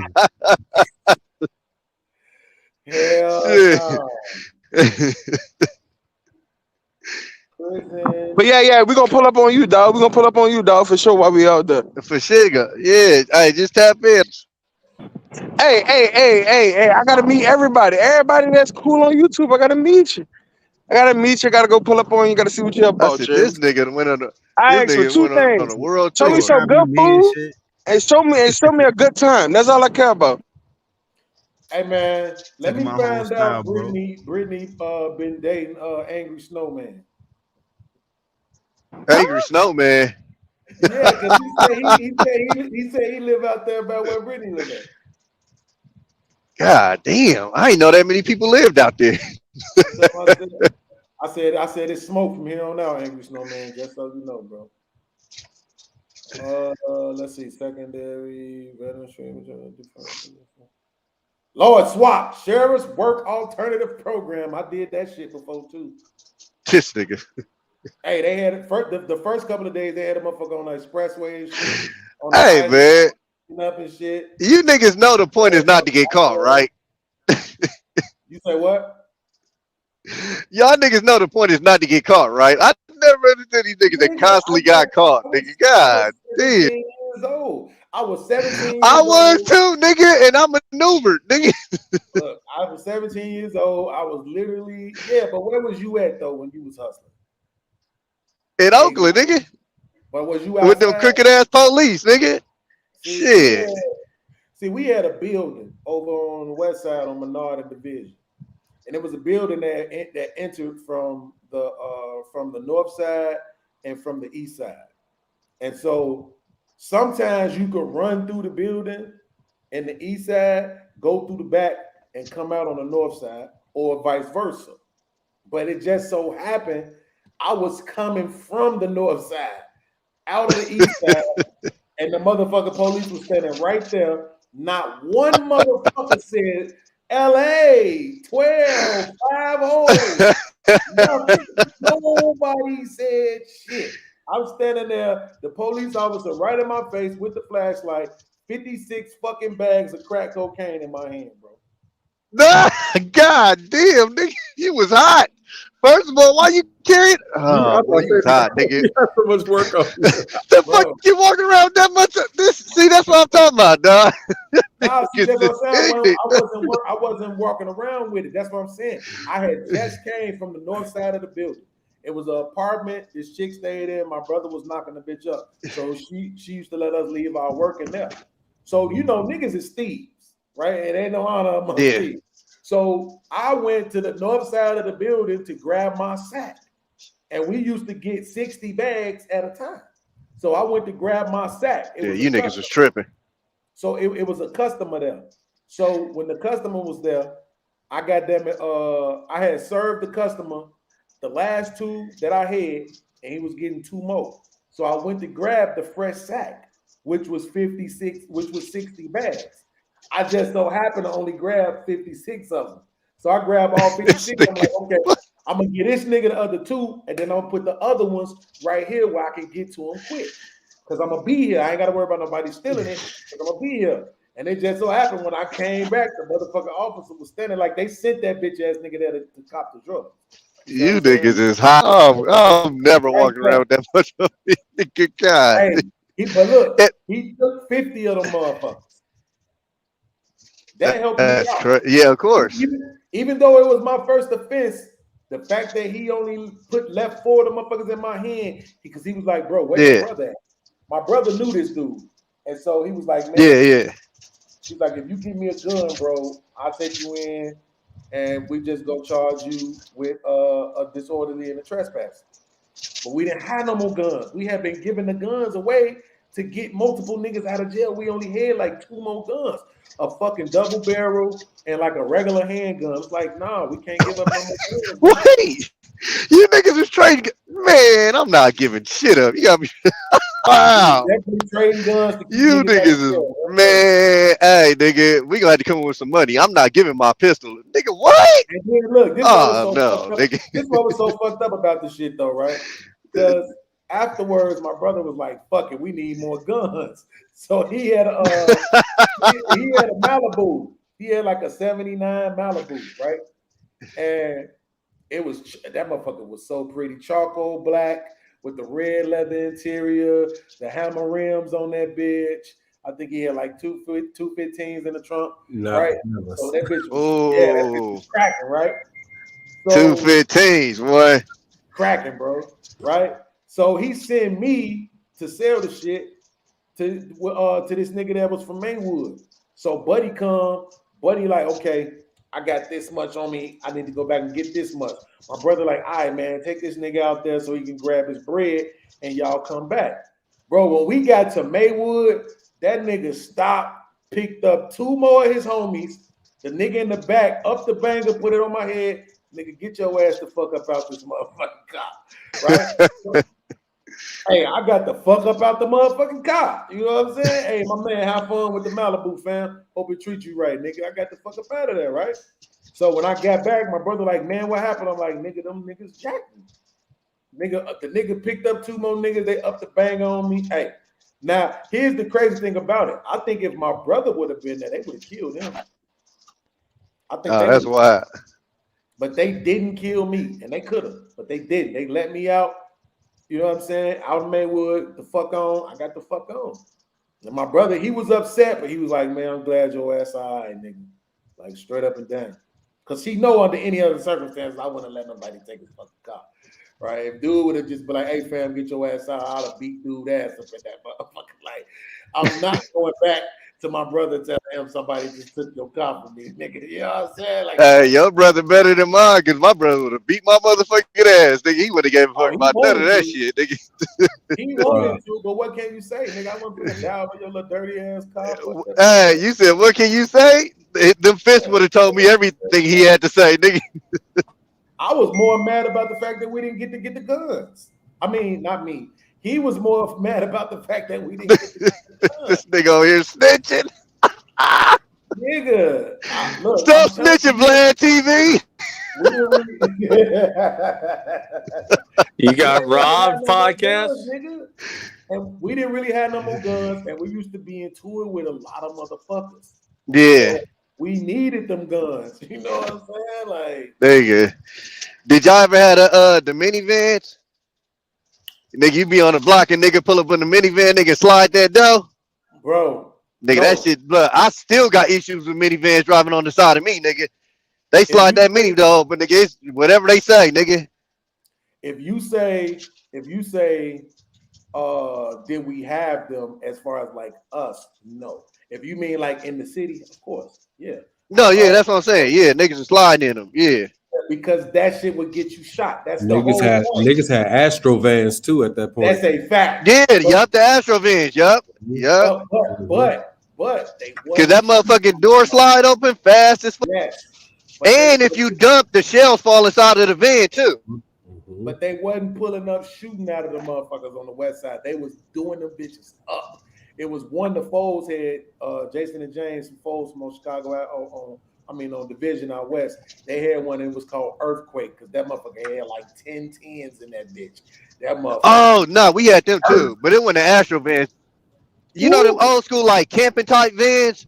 They used to do that. They used to put 20. Yeah, put them 22, 24. Oh, okay. You would get shot. No. That's what I'm saying. Like, man, nobody driving. Them motherfuckers, they was no. I'm talking about like the regular soccer mom minivans, nigga. They slide up on you real quick. Pop that bitch open, nigga. Nigga in there with a chop. I need everything. That's what Here you go, sir. I ain't got shit else to say, nigga. Here you go. That's what I was trying to tell you, Tommy. Like, you couldn't have one of those on the regular side of the game because you would get shot at.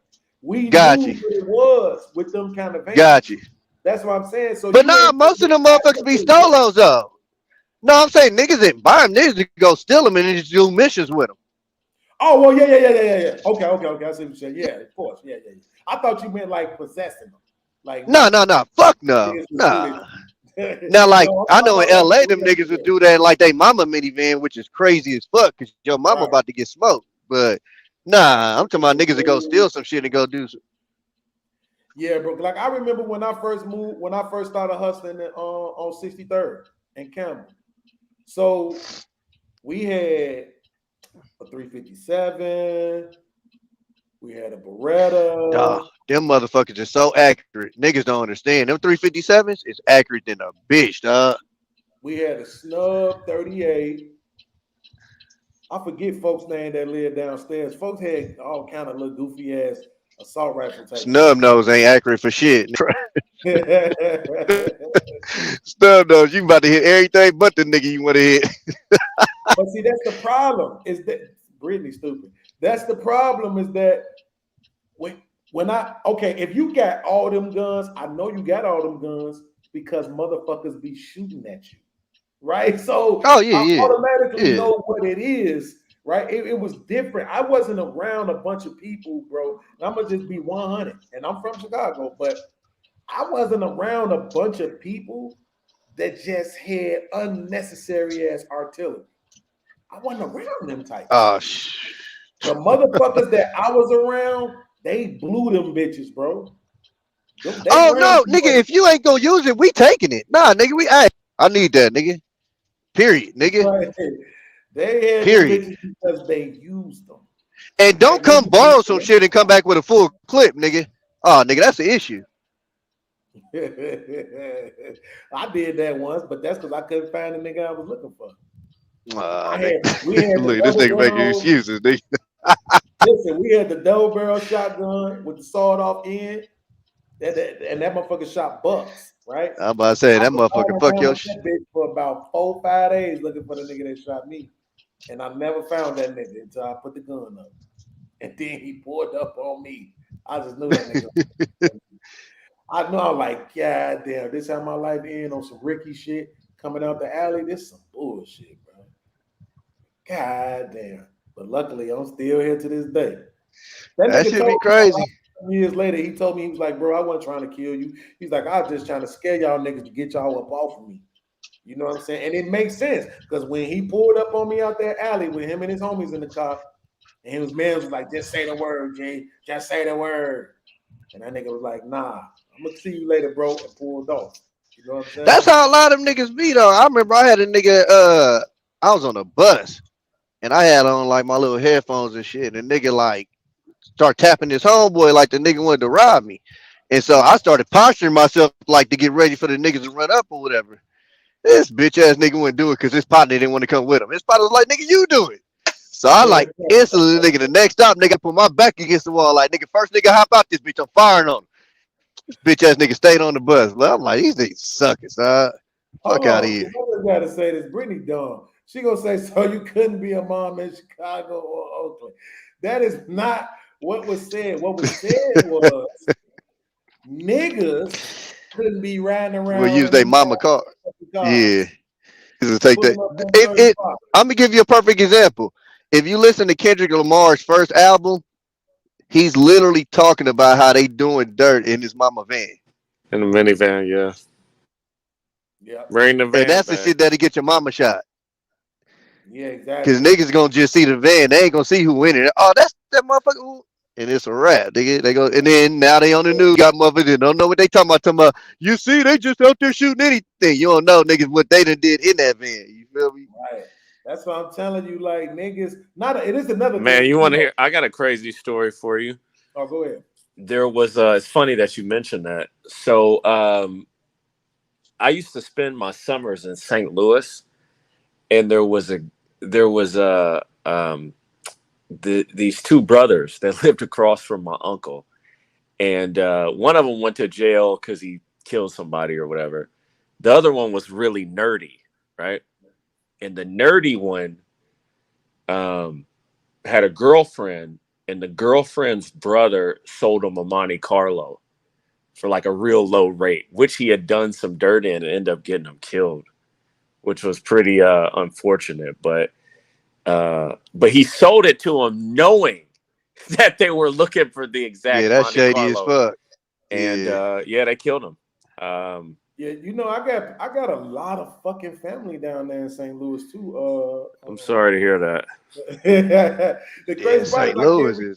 I can't recall most. I just remember my auntie Pam. Well, she's really my cousin, but my mom and them age. So, Yeah. you know, So I my spent. cousin Pam, but then and then was my cousin Tiffany, who we the same age. That motherfucker was so gorgeous when we was younger, man. Yeah, so I would spend every summer there up until I think the 6th or 7th grade. And then I came back for I spent all the summers like as a kid. And then I came back my freshman year of college and spent the summer there and never went because I was like, oh, this is really bad. Because as a kid, you don't know. You don't know like how bad the area you're in. And I came back after so I didn't go. In no time during high school did I go there for the summer, but then I came back after my freshman year in college. And after I was like, I'm never coming back here because it's horrible. But you know what, Eric? That's why I be trying to explain some of these cats. Like when they be like, "Oh, well, you guys be talking about the hood like it's good." I'm like, what y'all understand is up until a certain age, the hood is beautiful, bro. You got the fire hydrants, you got the water fights, you got the bar. Like it ain't all bad. And then it's like you get to a certain age and shit get fucked up. And to be honest with you, it's only fucked up for a select few. You know what I'm saying? They act like everybody in the hood goes through this same fucking experience. I got homeboys that got a completely different story to me. And me and them niggas was tight. Right. It's just they went this way and I went that way. It's just and so that's why like I get kind of irritated when a lot because I'm like, y'all don't even like when I got on the panel and I was telling them cats like, I'm like, wait, y'all don't get it. Most of these niggas they know each other. And then the nigga was telling me, oh, you don't know what you're talking about. I'm like, nigga, we went to middle school with most of the niggas we was funky with, elementary school. you literally have beef with these motherfuckers because of proximity. The motherfuckers we beef with was literally tracks. I could throw a rock to our enemy hood. Like, what are you talking about? We knew these motherfuckers. That's what Yeah. I'm saying. I come from the And then it, generation of marching. Like me and 4 or 5 other niggas march on the block. There's 12 niggas to throw hands. Sometimes we won, sometimes we didn't. yeah. Well, another Yeah, I thing seen that. another thing people have to realize is like now today kids don't go outside as much, so you don't really see a lot of kids outside even in those areas. And then another thing people have to acknowledge is these areas have gotten better. I mean, nothing is as bad as it like the 90s. I wasn't around Exactly. at that point, but like Thank you, Eric. but No, the it 90s just are like the that's worst true. area ever. I mean, we Yeah. got a little crime wave right now, but it's still not No, to the 90s level. It's still not to like that's 95, literally 96. that's literally the argument I have with people in my generation all the time. And I think the problem is, so we were like middle school teenagers at that time, so we knew what was going on, but you didn't pay attention to it like when you're a parent and you're an adult. It is bad. The That's motherfuckers a get fact. kidnapped out of my. I witnessed a motherfucker get kidnapped out of my elementary school on some dope shit. That That's shit ain't actually a happening. Like you crazy. don't hear about that type of shit these days. Like, You know like what's these funny? niggas I is actually read an wow. article. Hold on a second. I read an Great article point. about this the other day, right? So there was an article about school shootings, right? And they're like, well, school shootings have increased. But you know what's decreased? Kidnappings. People Yeah. don't kidnap as much as they used to. People don't also like hide bank robberies. People don't rob banks like they used to.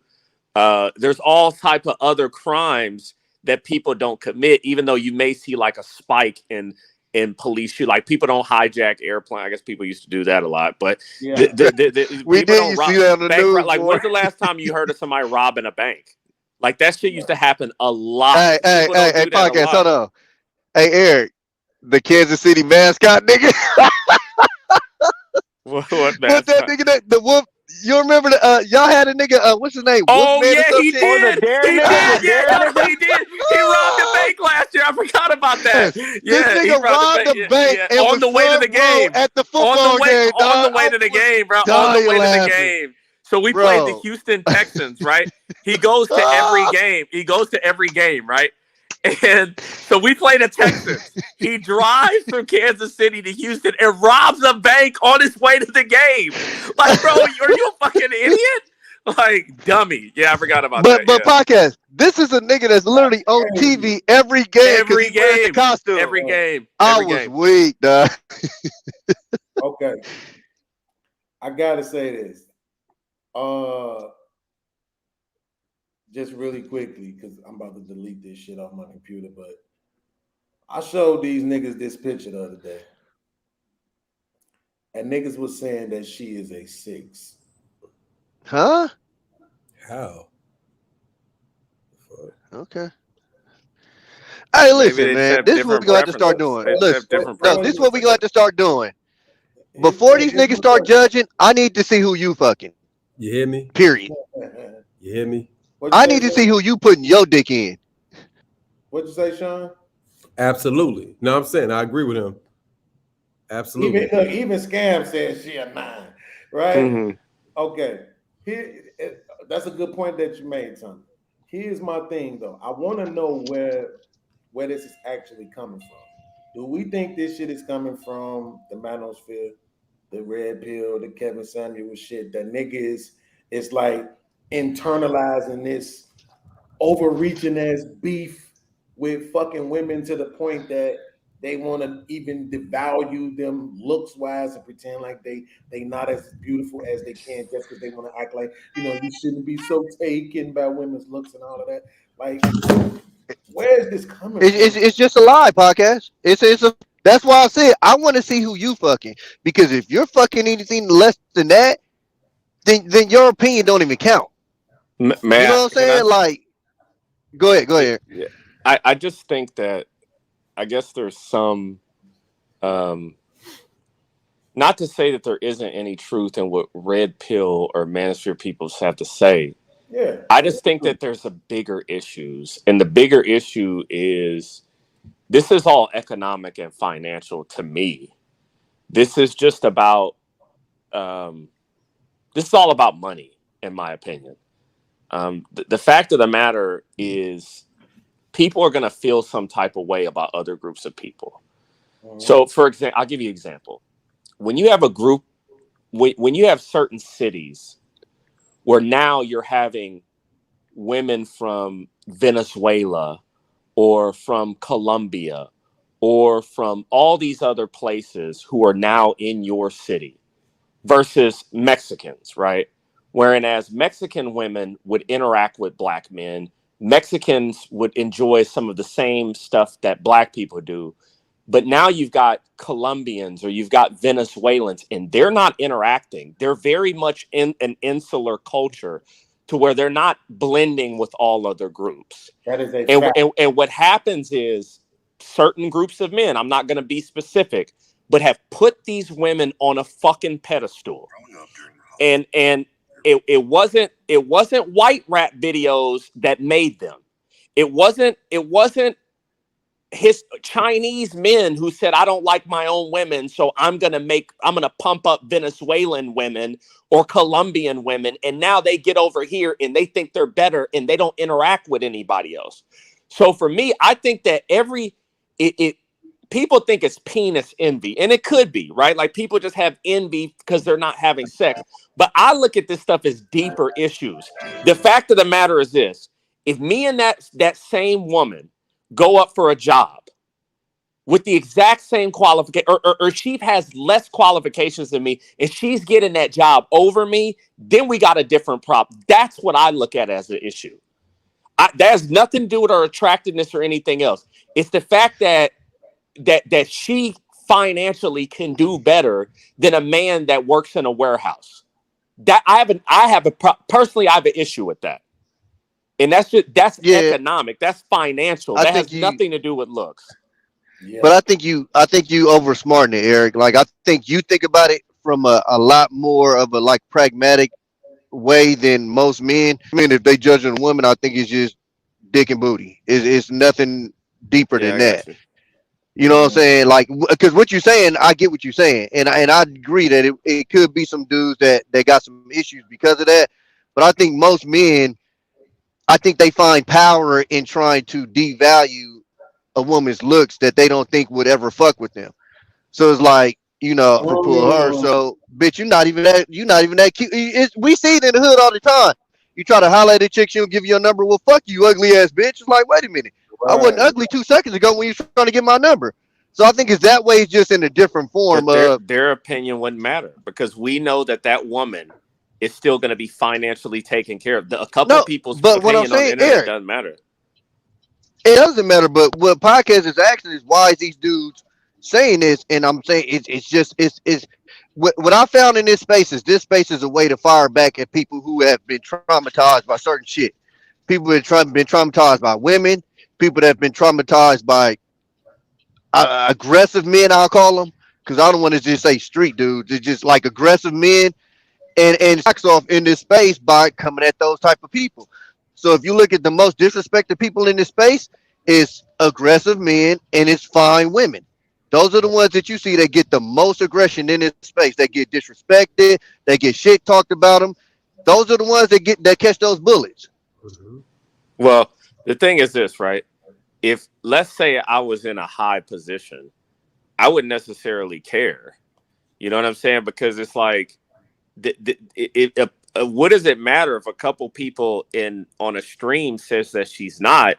I mean, we know that woman can easily get a man who is high in status to go with her. It doesn't matter. So like a couple people's talking on a stream, it doesn't really matter in the grand scheme of things. Yeah, it don't really matter. It don't matter, Eric, because it don't really matter. Go ahead, it don't really matter. It don't really matter, but the conversation, like we sitting on the panel with these niggas. So that's what make it relevant, right? What panel was that? I was on the panel with asshole meals. I mean, eat ass meals. I mean, bitch ass meals. I mean, meals. Okay. And some other niggas. But this is what I'm saying. Oh, Lord. But this is what I'm saying though, right? Is because I want to believe that the manosphere or red pill content is more so benefiting men. But when I see certain men participating in what I would consider delusion, and the only thing I can place to it is, oh, especially motherfuckers that soon as a woman come on the panel, they want to argue with her type shit, right? I mean, we had Amber Marie on the panel earlier today, and JP want to argue. Jay Prince want to argue with her and shit. It's like, what the fuck, man? Right? But it's like, why are you saying that? There's no way that you can naturally look at this woman and then just say, yeah, she not fine. What? It's like, bro, she could be a whole bust down. Still don't stop the fact that she fine. So what is empowering men to live in this delusion? You see Because everybody has a right to an opinion. I mean, I would say that I get the way you're looking at it, but number one, I don't think anything on YouTube is going to lead people anywhere, or it would have done that by now. I think it's all just a bunch of people talking, because I feel like if nobody at the end of the day, that woman is able to be over those men because other men made her that way. It's the fact that other men, like, so for example, all this stuff on her, she's another man bought that. It's not, so then your issue would not necessarily be with the women, it would be with the other people that are putting her in that position. You know what I'm saying? And it's Boy, just that like thing whole bleed, boy. that's just what I'm saying. It is. But I think the problem, Eric, is the same niggas that's saying this shit, if put in that position, would do the exact same thing. And I think that's our problem. Yeah, I mean, you can easily I'm saying it was a time, I'm talking about the thuggest of niggas that did the most disrespecting of every woman was a bitch or a hoe in their language, right? Even them niggas would be like, damn, that bitch fine. Yeah, right? I mean, but let's just keep it. It's not like you caping or kissing her ass or something just because you're acknowledging that she fine. That's how these niggas. Let's just keep it 100 though, podcast, and not to disrespect nobody, but you show that if we say we saw 10 of these guys, because we've seen some people's spouses on here. How many of these niggas' spouses you think is fucking with her? You see what I'm saying? Like I'm just being 100 because the proof is in the pudding. So all of these niggas got all these high ass standards, but it's like, okay, well, show us what you actually fucking with. And then when you get down to that, that's when motherfuckers but it's like, oh, but your opinion on strangers or your rank for strangers is so high, but then you could go fuck this mud duck at home every night. And because we don't know that you fucking this mud duck at home, it's like, oh, well, I got the right to an opinion. I'm just saying, bro. I done said this before. Hold on, when I'm walking, real quick, patriarchy. Brittany B and Raw B wants to know why couldn't she have bought it for herself? You knew that was coming. I mean, you knew that was coming. Yeah, of course she can go to the store and buy it with the money that another man gave her. I don't even know what kind of purse that is. Is that some kind of like Chanel? Oh, it's a Chanel. Yeah, that's expensive stuff. Yeah, of course. I mean, what about them funny looking ass shoes she got on? Those are They're probably expensive too. overpriced. Those are Versace. Overpriced because he got somebody's last name on it. Bro, I mean, it is what it is. That day is over. That day is over. What's that other $5 store the chicks used to shop at? Rainbow. It's gone. Rainbow. Those days are done, bro. Rainbow. Oh no, bro. It's Shein and Fashion Nova. So it's about. Oh yeah, well yeah. Yep, and Temu. But the thing is, it is. I mean, Shein is reputable. That is an authentic place you can order from. That shit. Okay, I be saying that shit. I thought that shit cheap as hell too. It is what it is, man. I mean, hey, like I'll be drenching my kids in some Shein. Fuck. Facts, bro. She bad on any scale, bro. She bad, yo. It'd be. I did not know, bro. I did not know. Go ahead, Sean. It'd be a bunch of niggas on here, bro. We know niggas that get pussy and who don't. You can look at niggas and tell who get pussy and who don't. Real shit. We all know that, bro. Yeah. Niggas on that don't get ain't never, bro. They talk shit. One of y'all said it. My bad. I was multitasking. One of y'all said it. I think it was you, Tommy. They talk shit when bad chicks come on the panel. You know what I mean? Yeah. Chicks, they know nigga. If they was around her, bro, they would give up all their bread. They would suck her toes. Yep. They would do anything that shorty asked they ass to do. Yep. You know what I'm saying? It's only Hey, and then don't even get no pussy. Exactly. like when Eric talks shit, I think Eric really would talk shit to these chicks in real life and say fuck you. That's a fact. I believe Yeah, that. absolutely. Well, I don't talk. I mean, they're not mean. Like the women on here, these conversations yelling back and forth. I'm not really doing like some people can come on here to project. Mm-hmm. You know, like of course there's issues with black men and black women, but black women have helped me out a lot. You know, when I was in college and stuff like that, I didn't have any money.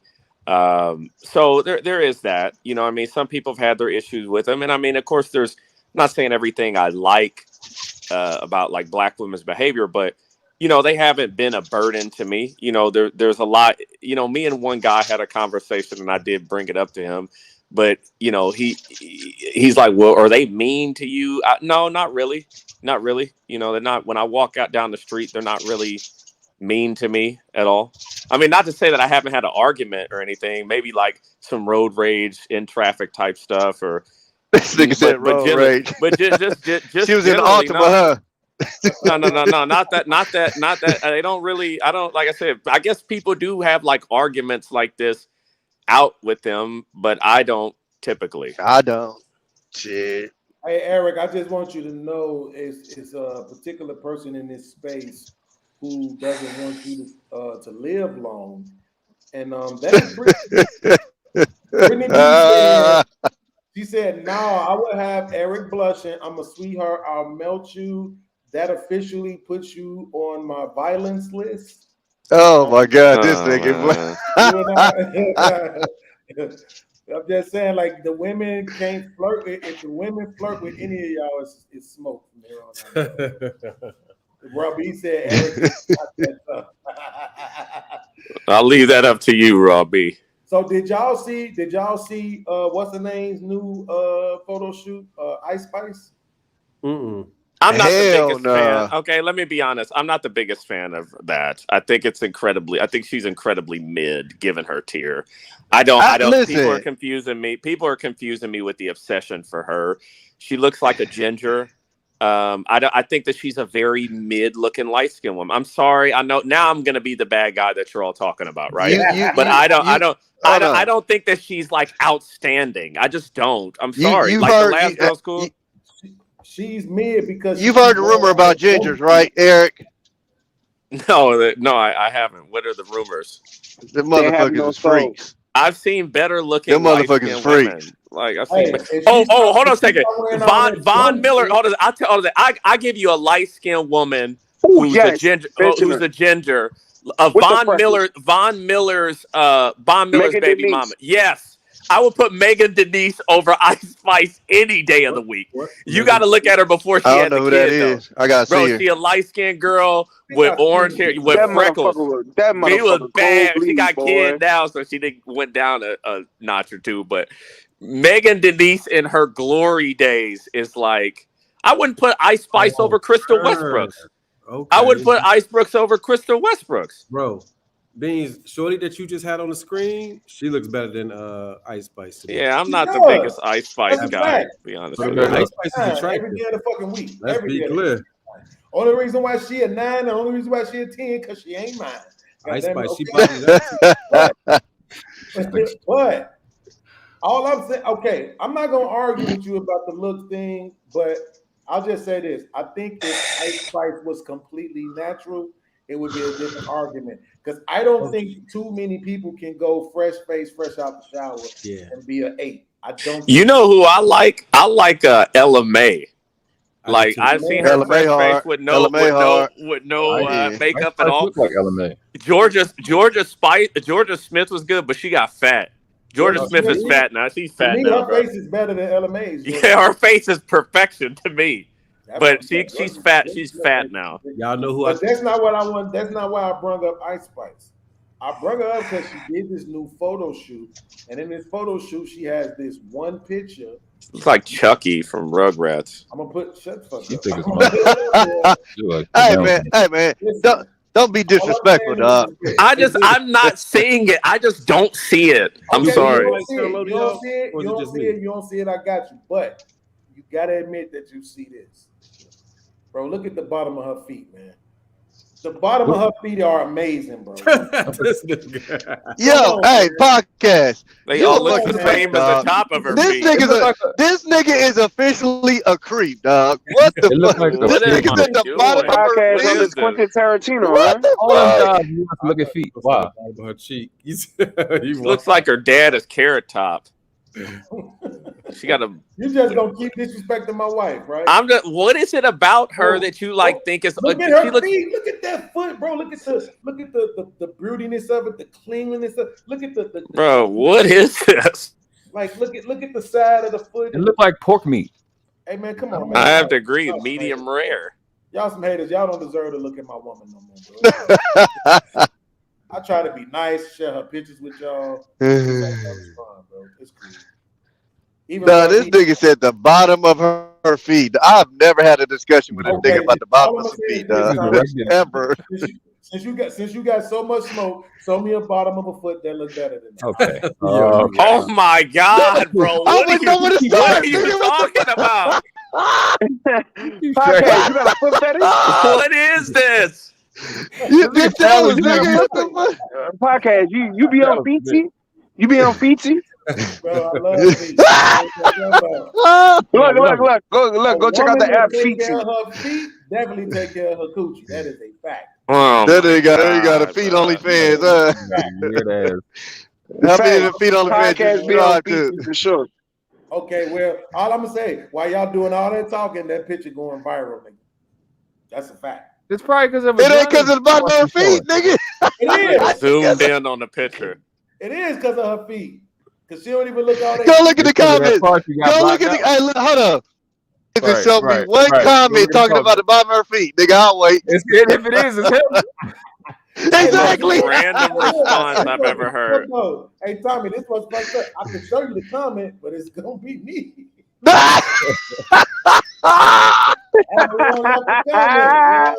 Wow. Hey, and a bunch of feet fetish niggas that liked it. That's right. Probably so pimp. look, it's another female that I just discovered. Okay, let's see. Her name, y'all probably know who she is already. I gotta get the picture. Her name is it's BB Rexa. Let's see. I don't know these bitches' names. You said you had a burner account which followed like massive amounts of women. I used to have we used to have a baddie off like I don't have that, but I come across some nice ones, bro. I used to have an Instagram page that I literally followed. Okay, let's see this chick. Like Puff Daddy and every other big booty chick on the internet. Okay. I got it. Right now I only got the picture of her body. I'm gonna put that up here, and then I'm gonna get her face. This her name is okay. Her name is BB. I want to say I kind of want to see the face though. BB like I think I know who that is. The reason why I found out about her is because recently she did She white? You into white women? She is. Recently she did a concert, and you know how a lot of times people be throwing their phones up there so they could take pictures of themselves and then throw the phone back. Well, they threw the phone up there and hit this bitch in the eye with it. Right. Swole her shit up, bro. Right. So that's how I even found out who she is. Okay, first of all. But then I was like, damn, she looked thick up there on that stage. I Googled it, and then this is what came up, bro. She got 11 million followers. Who the fuck is this lady? I never heard of her. I was trying to tell you. That's why I be like, bro, I don't know who these motherfuckers is. And then when I found out about them, all right, let's see another BB one. Rex. Yeah, I never heard her. I can't keep let's see another one. Every day I found another YouTube channel that's already doing 1,000 viewers live, already hitting 100K subscribers. You know what I'm saying? Like, I don't even know who these motherfuckers are. Let me see another good-looking woman, because this is. Look at that. Look at that eye. Wow. Damn. Oh shit! That must have been the big iPhone. Hit her with that big ass iPhone. On God. The iPhone Plus. Oh, I know. I did see that video. No, that phone caught her cold. That phone, and he threw it hard as fuck, boss. Like crazy. He go to video right here. And his dumbass went to jail. Look at this shit. Oh yeah, I seen this. Oh yeah, I seen this. Dang. Seen Oh it. no, that looked like it hurt. Yeah. I don't like it when people do that shit, bro. I think it's stupid. I'm sorry. I don't either. That shit dumb as fuck. Like that shit, people starting to like. Somebody do it as Sway Lee. I think they hit Sway Yeah, Lee you in the saw mouth. that? Yeah. I don't Yeah. like people doing that shit, bro. Like I don't Remember the think that baby? Who the fuck threw that goddamn Adidas? Yo, No, I no, would no, not that shit want to was be. bullshit. Hold on a second. Yo, if I saw his security, you're dead. You're dead. His security guard's gonna murder. Oh you, bro. yeah. Have you seen? Yeah, that nigga security big as fuck. He's Yeah. a light skinned That nigga version of the monster. mountain from Game of Thrones. Yeah. Yeah, blood is a monster. All that King Floyd Cole. security is. Did y'all Yeah, see Floyd how- got a whole offensive line. When Floyd was fighting John. Yeah, bro. He that's what stole I'm on him that one Yeah. last time. See, it's funny because people act like size don't matter, bro. Like when you got that many, there's no small security guards. Like you got to be big to be security. Like Floyd tagged him one last time. I don't know what Gotti thought he was gonna do, but Floyd stole on him again. Like he stole on you again. Yeah, he almost And left then him. that's- He almost left him Yeah. that last time. Yeah. Did y'all see the one? Across the ring, he didn't want no more trouble. Did y'all see the one where Floyd was? Oh, after that? and shout out to Jocelyn. They got it in afterwards too. Yeah, it was crazy. Jocelyn Jocelyn Hernandez in the back. In the back, that bitch was out. She was beating some ass. That bitch wasn't playing. She got beat up by Amber Rose though. I don't know. They didn't show the whole thing. She got attacked, but they didn't show the fight. Amber Rose stole on her, bro. Anybody that fight a bald head chick with blonde hair is a dumb. You know they crazy. And somebody with a tattoo on their face. If people with tattoos on their face, I can't fight you because you don't care. Hey, I'm gonna be honest with you. That's one motherfucker. She is the proof of what I was saying earlier that Amber you Rose. be a hoe and a motherfucker will still acknowledge that you fine. Of course, and she's still gonna get married. Oh, and she's yeah. still gonna get married. Fine. She's still gonna She get not married. fine to no somebody. more to me, but there was a time when she was. That motherfucker was fine. She's not fine. She's not. I don't like the short hair, but when either. she has long, bro, her with longer she hair. fine as the fuck with long hair. Yeah, the first time I ever seen her before she started dating rappers. She used to do Smirnoff commercials, and she had longer hair with that. Them chicks that get Yeah. their haircut with the blonde, they crazy. I'm not sure. That's if them I- letting you know they here to fuck But you you, like that. but you know what that mean though, world class. What that mean? That mean that pussy is fire, and I want yeah, some. hold on. Yeah, Yeah, women yeah. with short Not- hair. That's what they not say. The one women with like the that. short hair, and the women with the short haircuts always be having big butts. Yeah, women yeah. with the that's short what it is. haircuts. Yeah. And they be nurses and beauticians and travel and real estate agents. Hey, Hey, listen. Bean, shorty, I put in the back chat, bro. Famous singer. If you pull her up, she's shitting on all these See. shit that you pulled up. Let's see. Oh no, she fine. Yeah, she solid. Her Just the face alone. She Oh, fine. her. Yeah, her. Oh, her. Her is Yeah, not- that. Oh, that's what it is. That's some good. That's some good Bay Area home cooking. You Bruh. feel me, Vallejo's.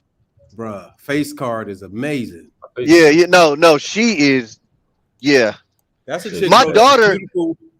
My daughter got her on her damn backdrop. I was like, oh, that's her. You know who her is? You goddamn right, I do. I Right. can't tell you why, but goddamn right. She's so beautiful. I don't even look at her and want to fuck her or nothing. She's just beautiful. No, yeah, you she can just like- great I to look want- at. Like Oh no, I definitely slut her out. you But can wake up in the morning and just look at her picture and just be happy for the rest of the day. Absolutely. So Like, look at God. Wait, let me test Eric theory real quick, right? Go ahead. About the short hair. That woman's ass is probably humongous, bro. Oh yeah, she fine. Yeah, she know Yeah, that. but she's a decent looking woman though. She's nice looking, but I don't like the short hair. But It's the blonde. No, though. yeah. Brittany B. Put the blonde in, bro. Crazy equals fire cat for sure. I don't know about short hair equals fire cat, but I know crazy. 100%. That shit gonna be fire. Hell no, podcast. Fuck no, bitch. We is not going to the same barber. Absolutely not. That's a wrap. She looks No. like she got And I some probably nice got it from my titties, dad. He Because went I in there and said, remember "Give me my the mom blade." and my sister got that. My dad was pissed. Like, I feel like I'm in a house full of niggas. He was I ain't hot. gonna lie. This the one I would pick though. This the one I would pick. Nah. Nah. She just looked. She Nah, just it's too, looked nah, like it's too blonde at the top. She crazy. I like the gold. I like the She chains crazy. though. She crazy. That's a fact. That's the difference between Crazy. her, and her is that she's She's actually crazy. pretty. Yeah, she is Like- pretty. See, this is what we have to make. This is the thing that I think we have to convey to women, that there are levels to this shit. It's not the same thing. They know, I don't know if they do. bro. These So women. she got Okay, the- let's be real. Let's be got the real. earrings though, right? Collectively, right? Nobody. This generation of women. I hate to say it. They're more aggressive about their beauty than any generation before them. Because if they're willing to die to, like, everybody's like, oh, these women, you know, the woman like DC Young Fly's wife who died. I hate to say it, I respect it. I'm sorry. I wish that she didn't die, but I respect it. If you're willing to go through that type of risk to look back, you have to respect it. I have to respect the risk. I wish she didn't die. They was but remember they was doing the big titties when we was coming up. That it was just titties back then. yeah, but I'ma say it's this, different now though. I'm gonna say this because I'm a big proponent of it. I understand the point that you just made, right? Because Yeah, if they didn't know, niggas today don't care. they wouldn't be trying to alter their looks. And it's like I was watching this female rap battle the other day. They all had the same shit. They all had the same little fake. Why do they get the little fake hair put on their forehead? You talking about the little glue hair where it looked like it's the little baby hair? Yeah, that's Right, right. exactly. They all got that pressed on their foreheads. They all had the fucking weaves and shit with some kind of part and shit to Yeah, try in to the make it middle. seem like it was growing out of their head. Yeah, Like they had the same shit. The makeup was in the same place. It was like it was. Oh, lace front. but they're rappers. They're not women out here that are trying to like. It's different from like the women who I'm are just talking in the about the women beauty in general, pageants. though. Even the women that was just in the audience. What about beauty pageant women? Same shit. What about women in beauty pageants? You telling me they Them don't bitches care be about their skinny as looks? fuck.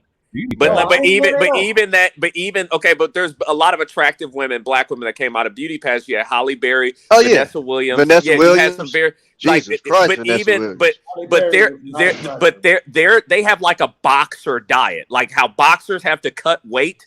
They do the same thing, and I just think today, women are more about making themselves look better. Let's look at the average. Funny because everybody wants to have these arguments about the average woman, the average man. The average man in America is like obese, right? They're not as well kept as they were. It's funny because nobody likes to bring this up with men versus women conversations. They're not as well kept as they used to be in terms of, even if you look at haircuts, things like that. It's just a fact. The average man today is letting themselves go, whereas the average woman is more focused on their looks. Okay. Well, that's kind of what I was saying. Go ahead. What I mean by my example, right? Because to me, I put this woman up here. To me, this is a beautiful woman. This is a wife.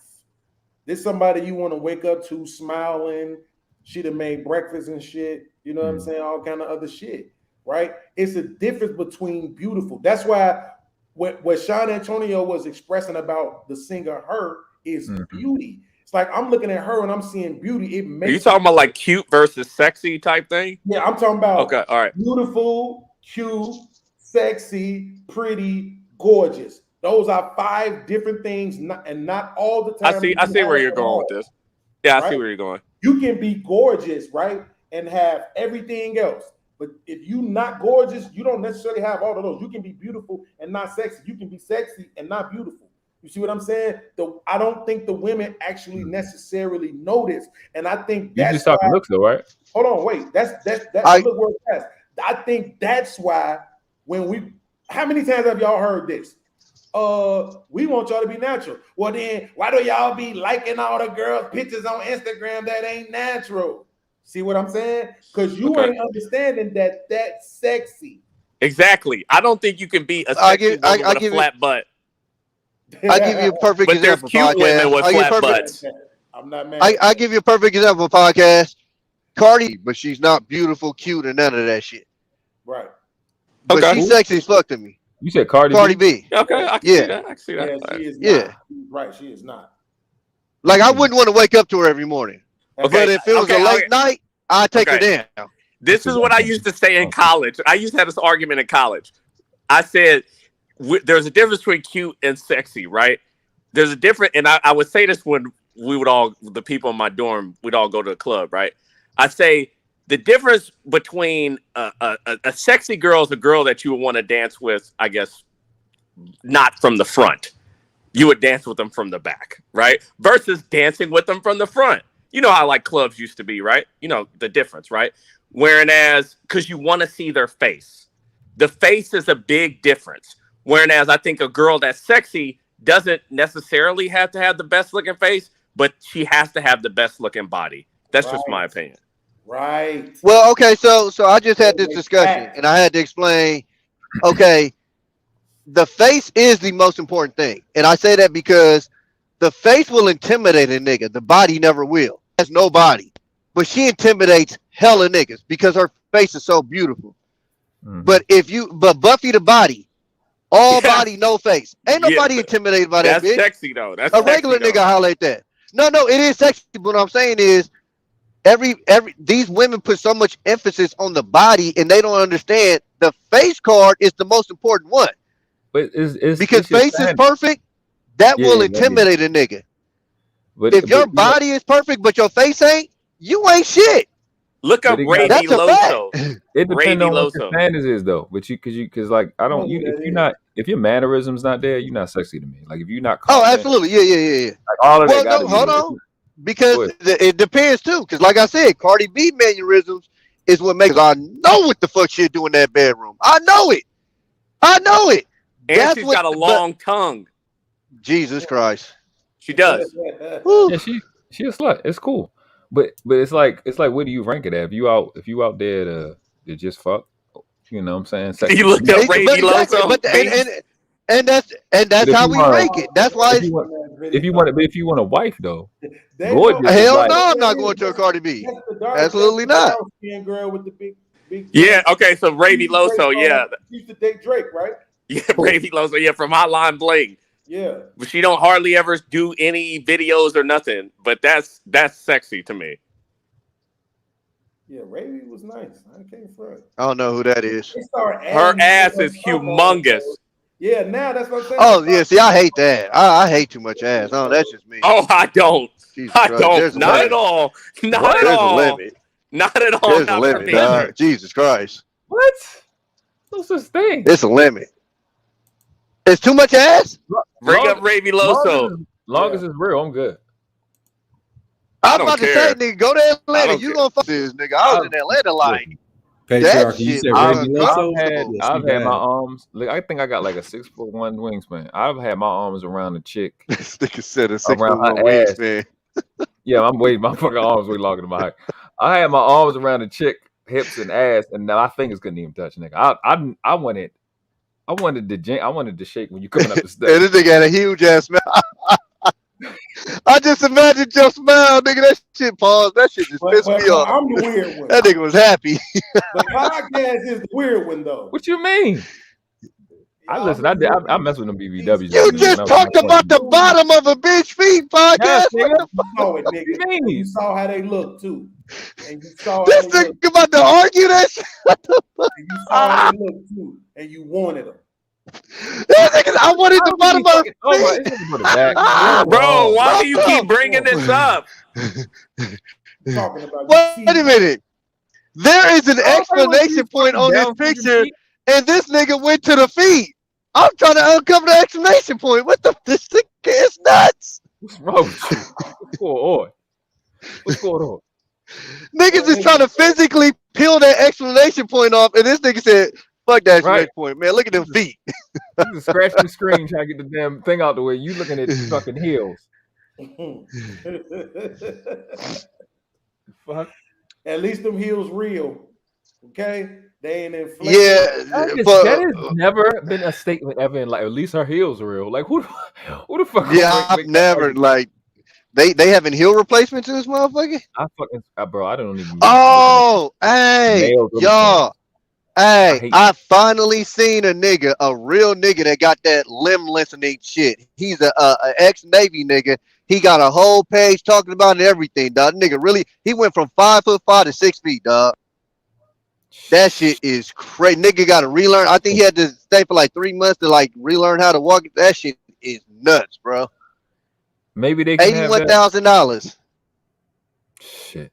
Bang, bang, bang, bang. 81 bands, dog. That shit is nuts. Yeah, let's get to the bag so we can make ourselves talk. You ain't shit. That's what you know that. Yeah. Hey, I get to save that money. I'm good. Listen, 5'11" is fine. It's fine. I'm set. I mean, it's okay. It's all right. Okay. You know. All right, let's go.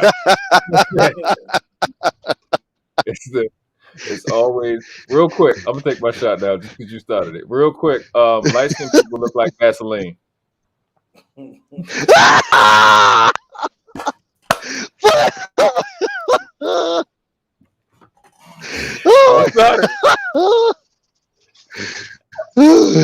look like honeycombs on the. Hey man, you the color of mother oil though. What?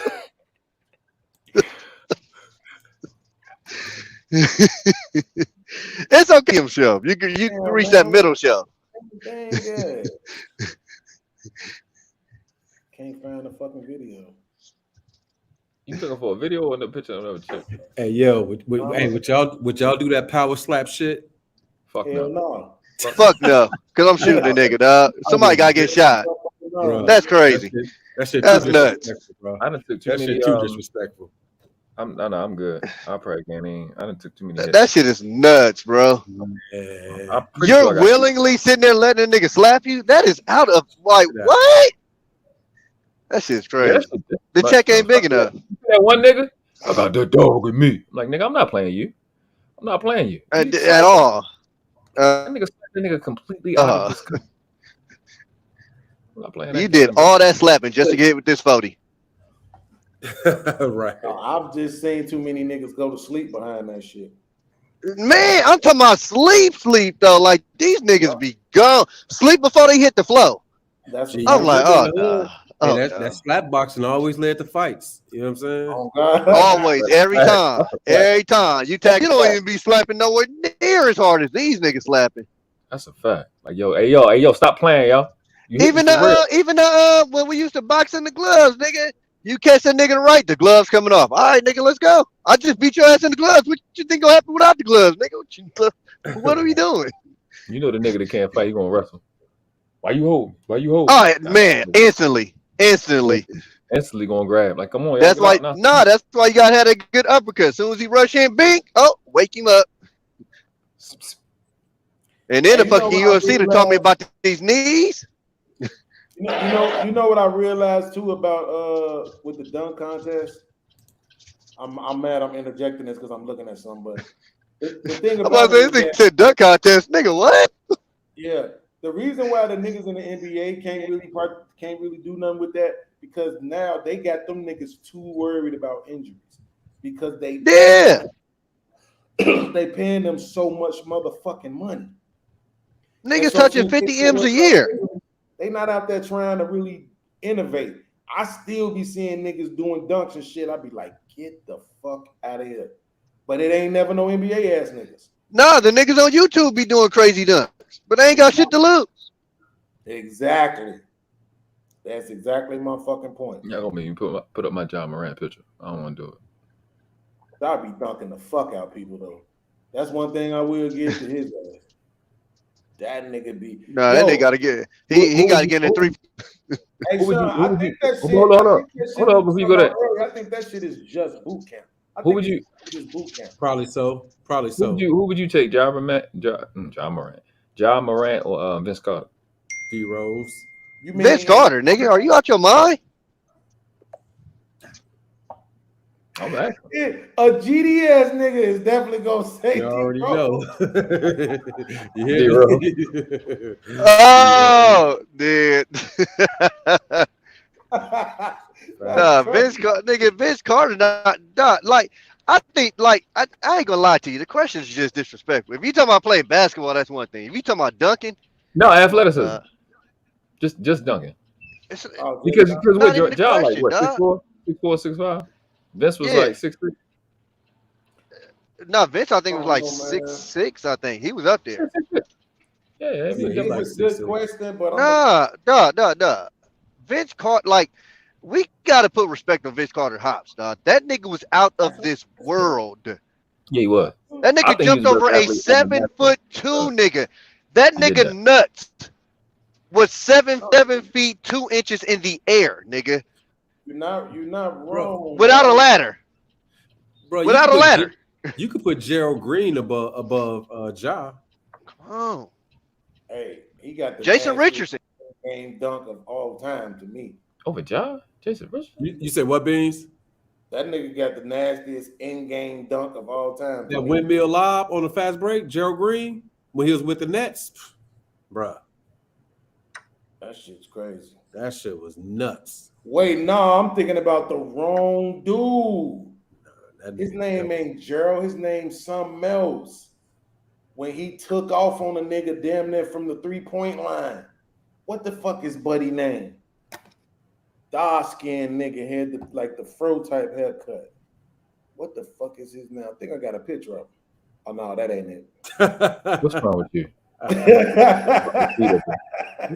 Got them fucking salmon snatches on the screen every 5 seconds. Damn, let me see. Like they grip turtles out of the pond. Fucking feet. Oh shit. Like a crab trap. That's what them shits look like. We put them fucking raggedy shits on the Name screen. Green. For some reason, I thought his name was Green.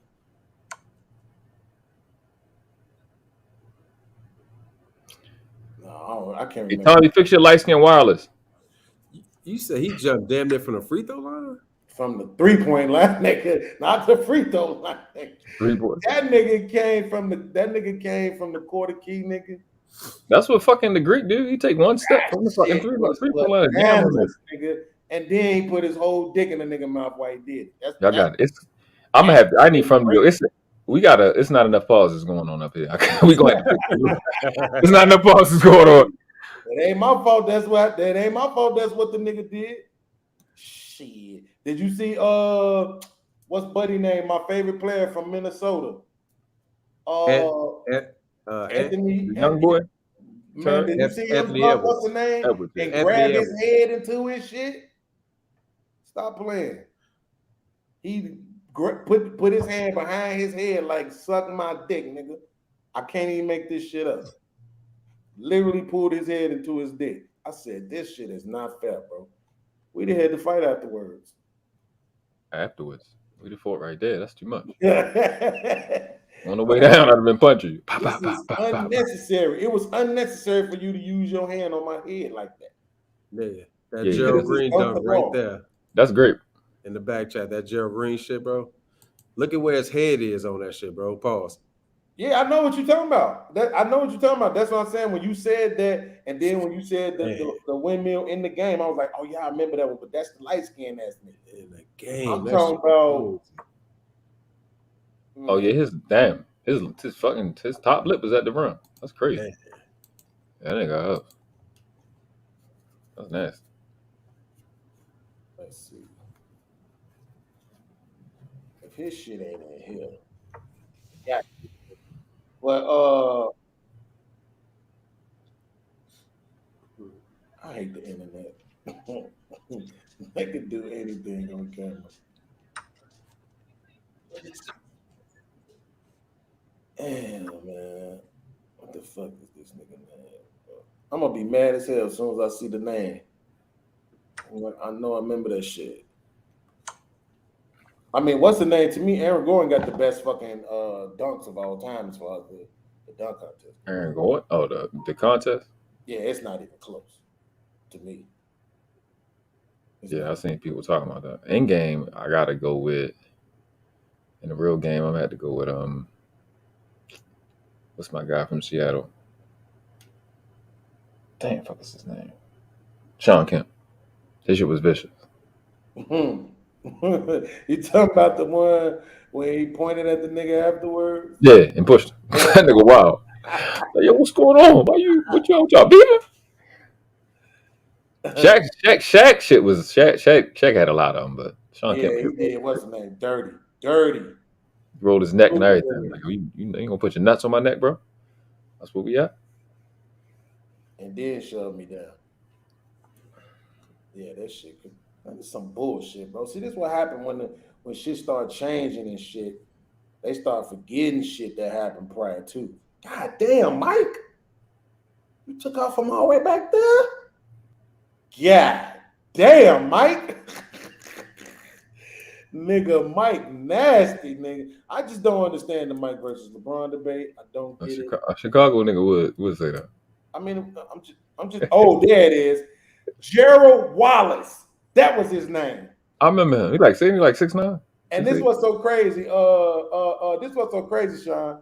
I couldn't remember his name. I just saw the dunk. I didn't even see his name on the jersey. I just saw him, and automatically the name came back. Gerald Wallace. That's what it was. So it wasn't his last name. 2K. The last name was right. The first name was right. Gerald. His name was Gerald. Did he play for Charlotte? He might have for a little minute. Let me find this motherfucking dig though. Damn. Ice Spice. Look at the bottom of that foot. He pick a better picture. That pinky toe even curl the way it's supposed to curl. Like it curls. What's wrong with you? What's wrong? What's wrong with you? What's going on? Who talks about? You know you're in public, right? Like you just talk about feet like it's okay. like it's right. No. Somebody gotta have a cleaner version than this. Well, nobody got this shit in 720p. What the fuck, man? Like, man, you know them fucking cameras was whack, bro. You watch a movie like a football game from the fucking 90s, but that shit is ugly. It's like, yo, what are they playing this shit on 64? Like, I swear, it's like, bro, when you be looking at the shit, you be like, yo, the TV did not look like this while we was watching it. Bro, when it was live, like, damn, the graphics. Right. The graphics was damn. Hell no, everything. The niggas look boxy. Shit look like Minecraft. Like, no way I would have been in the house watching this shit. Entertained them with them fat ass jerseys. And football and big ass pads, big ass helmets. Niggas was entertained for real. 720p, man. I don't even.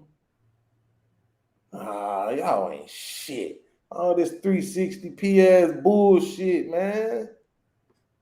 Damn. You know you probably gonna get copyright strike, right? I do know.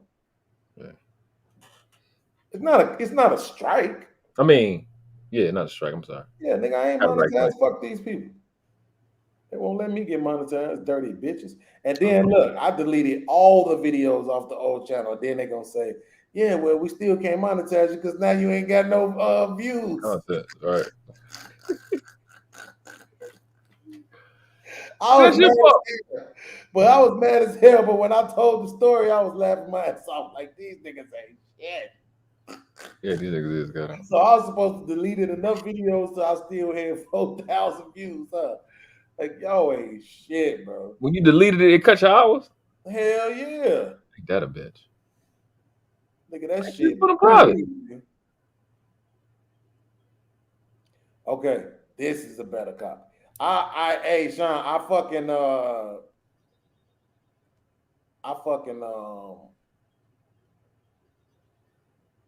I exaggerated. I'm gonna just say we going off but it's still tangent. Long than a motherfucking pause. Look at this shit, bro. Right. Come on, man. Why he standing in game over a motherfucker. Wow. Why are you standing right there? What's going on? Why you ain't look like he getting punched? Oh my god. And then turn around on you. Oh my teabag his face. It's too much. Who the fuck is that? Who is he? Who you mad at? gonna put me on child support. Right. Baby mama ain't let him With see my his daddy kid. all my Won't let life, me see the kid. knowing you ain't my real mama. That shit is crazy, bro. Like, come on, bro. You just don't do people like that. He dunked on that nigga like he just know his girl over there with the other nigga. That is a fact. Damn, bitch. You him, you spry you. Okay, so look, I gotta go and stalk my girl real quick Yeah, I wouldn't advise that, but before I go before I try to go on Fight Club and cuss Aaron O out. I gotta stalk my girl. I do want to say that if I didn't iterate it enough throughout this episode, fuck Israel Mills. shit. Puss ass, hoe ass nigga. Catch a flight. I'll be in Chicago this weekend coming up. I'm in Kentucky right now. You got all the money in the world. Versace robes, all that shit. So you got it. Pull up. Ain't no making up. Fuck you. Sucking Tommy Sodomizer's dick.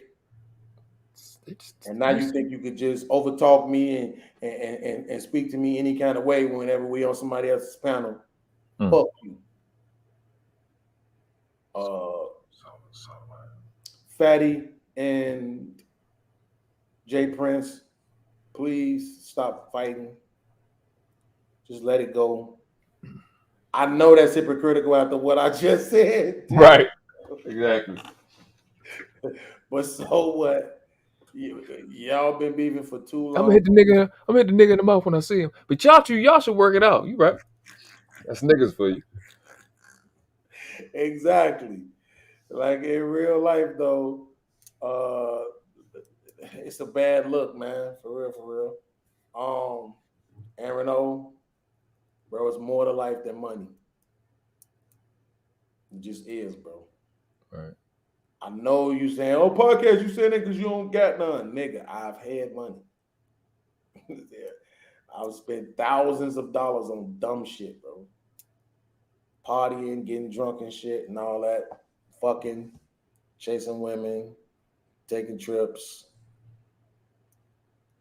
All I'm saying is that Beat pictures. I look up. I'm not gonna say I look up to y'all because I'm y'all older brother, but I do look to you all sometimes to be my voice of reason. I respect y'all in a way that makes me care about how you move. I know you're not gonna change, but I'm still gonna speak my piece.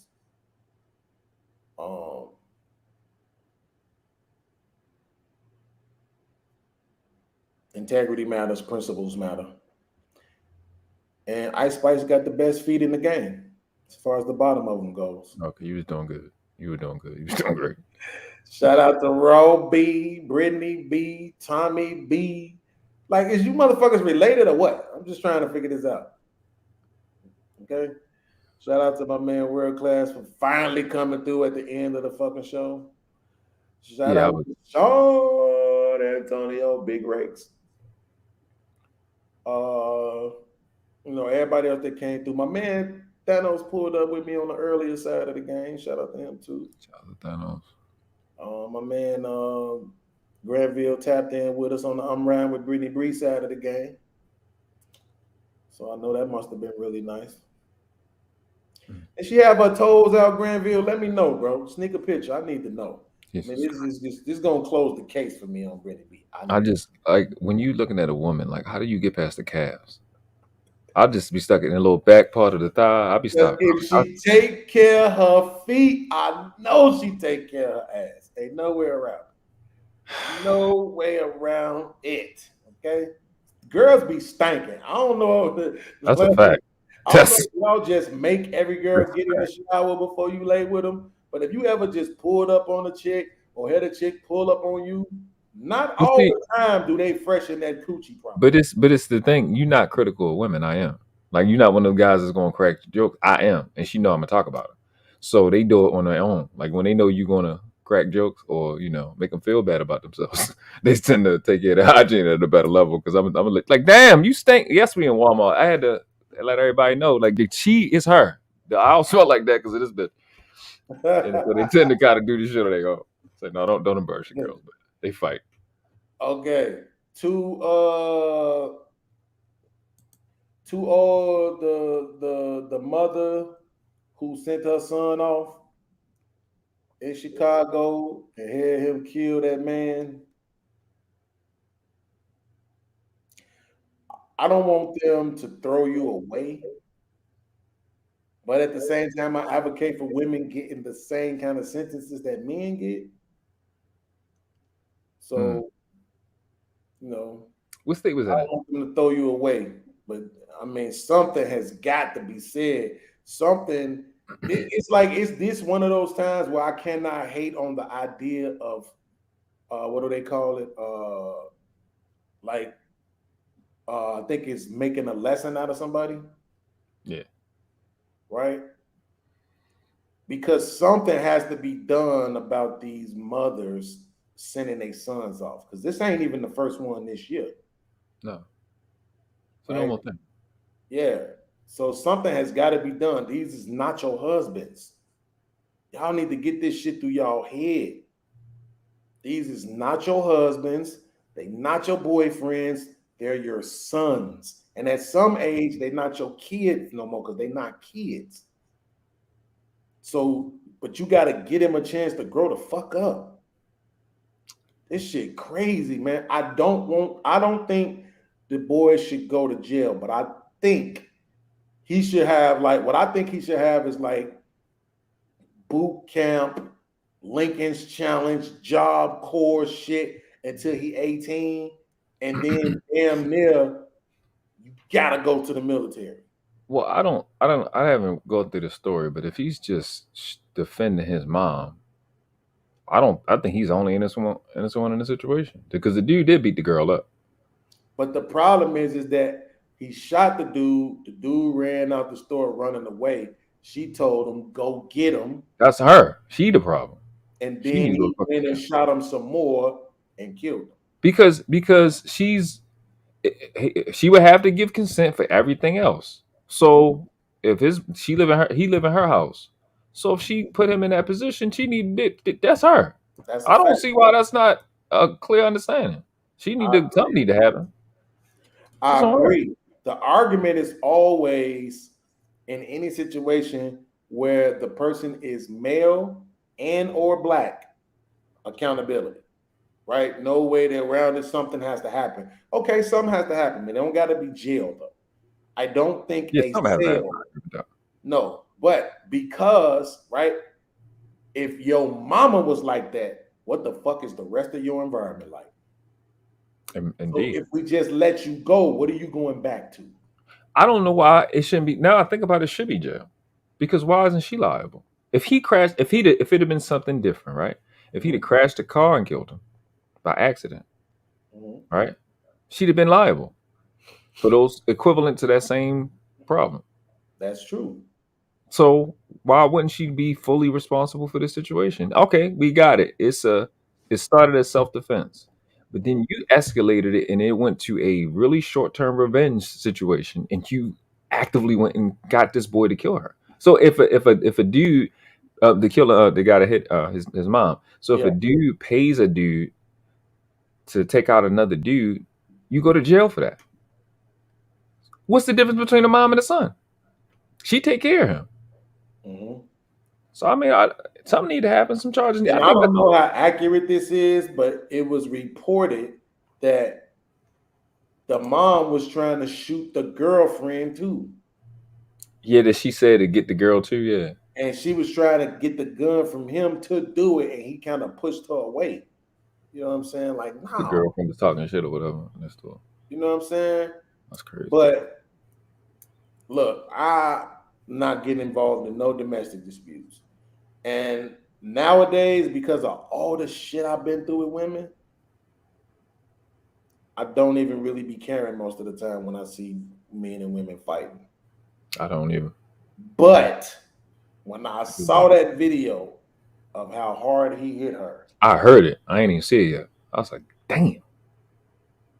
I was like, bro. In that moment, I stopped feeling as bad about what happened to him.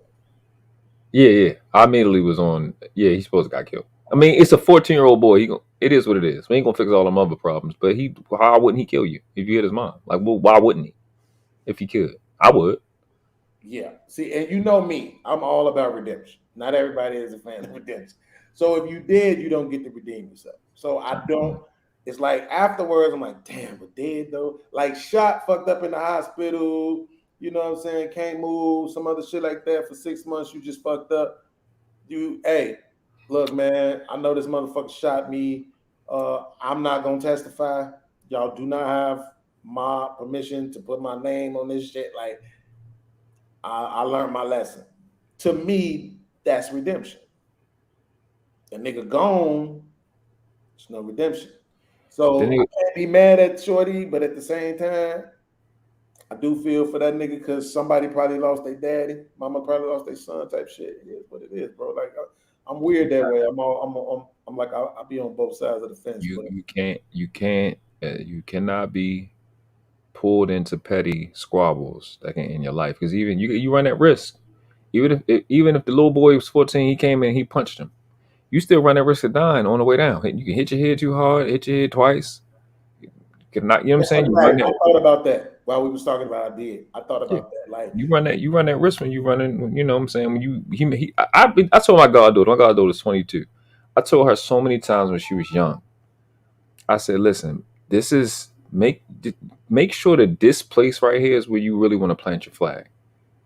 Like she is Sagittarius. They be ready to fight everybody. So I'll be like, I just be telling her like, make sure this spot right here is really where you want to plant your flag. Like you don't have to plant your flag right here. You can let this go to the next place. So when a nigga made that decision, this the last bitch gonna talk to me like this, bro. You didn't know you was gonna die.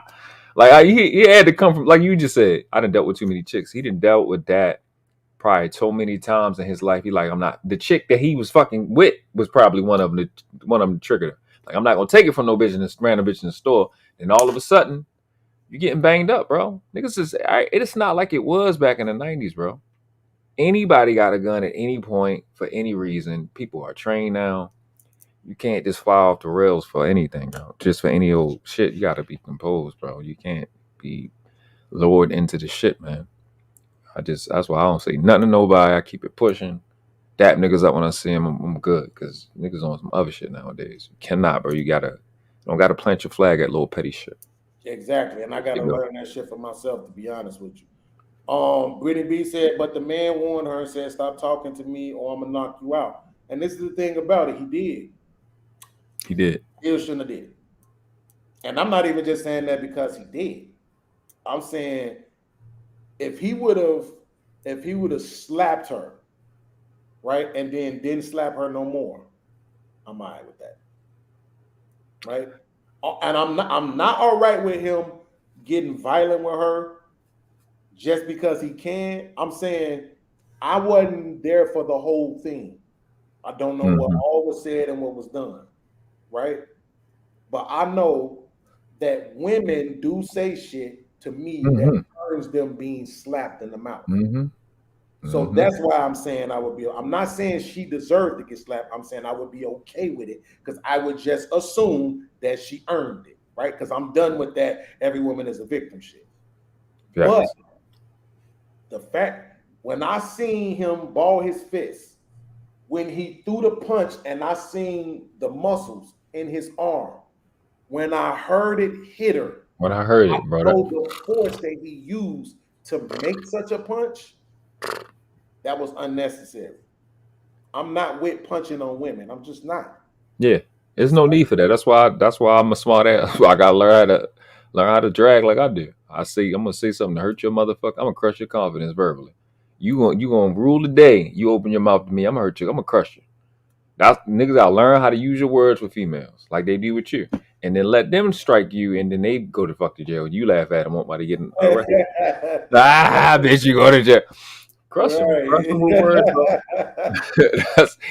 Hey, look, we gotta play the game, bro. Crush them with their feelings. That's a fact, though. I'm with you 100. Yeah, Like I said, I know he's told her not to, but you know, at the end of the day, nah. But people want to I'm see not with that punching women shit. You know what I'm people saying? want to see some of these chicks get punched, bro.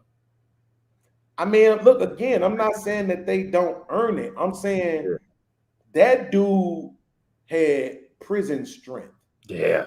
It had one of them bass sound to it. This is the 100% truth. I didn't get to say this on Aaron O's channel because it's fucking toxic over there. But the truth of the matter is, not everybody can throw a punch like that. Not everybody knows how to connect a punch like that. That wasn't something that just happened just because it just happened. No, that was intentional. Everything he did. From the ball in his fist up, the wind up, the geeking himself up to do it. Say something else. Say something else. Yeah, all of that is intentional, right? That's some prison shit. And so that's why I'm saying, to me, you don't hit a woman like that. It's not necessary. Now, if she's shooting at you and she run out of bullets and you run and motherfucking super sock her ass, okay. Nah, it's a scenario you came up with on the fly just now for me. Yeah, that's because that is like, again, like they're gonna get on you for that though. They're gonna be like, yo, a chick gotta be shooting at you for you to punch her. You sound wild. They can't really trying to hurt you, man. Like that video of that girl that was trying to run the boy over with the car.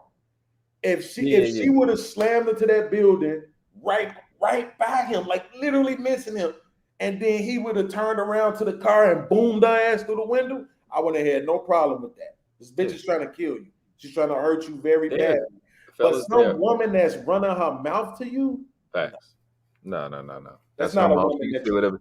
I say this shit all the time. You can say whatever you want out your mouth. Whatever. Just don't put your hands on me. You good. I don't care what you say. We can do this. We can do the verbal back and forth all day. That's your mouth. Because at the end of the day, that is your mouth. Yeah. Those are your words. Yep. They're directing them at me. I don't gotta receive it. I'm set. Look, Brittany said, so she took them punches? Yes, she took them punches. She took those kind of punches. You can hear them. You can see it. Yeah, I heard it. In his arm and the muscles when he threw the punch. You could see it. That wasn't it's a way that you can hit a person, right? Like, I'll put you like this. What Will Smith did to Chris Rock, if he would have been shirtless and you would have seen his arm, it wouldn't have looked like that, and it didn't sound like that. Yeah, he hit her harder than Will hit Chris. Yes, that's what I'm saying. Yeah. He hit her for real. Did she drop? No, you don't do that to a motherfucking woman that's running her mouth. No. He was fighting his mother or whatever girl broke his heart in his face. Like she caught a lifetime of whoever was fucking with him. He punched the shit out of her. That's a fact. Remember the video of the white girl in the club talking all that shit to the dude? Walked up on him. She hit him. He super socked her ass. And this was so crazy about the video. If you look at this is funny, but I promise y'all, I'm not trying to be. If you look at the video, you can see her coming to her senses. Well, on the way down or on the way up? Soon as she hit the floor, boom, boom, and she moved her hair out of her face, you see it. She's processing it. I don't want that again. Right. I shouldn't have did that dumb shit I just did. Let me stumble my ass in the opposite direction of this man. You see it in her face. You can read it. I swear I'm not making it. I wish I still had the video I would show. You could see it, bro. Her coming to her senses. That was a big old dude. And it didn't sound like how it sounded when this dude hit that girl. That's what I'm trying to tell you. It's intent, right? So I seen a movie. I don't know if it's really plausible. Jack Reacher. Okay, yeah. That's a good movie. Dude hit the girl outside. Now he ended up smothering her. But they said in the movie, what kind of man can kill a woman with one punch? And that had me thinking, like, damn, is that possible? I know the whole punch a nigga in the nose and make their nose bone go into their brain. Mhm. But Only other somebody than trained. if you hit a motherfucker with one punch and kill him, if you can, it's gonna sound like I sounded when hit that lady. I want me to laugh. That's what I'm trying to tell you. It's gonna sound like that, goddammit. Like that nigga was that was not right, bro. I remember saying, because y'all only know me for like a year and a half, 2 years. I've been talking about this shit for like 6, 7 years. I said niggas are going to start just punching the shit out of these. I swear on my life, my nigga. I've been saying this for 6 or 7 straight years. Yep. Niggas is just going to start punching the shit out of these chicks, bro. Mhm. They're not right. Y'all not raising them right. They don't have reasoning. They're just gonna start punching the shit out of these chicks, bro. And they're gonna start getting younger and younger and younger. It's a sad situation. You heard of it though. You bro, you gotta understand. You just said it yourself. You're not raising them right. Mm-hmm. Part of that not raising them right is them having to take this shit Their whole life. off of too many motherfuckers whose asses they could kick. That's a fact. Entirely too many motherfuckers for 20 straight years. They're just gonna start decking the shit out of chicks they don't know. On God. On God. And we Don't wanna see see it it, more man. and more and more and more. When I seen that boy in New York hit that girl in the face with that skateboard, I said, we're here. Yeah.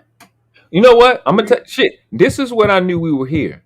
When I had to watch Kevin Samuels have a conversation with a girl about smiling, I'm like, damn, if they don't want to smile, fuck, they're definitely not gonna stop being disrespectful.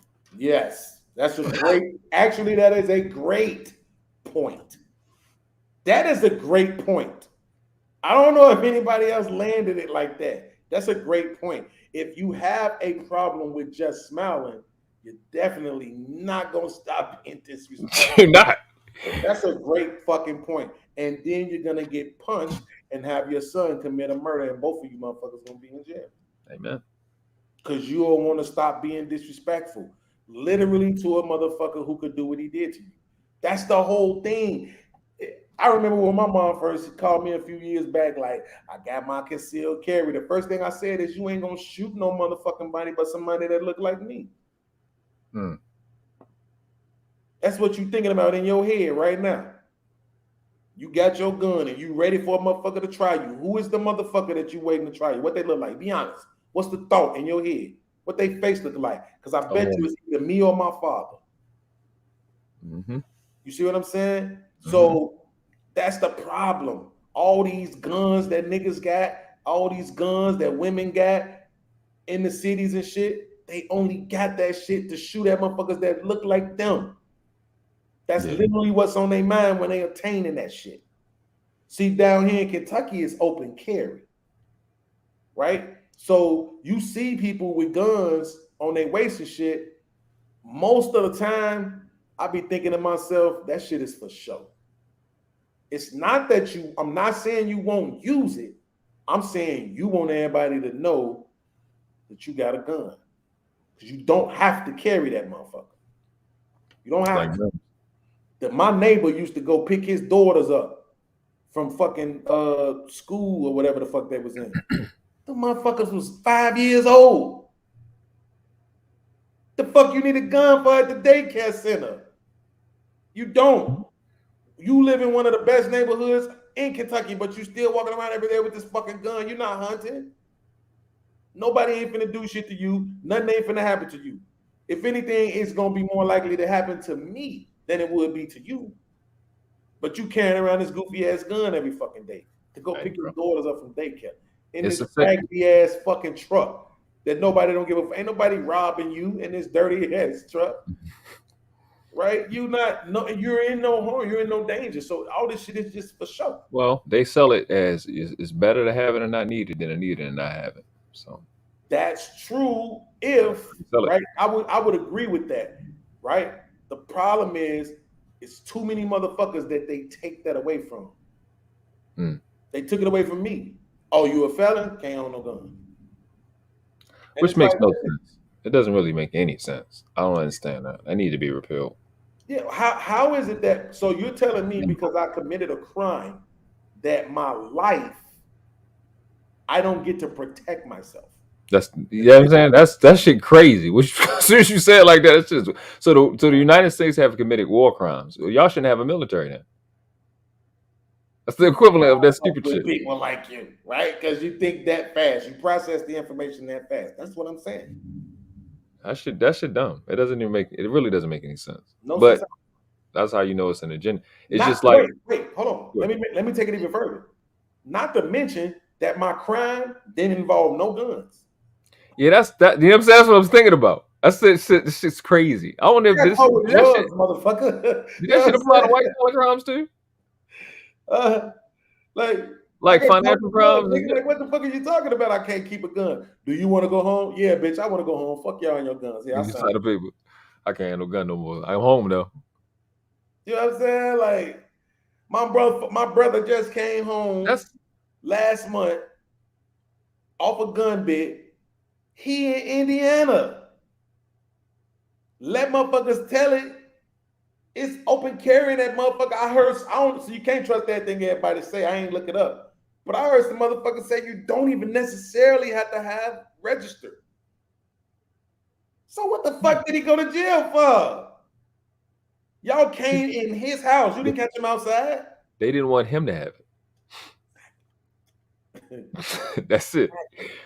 And they probably tied him to some crime. Here's what they said.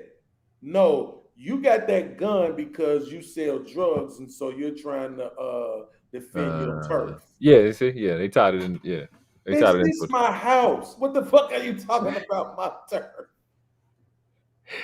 turf? Not the trap.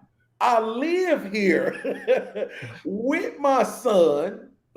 My girl come over and bring her kids. I do the dishes right there. Right. What the fuck are you talking about? Defend my turf, right? Goofy ass shit like that. That's what I'm saying. Like I had to get the trash up from sweeping in the living room. Leave me alone. shit like that, bro.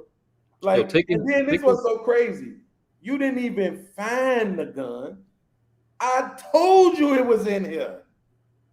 Cause I assumed I wasn't gonna be in no trouble for possessing it. Right. Nah, nigga. We saying you a drug lord. So you can have stuff legally and be a drug lord. Like what's going on? Yo, nigga, that's like being a wildebeest that can't run or make noise. Like I'm out here in the wild with the lions. I can't defend myself. But I can't yell. I can't let nobody know what's going on. I can't run. It's really stupid when you sit and think about it. It's just like all the military motherfuckers is in the space, right?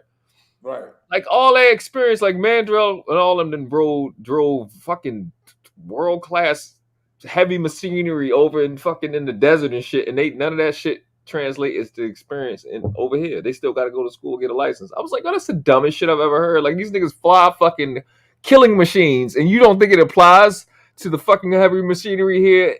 That shit, I never even thought of that shit till last year, until they told me. I mean, earlier this year. I was like, what the fuck are you talking about? It don't translate. Sense what you're saying right now. I never thought about it, but that make a lot of fucking sense. You would trust this nigga to have like a regular soldier got on about anywhere from $80,000 to $100,000 in equipment.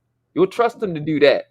They perform the shit, give the shit back, come home, and none of that works. Like they can't work in a gun store. Like that's like what the fuck are you saying, nigga? Right. It's the military. Nigga, they got the best shit ever, and that shit it's no job experience for that. Hey, look, I said to me, right, the way that they got this shit set up for when you were felon and shit. So you telling me that I could get a job, I could still get married, I could still have kids, right? I could still pay taxes, but I can't protect none of it? That's crazy. What the fuck are you saying? You're literally telling me that my job is to provide and protect. So you're going to eliminate my ability to do half of that. No, they're gonna tell you no. They're gonna tell you no, and they're gonna say you can call the police. That's what they're gonna tell you. Right, exactly. If I can get to my phone. Exactly. I'm telling you, but that's why some people have been telling me that I need to look into it because the shit might not necessarily apply to me anymore. And it might not. You know what I'm saying? But I never really cared about, because the one that I actually signed was for 5 years. Okay. And you couldn't commit another crime. But that was when I was 17. So that was a long ass time ago. But I've committed 2 more felonies since then, right? And it got them, and it really I be thinking the domestics is what's gonna hinder me. It's not even felonies too. It's if you have, like you just said, domestic. If you have any type of domestic, you gotta turn your guns in. Any type of any peace orders. I think that's across the country. If you got a peace order against you, you gotta turn your gun in for that time frame until it's over. Yeah, see, I'm 7 years out now, so and thankfully I don't have to whoop my girl no more. Shit. That was a joke, man. See, y'all gotta stop being so sensitive. The views of Beans' little podcast does not necessarily represents his YouTube channel. That's representative. The statements are in good taste. Bro, and, this is what entertainment. pisses me off because I realized that the judge in my child support case has been punishing me for my background. Right? It didn't really come to me until this last court date, right? Where everything has gone down, everything I've done, everything, right? Everything y'all wanted me to do, whatever. The state on my side, baby mama on my side, everybody on my side, my kids on my side, everybody on my side, and the judge is still like, fuck you. Oh, I get it. You're a bitch, and you see my background, so you think I'm a woman beater. Biggs, did you read anything on them cases? Because if you did, you would realize that shit just ain't true. You would realize that 2 of the motherfuckers was mutual combat, but I take the charge for the last one. The other 3, you will realize I never touched the motherfucker in the first one. In the second one, I was trying to retrieve my child that was taken away from me. And you will respect a woman for doing that. Of course. When a nigga go to his woman, his baby mama crib and take the baby without the woman's permission, my phone rings. It says Amber Alert. That's what happened when a nigga take his child without his baby mama's permission. So if she come and take my child from me without my permission, where's the fucking Amber Alert? No, I'm going to get my fucking child. That's bars right there. That's it. Close But the you show won't right there. punish me for that 20 fucking years later. Amen. You see what I'm saying? Not only that, you're a racist ass white Mexican. Shit. Right? So that goes into it too. I couldn't put it together at first. Like, I've never been in, if you ever been in front of a judge before, they might not want to be so lenient on you the second time.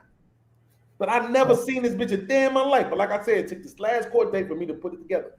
This is why. Because you being nice to everybody else. And then as soon as it's me, your face twisted, you got all this other shit going on. Because you look at me, you look at my size, you look at my background, you think I'm some fucking woman beater. Bitch, you think a motherfucker been involved in that many domestic violences, you think it's him? Like, I know what people always say, what is the common denominator? So when you see a woman getting her ass kicked in 4 different relationships, at what point do you blame the woman for those niggas' actions? You don't.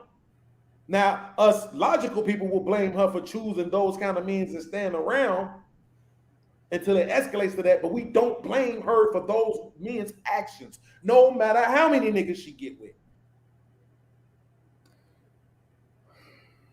So that's why I'm saying, if you're not gonna read the motherfucker, don't just look. Matter of fact, bitch, why are you looking at my background at all? Why do you even care? We talking about child support. Nobody came in here and said I ever did anything to my kid. My baby mama was not one of the motherfuckers who was involved with any one of my domestics. Like, why do you care about my background at all? Because you're a piece of shit, racist, white Mexican trash bitch. That's why. Oh, that's because that's going to her retirement fund. So she making exactly. A lot of people don't know that the judges make money off of child support cases. But yeah, judges, court. Brittany said white Mexican. Yes. Like Marcus. Shout out to Marcus. Like the motherfucker who shot Trayvon Martin. Yeah. Yes. And they, believe it or not, they the most racist motherfuckers in the country. They worse than regular white people. Maybe they're not more racist, And that's according to my interpretation of the word racist, because they don't have as much power. But I will say this, they are the most bigoted. Them motherfuckers hold all the stereotypes against black people. That is a fact. I would. No, I don't have as much experience with Mexicans as you do, because they not like that in my city. But them Man, Koreans, these motherfuckers ain't shit. Go out to LA. oh yeah, I know. I heard Go about ask the niggas in LA what they think about the motherfuckers. enough said. Straight up and down. The white Mexicans and the regular Mexicans. Go ask them. I'm gonna say Koreans. Yeah, Koreans is bad too, especially in LA. they bad. Especially in California. Hell yeah, they super bad. I ain't gonna front. They out of control. I don't know if they as bad with the men though. What do you mean? Because it seems like all the Korean bullshit I've ever seen personally has always been with women.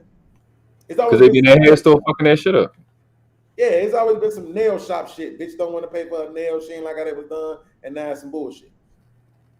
It's like I get like the Asian culture. They got their culture. They want to preserve their culture. That's cool, but they do extra shit. They be extra. I worked with them back in like when I was like 19, and they like me because I work and I don't have a lot of vices and because I don't take breaks. But everybody else, Yeah. it was in my hood, and I was like, the way they look at them, the way they talk to them, they short with them and quick. Because I know they familiar with me, they open with me because I'm weird, obviously. So they So prejudice, right? So I say that. That's a better word. I get that. That's the better word. See, but I don't mind that. I don't mind. I don't either. Yeah, I don't mind prejudice because I'm prejudiced. So I don't mind prejudice. I don't like bigoted, and I don't like racist. Those are shits I don't. Yes, I would take that back. I would say they racist. I say they prejudice. Yeah, prejudice is alright. I get it, man. Yeah, Most of the times you're right. that's the crazy thing about prejudice. Most of the time, you fucking right. Right. You know what I'm saying? Motherfucker might look at me and be like, God damn, this big ass black nigga. I know this nigga angry. Yep, got me. It's me, right? So it's like most of the time you right. You know, the Koreans, I used to see my brother work for the Korean City Sport. If you wasn't in that motherfucker trying to spend no money, she was an asshole. Yeah. But if you was in that bitch spending hundreds of dollars, she was your best motherfucking friend. You know what I'm saying? So it's like, yeah, they be prejudiced like that because they assume niggas don't work. They assume niggas be, broke as shit. Niggas ain't shit, right? It's the middle of the day. Why the fuck you up here? Bitch, my brother work here. But then I fucking found out. Yeah, we hung out all day, bitch. He work now, I don't. I'm here. Fuck you. I found out back in their country, they be eating our culture up. Yeah, a lot of. I was like, what? From the fried chicken, they get their hair to be like ours and nappy. I'm like, what the fuck? But the ones here. Do you know who Ali Wong is? No. She's a comedian. Oh, damn, that's now. She got a motherfucking this shit crazy, bro. I don't know why every nigga in the manosphere has not used this woman's content. I don't know why. This shit is. Nigga, I don't know why fucking Corey Holcomb is not like the. She look alright too. Listen, okay, Ali Wong. I'm literally just watched the whole special last night. I was expecting the fat chick. I found out. I thought it was a new special. Special was put out last year, February. Netflix. She is built like breadstick. But go ahead. Yeah, she definitely like nobody. But here's the thing: her special called Don Juan, Red Pill Magic, nigga. It's on Netflix? Yes. I'm gonna check it out. I just watched it last night. Bro, I'm talking about everything that niggas in this space say, Red Pill Manosphere talking points, she's saying it. She's backing it up. She's talking about how she got the bag, she got power, she got status, and it ain't enough. She got the husband who got some money, but just not as much as her, of course, now, right? When he got with her, he had more money. But now she got more money than him. So she's the breadwinner. She said people be like, yo, how can you, talking to her husband, sit at the crib while she stand on stage and make jokes about cheating on you with black men? Because she tells a joke where she's talking about Michael B. Jordan coming all over her face. Shit. She said, Well, you know what? Oh, go ahead. Okay. She said he's sitting at home in the house I paid for, with the internet I paid for, driving the car that I paid for, eating the food that I paid for. You see what I'm saying? So Exactly. Yeah. I'm That's talking all about- matters. Yeah, you're right. That's just That's all Manosphere shit. That's all the shit they're gonna be talking. Watch this. You said you're gonna watch it, right? Yeah, I'm watching. Bro, watch this. I'm not even joking. I'm not exaggerating. You're gonna tell me this next time we talk after you watch it. From the very first words she utters, red pill. Not even kidding. Because I watched another nigga do a review on it. I'm like, why every nigga in the Manosphere review this shit at this point? Because she built like a breadstick. That's why. Look, you know what really makes it gold? Because she's fucking Asian, right? So you can't say, oh, you know, all the Asian women is this and that. It's like, no, bitch, this is y'all across the board. If we put you in this situation, this is how this gonna work. You're gonna understand it. She talks about how I'm a comedian. I got money, power, and respect. And you know what? The pool of men got smaller. Mm-hmm. Bro, she talk about all this shit. You see what I'm saying? This shit is red pill gold, bro. From the very first fucking words. I don't want to spoil it for you. Very first words, I'm bitter. What was the name of that? Oh shit, I'm bitter. What was the name of her Netflix special? Don Wong. DONWONG. Very first word she utters. Gotcha. I'm so bitter. I was like, what the fuck? Because I thought it was going to be some shit like in the middle of the special. Because I watched another nigga review it. And I was like, damn, she keeping it real. Bro, as soon as I pressed play, the bitch came out, they was clapping. She stopped, the bitch said, I'm so bitter. Bro, and here's the kicker. Watch this, World Class. This ain't in the special, so you ain't gonna know this unless I tell you. Bro, the special aired in February 2022. She was divorced in May, nigga. That's hilarious. That's hilarious. Bro, she in the special, she talking about wanting to cheat. She wants to be a high value man.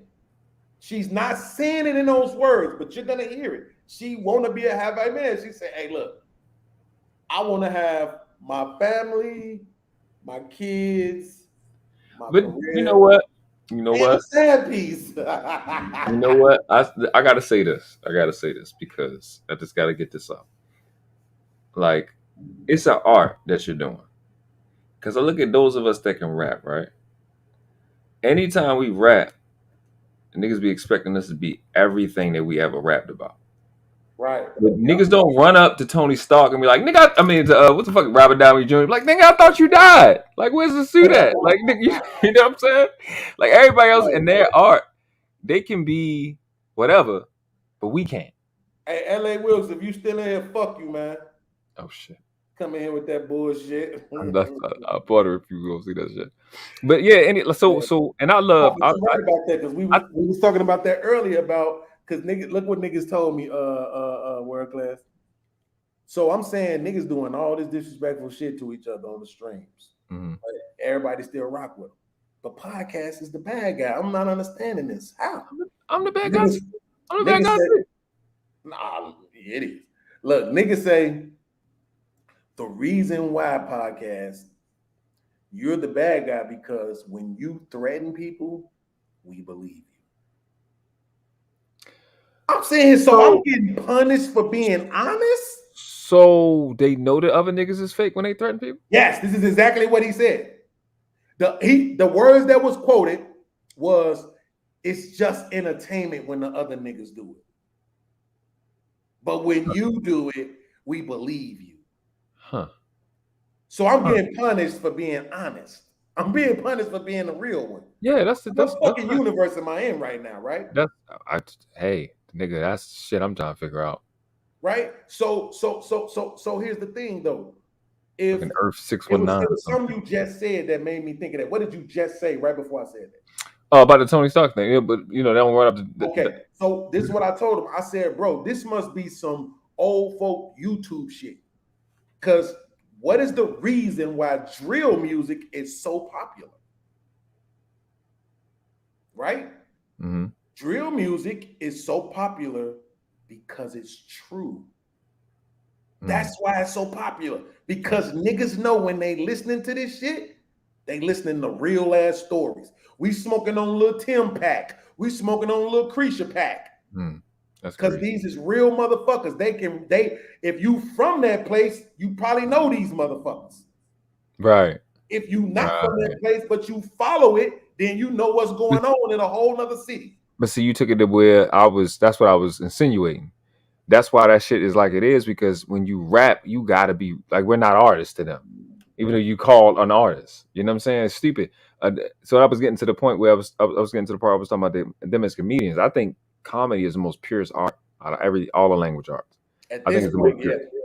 It's just the purest. It's just the best. So it's like, to go back to the guy, I'm like, he has to look at that when she's on stage as an actor. He can't take that, like, because you know what you're jumping into. You can't take that like that. Like, it is what it is. Unless she like doubling, tripling down on the shit. Like, yeah, nigga, I really meant it. All right, cool, leave. But not that you embarrassed. Whoa, back up. Hey, I think I might be. I think I was nodding yes, but I think I might actually disagree. Are you saying that's what you believe he has to do? That's what he signed up for. He's with a comedian. No. Hey, world class. You will see when you watch this. She meant every word of it. No. I said that. I said unless she double and triple down on it. Yeah, cool, leave. But if she meant every world class, the show came out in February. And the divorce it made. She meant every word of this shit. Right. That's literally tough. She says, I want to cheat on my husband. like, what the fuck? She was like, yeah. She was like, so if you just so happen to see a video of Michael B. Jordan water hose in my face, don't be surprised, right? Because that's my type of comedy. I like comedy. I'm allowed to be the bad guy, right? What she said was if men cheat, it's kind of like, forgive it. But if women cheat, we disparage them, right? They ain't shit. Yes. It's okay, but right? I look forward to it, yeah. Bro, she meant every motherfucking word of that shit. That's fucked up. Every fucking word of that shit. She meant that shit. You gotta, when you in that situation, all of them, you dealing with an artist, you gotta understand that they're gonna say stuff that they're creating, man. It's not real. It's Marvel Universe. It's not real. And that's what I've been saying this about rap for a while, man. The shit I said is like, you don't look at none of these people like Zendaya. I just seen a picture of Zendaya kissing two dudes on a whatever the little thing. I seen a little meme with it. I'm like, you can't look at her like a real hard nigga. Can't take that personal. That's her art. That's what she do. She got that video, audio art. You gotta let them rock. This is why rap has deteriorated to where it is. It's fucking 700 trillion people have died on wax in these tracks. Like more niggas that died in wax than niggas that ever could possibly exist. So it's like, this is what I was saying earlier, is that I didn't believe that Prodigy and Havoc was really in the streets, right? Not now, nigga. You're a rapper and you're doing shows and you're on tour and you're in different countries. You're not on the block, fam. It doesn't matter. That's for the longest time. Is Jay-Z real or not? Right. They still had that conversation, right? Because we didn't necessarily know. It's not like there's no pictures, you know what I'm saying, that just show a nigga at the table cutting up the coke and shit. Like we don't have none of that. But that's on this part right here we talking about is on us. That's not on media. That's not on them JEWS's little hats. That's not on them. That's on us. Because we expect when a dude say something that he about that and not acknowledging that this is art. It's no different from watching out. When you say we, right? This is what I was trying to do. This is what I was trying to distinguish. Because apparently I'm the bad guy, if I'm being honest. But drill music is popular because they feel like them niggas ain't woofing. Right. So that's what I'm saying. When you say we, what's the we that we? Because I didn't expect that shit. Us, really us. No, Really be no. out there shooting at motherfuckers. Specifically, you and my generation. Even though we ain't that far apart. You think we wanted that? I don't know if I No. We got to take responsibility for, like you were saying, is Jay-Z real? We didn't give Jay-Z the space to go. He's just an artist now. We didn't do that. Nah, nigga, you got to come. You got to touch down. When you come to Chicago, you come to LA, you come to wherever, you got to check in. You got to really be about what you say to them raps. Niggas say that, right? That's a thing that niggas say, and niggas been saying for 15, almost 20 years. That's on us, not giving these artists grace, because we do it to Pharrell. We did it for what's the T-Pain and them. Like, they get to be in and out. Will Smith and them. You saying in general, so I'm gonna go with your premise off in general. I just know with my memory, I don't remember holding niggas' feet to the fire like that, bro. Like, I was able to, because I know, okay, I'll put you like this. I did a lot of rapping about guns. Mm-hmm. I've never owned a gun. It's not like I never had one, never toted one, never shot one, but I've never owned one. But it should be like that. Nigga, what the fuck is the nigga name that played The Matrix and John Wick? What the fuck is his name? Keanu? Keanu has never shot a nigga, but he looked great in John Wick.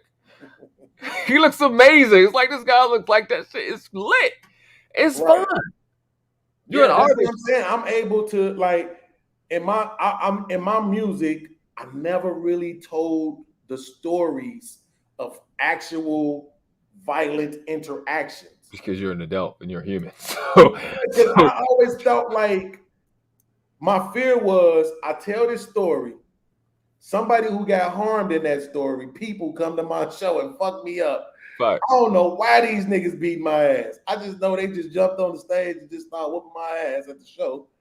And it's all because I talked about this incident that happened over here on Madison and Mayfield. Trying to be real as if the check is going to be increased because you really did it. Like, no, they're going to get the same amount of attention. You're going to get the same amount of money if the story is fake. Like, get out of here. Look at all these. This doesn't make, it's art. It literally is just art. It's no difference from listening to our mamas and grandmothers tell that bullshit story about the bitch at work. You lying. You just saying shit. I told about herself. No, you didn't. You stayed in your cubicle. Shut up. It's just no different. They know how to captivate us, and like the old men telling them old stories when they was at war and they never fucking was deployed. Like, it's just art. You just a storyteller. It ain't no damn different. That's all. It's like I always draw back to Prodigy's verse on The Realest. Yo, the niggas say, never prejudge. It be the humble that'll squeeze slugs, right? He say, never prejudge. It be the humble that'll squeeze slugs. Mm-hmm. He say, spill blood for my duns thugging for me. Man, you don't want to get involved fucking with P. I spent more nights illin', less nights chillin'. The more shots it hold, the better they feel it. What be the dealers? Some killers like to hide behind specs. Others got blatant disrespect, and the rest are so young that you wouldn't even expect to be bursting off guns like a Vietnam vet on the steps, sitting in a staircase bent, thinking on ways to take another man's head, go to war with niggas that's against what I'm with. I settle things with a heavy metal fifth, switch clips, change clothes after I spit, place niggas back in their space. Fuck is on your mind, kid. Okay, not the dopest lyrics ever, but the swag that this nigga put on there, the flow, man, it's one of the illest verses I ever heard in my life. Again, it's art.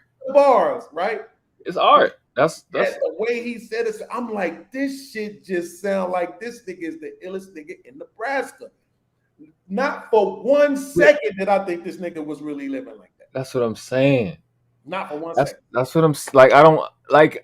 You see Denzel in what's that fucking movie? Not Man on Fire. Also, that's my favorite Denzel movie, Man on Fire. The one when he holding a young dude talking about you don't know what death is. You don't know. Equalizer. Equalizer. You seen Denzel in Equalizer? That shit is convincing. But you know what I'm saying? That shit is fucking convincing. Like, damn, would I fucking try Denzel? I don't know. I think why fucking get me out of here. You know what I'm saying? Like that is the beauty of artists, bro. They take you to a world that you just be immersed in, like Kevin Feige with the MCU. That's how good the nigga is. I know his name.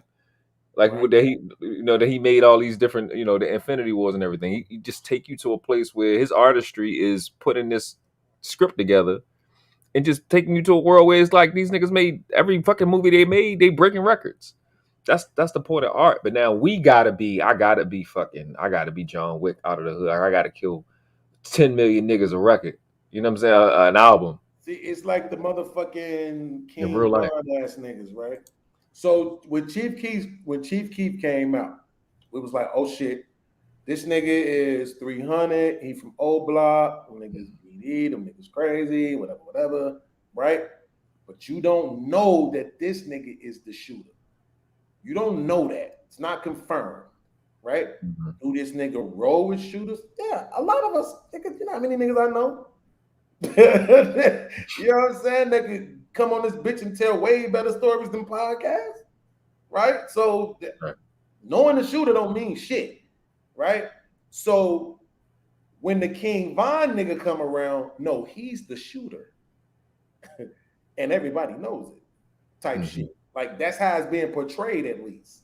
Yeah. I didn't know they was on Twitter with that shit like they was. I had to watch a documentary to realize, like. They was really on Twitter talking about these murders out loud. Are you serious? Wow. Just I'm not on last year. Can't make I've never clicked the Twitter app. I don't have it.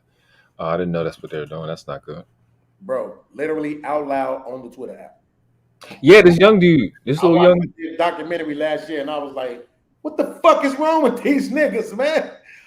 What? Yeah, I swear. That son like we did such and such on this. What? I listen, bro. I swear on my life. I think 2-3 months ago, this little young dude, like 19, 18. I'm looking at him. This nigga does a short, IG short. So yeah, anybody play with me? I'm gonna run up and shoot him. Bad face. I'm like, I said, what you doing? I'm not playing with these niggas out here, man. Niggas know I shoot.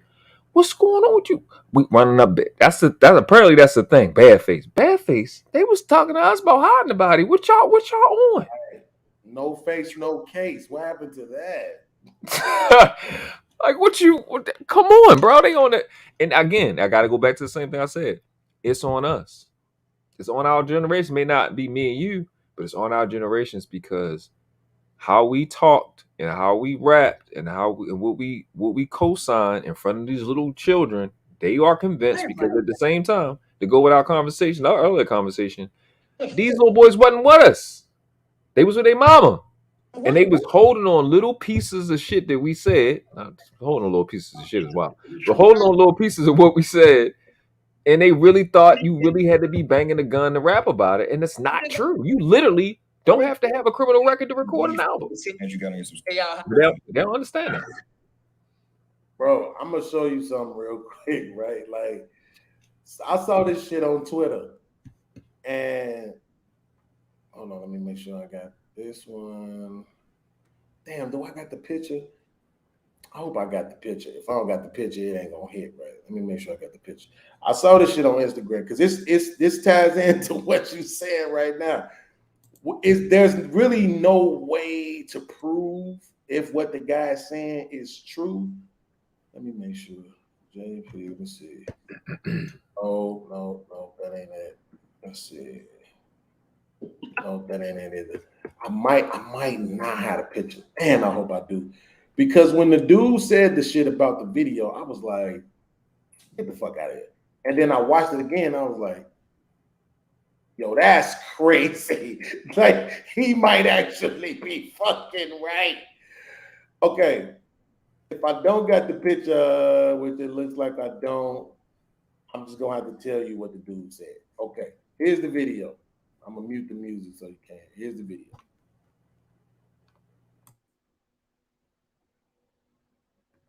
She thick as a mother. Right? Okay. So she dancing in the video. Shorty come with the banger. So dude says, little homie said, "Look at me while I kill you, nigga." Okay. You see, he come with the gun and then snatch the mask. Look at his face. Yeah, he about that. He's seen that before. See what I'm saying? At such a what the fuck else is he doing? The only people that's on camera is them. She's obviously filming the video, right? Right. So what else could he have been looking at? So I watched the shit. He snatched the shit off. He looking. Eye contact is crazy. Ain't it? Face. I'm like, oh But shit. that- Fucking be right. But you know what the biggest tell? You know what the biggest teller is, right? That everything we saying is confirmed. You know what the biggest giveaway is, right? Her face. Her face. Oh, let me look at it again. Look at her. Watch her face. Facts.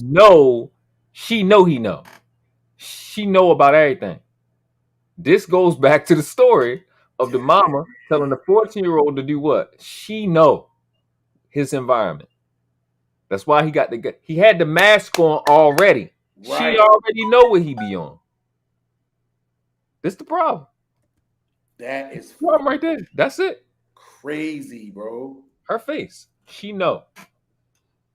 She encourages that shit. That's horrible. Shocked. He take the mask off. Look. Because why else? Why wouldn't you just laugh it off unless you really know what's going on? Right. And why you trying to stop it? Her. Yo, see what I'm saying? See what I'm saying? That I'm telling you. So dude on the Twitter, he clipped that part right there and was like, Shorty is like, look at me while I kill you. Right? I'm like, man, niggas be making up anything. I watched this shit back and I was like, look at me while I kill you, nigga. Oh shit. Right? It hit me. I'm like, oh my God, bro. Yeah. And the vibrations, the music, all the shit that you're talking about, right? It's in the energy. You see what I'm saying? That's all they You think can't about. just readily deny it. You want to, because you don't want to believe that this shit is possible. This nigga might be a shooter in training. Yeah. I mean, he is dead fucking serious. I keep telling people, bro, I was 10, 12 years old. All these people are gone by now. They gone. At this point, they died when I was like 20-something years old in jail. They was showing me how to hide bodies 10, 12 years old, bro. In my city, they grooming hitmen, bro. Yeah. I'm like third generation. It's real. It's not a joke. That shit is real life, bro. That little boy's life probably over by now. That's all I was thinking about. That's all. When I be in the car, you want, as a little boy, and you around hitters, your brother is that nigga. Your daddy is that nigga that do that. Right. I want to impress them. That's all I wanted to do. Your brother, that's all I'm hearing, bro. I know that little boy life because I lived it. Now my mom was still my mom. No, he good, he a good boy. He gonna shoot. She did that. But at the end of the day, I know what they're going through. They're gonna see that. They're gonna see the gut, bro. I seen so much shit so early. It don't make no. I mean, I already know you know, but for the listeners, I say you see so much stuff. You see so much stuff so fast. Like that. I always say that the universe provided me with enough good niggas that the bad ones couldn't get to me. Amen. You know what I'm saying? Like even me gang banging was a product of what's the word? Boredom? No. Yes, but not. That's not the word though. Not because it's like the proxy. It's the opposite of like happenstance, right? It's like that shit was in the design, right? Like think about it. I'm all alone. I just got little brothers. Soon as I decide I don't want to take this shit no more from these pussy ass niggas out here, I'm tired of being bullied. I'm a gang bang. I'm gonna give me some homies. Let me see how you niggas like it when the rabbit got the gun. All the niggas that I knew, nah, man, we ain't letting you gang bang. Nah, get the fuck out of here, nigga. Nah, you good, bro. Who fucking with you? We're telling niggas to leave you alone. Right? Me and my mom fall out. My dad come get me. everybody gangbanging. And not only are they gangbanging, my brothers and my cousins is in the very gang I was trying to join. It was in the cards. Yeah. You know what I'm saying? It was just meant to be. Yeah. You know what I'm saying? So that's why I say like but the niggas that was around me was not you, man. This ain't for you, bro. Yeah. Niggas was trying to be innocent. You know I was told. I was flat out told like, no, not you. Because my older brother got killed. So when I was 8, he was 21. So they was like, yeah, not you. My dad was already in jail. He got killed. My other cousin went to jail. My cousin in Detroit, he was in jail for murder. So they was like, yeah, not you. Nah, you know. The thing about it is when you deal with niggas from that space, if you really pay attention, like if you like a motherfucker that, I don't know if you got to be from the space to notice this, but if you a motherfucker that really pay attention, you can hear the pain in niggas' voices. Yeah. Like you could hear just, especially when they start speaking passionately about something. It don't matter what they talking about. They could be talking about sugar on grapes. If they speaking passionately enough about that shit, you can hear the pain, the struggle from their past in their fucking voice. Just like with women, you can see it in their face. Right? And that's why I think that's one of the reasons why they always want to make these, besides of the fact that I was trying to sell us trauma, one of the reasons why they always want to remake these traumatizing ass movies with black women in them, because they carry so much. White women don't carry that pain the way black women carry that pain. Mm-hmm. Right? It's not the same. When you see a Nina Simone, you know what I'm saying? What's the other lady name? The poet lady, Maya Angelou. You know what I'm saying? Ozzie Davis' wife, Ruby Dee. When you see them kind of women, and you could just literally see the struggle in their face. A new woman that's like that is the girl from Black Panther, the one that he liked.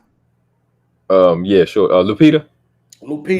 You can see the pain. And I don't know what made me watch this movie, but I watched 12 Years a Slave. Bruh, it's a reason why she won the fucking Oscar shit. Like, the shit looked real. She made that shit look real. She carried that pain for real. And so, what I always question, though, I haven't found a good enough panel to have this conversation with, but what I always question is why? Why do you want to do that? Why do you want for an audience to watch you get the flesh beat off of the back of you? For you to be crying, face toe up, for you to be laying there and motherfuckers trying to gently put alcohol, whatever the fuck it was, on your back to heal your wounds while you lay there and just like, why do you want people to see that? Why do you want to produce that image? Right? I don't get that. I don't get that, just like I don't get motherfuckers that want to make these scary ass, killer ass type movies. Why do you want to produce the movie where you see the blade just going in and out of the woman 17 times? And I might be hypocritical because I like watching action movies, right? With all the shooting and shit. I just watched Extraction 2 the other day. That shit was lit. It's less gory, but you know what I'm saying? It's always on some hero shit. This shit is just sadistic ass, unnecessary ass murders to bring some sort of balance to fucking art. Like, I don't know what the fuck this shit is about. But I really question the motherfuckers. I know most of the time this shit is produced by white people. They're fucking insane. But I question the niggas, bro, that take these jobs. I know the mentality could be, well, somebody gonna do it. It might as well be me. But so what about Django? Hated that shit. Hated it. Hated I it. thought it was hilarious. But I didn't take it serious. It was funny. My uncle kept talking about it, so I just went on ahead and watched it. He do that to me a lot. He'd talk about something, talk me to death, and then I go ahead and watch. He talked me to death about Billions. I went on ahead and watched it. He was 100% correct. I definitely enjoyed it. But he talked me to death about it. And other people was talking about the Steven character, all the memes was flowing and shit. I was like, fuck it, let me go and watch this shit. Right. So I watched this shit. It's all right. But, you know, bro, it wasn't as bad as 12 Years a Slave. Billions? Slave make you want to get up from that motherfucker and go hurt white people. I watched the it was the one with Nat Turner. It was horrible. I hated it. Oh, I ain't even see that one. With Shorty. Yeah, I know what you're talking about. Yeah. Yeah. Because the crazy thing about it is that they It was stole wrong. the title from the movie from the early 1900s, which was about black people being these crazy, monstrous type people trying to kidnap and rape white women. The whole story was crap. I think I don't know if I seen 12 Years a Slave, but I can't remember it at all, and I'm glad I don't, because that meant I hated it. Bro, 12 Years a Slave. Was that the one where he was free and he got caught, and then Yeah, he was free. The motherfuckers tricked him like it was some kind of business deal, and drugged him or some shit, and then sold his ass, and he went through all the bullshit. And yeah, I think that's why I got mad. It's like, if you know you free, why is you acquiescing? Like I don't like that movie. And Lupita was in that one. That's what I'm saying. And it's the scene where, she went to get some soap. She just wanted to clean her ass. And this nigga beat the flesh off her back. And they're showing it. That's what I'm saying. Why do you want us to see that? Why do you want us to see the whip being swung, hitting the back, pulling the flesh off the body, the blood splattering? Why do you want us to see that? I wish one of these. You mean the actor or the people producing the movie? I'm saying I'm questioning the people producing it, right? Mm-hmm. But they're usually white. Right. So I get that I just chalk it up to the fact that they're just demons. So the actor, the chick, The actor herself, yes. Why do you want for us to see the flesh being ripped off your body? Why do you They're gonna tell you they just want to move their career forward. They're not thinking about it. Is that what they don't tell me on live or behind closed doors? Because that's not a good enough answer for on live. That's gonna sound stupid in real life, or at least to me on live. If you say, "Yeah, I'm just trying to move my career forward," if you give me well, listen, it's art, and we want to express. We want people to see the actual, them to engage in the actual, violence and the punishment of it, so they can understand how severe it was. We want to invoke the empathetic spirits. Okay, cool. If you say that, I don't believe you, but it's gonna sound better than saying I just want to move my career forward. It's you getting in character for me to explain it. If it's too much, I wouldn't read it. Well, if I don't know, I mean, you're gonna get varying answers from depending on who that actor is. But I wouldn't. It's just like what's his Mr. T. Mr. T refused a few roles because of it just didn't reflect what it didn't correspond with his belief. I think they asked him to get in the dress, and he was like, in his career. And that's what I'm saying. So they got enough examples where if you don't play the game, you out of here. And they didn't went to acting school. They moved already out to LA. They got mortgage, so they already invested in that. And now once you make that decision, you there. And I kind of look at shit like the same way. I look at these guys that are in the league, all the different leagues. These brothers and sisters that's in the league. These actors, all of that. They just the people that applied. It's like a nigga to walk in Walmart. They just the people that applied and that were accepted. And it could just as much be a complete rotation of other people. That's why I don't put too much stock into anybody other than the best. I don't really pay them no mind. If they're not like the best, I don't really pay them no mind. Because you can be swapped out with just about anybody. And they're the people that made it, and everybody else that didn't make it, didn't make it. That's how I look at it. Because they're invested. They've already committed. So look at this shit, bro. the dude, okay, this is the dude that plays Magneto. So your boy, I forget his African That's name. him. Yeah, I got it on pause at a specific scene. That's why I look like that. Your boy, He had to defeat it. his name is Chiwelte Ejiofor, whatever the fuck his name is. He was on Doctor Strange, right? So basically, he's the one that got caught up as far as being kidnapped on the slavery side. This guy, right? So what happened is the dude is making him beat Lupita at this point, but he threatened to kill him at first. And then right here, he just tossed his ass to the side like, you ain't doing it hard enough. So he takes the whip, and then he just proceeds to start beating the fuck out of this girl, right? Bruh, the flesh is being ripped off of her back.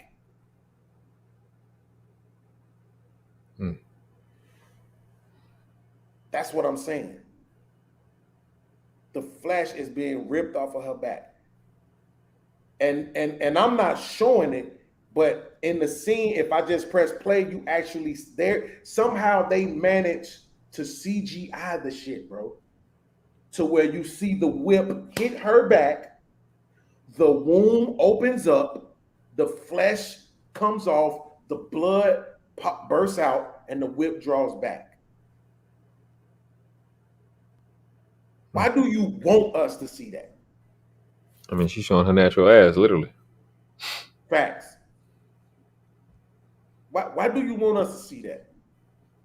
Like, I don't understand that. And as an actor, like, what the fuck? Why do you want us to see that happen to you? I can't. I don't even know what to say, honestly. I mean, I just know what people usually say to those questions, and they could say like the artist thing. I want to convey what we've been through. I don't want people to forget type shit. But I understand your question. I just and that's what I'm saying. It's one of them questions that motherfuckers ain't gonna want to answer for real, right? Now, me personally, they couldn't pay me to do that shit. It's equivalent. Well, they could ask, why do you want to talk about shooting a nigga in a bar? Why you do gun bars? Wouldn't that be the equivalent? Would it be an equivalent question? Not really, because it's not visual. Well, no. I mean, it would be equivalent because rap is audio, and then they do video. It's not. Well, I can't say that. I want to say that it's not as impactful as the. Well, visual. movies are more impactful than music. I think visual is way more impactful. Yeah. That's what when we say equivalent. When we say equivalent, we're not saying it's equal. We're just saying like jurisdiction. Like in your jurisdiction, you got this type of situation. Like in Chicago, y'all got a certain slang. It's kind of so we just trying to equivalent. Like what is? You know what? What is this here? I take it back. Everything that I think it applies to music, so I take it back. Yeah. So I would. They would say that. Like. Yeah, but still, see, all I keep going back to is the fact that ain't no motherfucker doing that shit to me.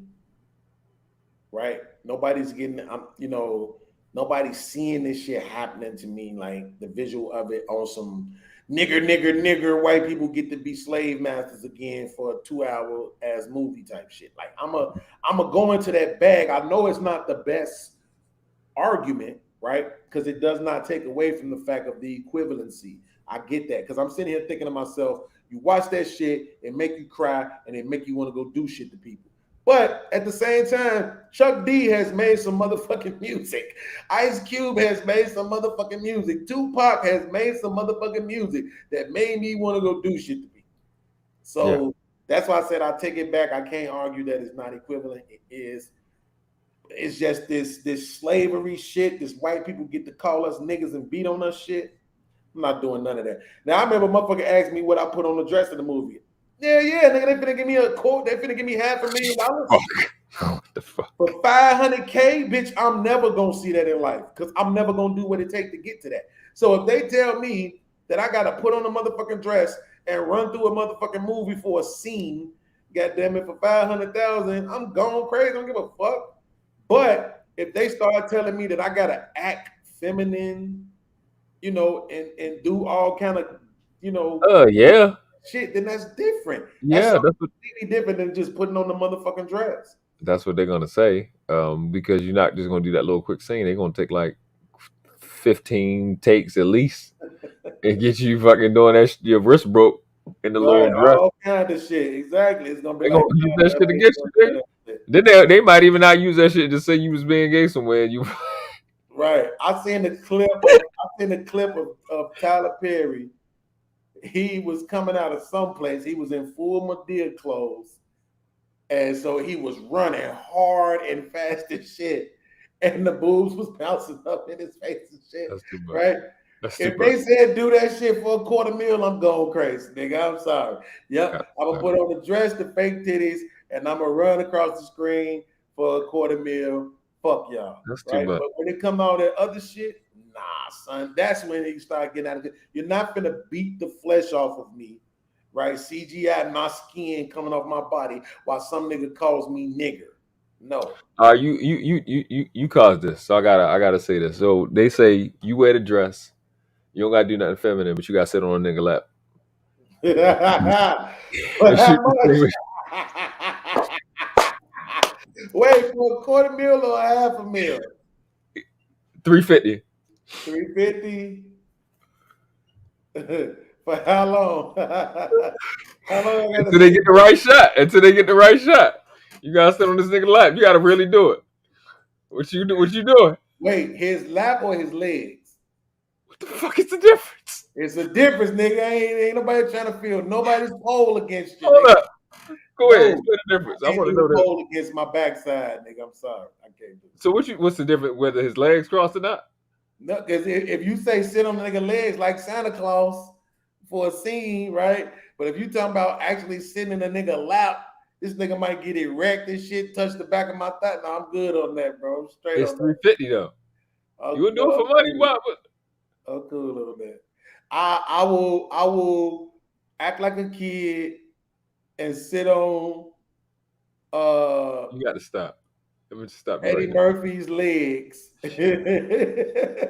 I will recreate the Bill Cosby scene when he had the kids sitting on his legs and shit, and he was bouncing their ass around. I will recreate that scene for $400,000, but I'm not sitting on a nigga lap. No, you cannot touch me with your meat. Wait. That's what I'm saying. That's too. Wait. Hold up. You. It's just a lot going on right now. You just moved from that. What the fuck, bro? So, all right. Fuck that. Hey, if I'm sitting on a nigga knee, at least if I'm sitting on a nigga knee, his meat ain't touching. You would let him hold you by your shirt and bounce on his knee? Like, okay. Oh no! By the dress. That was all of that. I'm not so sure no more. Because you got on the dress now. Yeah, nigga. Nah. I think $400,000? I don't know, bro. I might have to go ahead and do that though. You can make that money back, Beans. You'll be Bro, fine. y'all will forgive me. I'm not. Yes, you will. Yes, Fuck you no. will. You'll forgive me, nigga. Like, you know that nigga Beans gay. It's Straight something up. you want. I don't care. It's something you want outside of YouTube. So I'm just gonna hook you up with that, and you'll forgive me, nigga. They're not gonna forgive you, Beans. They're not gonna Nigga, forgive like, you. you know what? I always Y'all found niggas off. Niggas say I always wanted to live in an RV. I'm a co-sign for the RV for you. You will forgive me, nigga. I'm sorry. $400K, nigga, my kids deserve that. I'm just saying. They deserve for me to hook them up, to open up them S&P accounts, to get the money marketing accounts together. You know what I'm saying? They deserve for me to be able to do all that shit. I'm not going to work my way into it. That's movie. never going to happen. The movie going. Just gonna be honest. The movie going to do about 20 million minimum. But on YouTube, the shorts is probably going to be like 15 million views. They don't deserve that. Yeah, that's my daddy right there sitting on that nigga knee, being held on by his dress. Like that. It's gonna be worse than that. I'm gonna tell my kids why everybody. I'm gonna tell my son why everybody talking to you. Just make sure they talking to you from your S500, okay, or your S6. Just make sure they talking to you from that mother. You like, my dad did what? Why you looking at some crazy ass timepiece, right? With the baddest 9-10 in the world in the next seat. My dad did what? Let me see that shit. My dad done in the month. I want you to know 400,000 ain't that much. Y'all gonna have to be in Texas, like the bottom of Texas. It's that much for me, nigga. 400K. Y'all gonna buy like 5 things listening to you. Let me tell you something. Watch or what? Let me show you how I know what 4K is, bro. Let me show you. Okay. First of all, I don't hang around Anton Daniels ass niggas. Mm-hmm. That ain't no diss to Anton. Me and Anton is cool now. We straight. He took accountability. You know, that's all I be wanting with. But I don't hang around them kind of guys. So I don't have to have a Rollie. I can have a Movado. Right?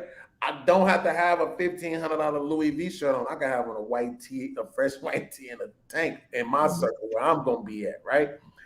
I don't have to have a 2023, you know what I'm saying, S500. I can have a 2014 CLS 550, right?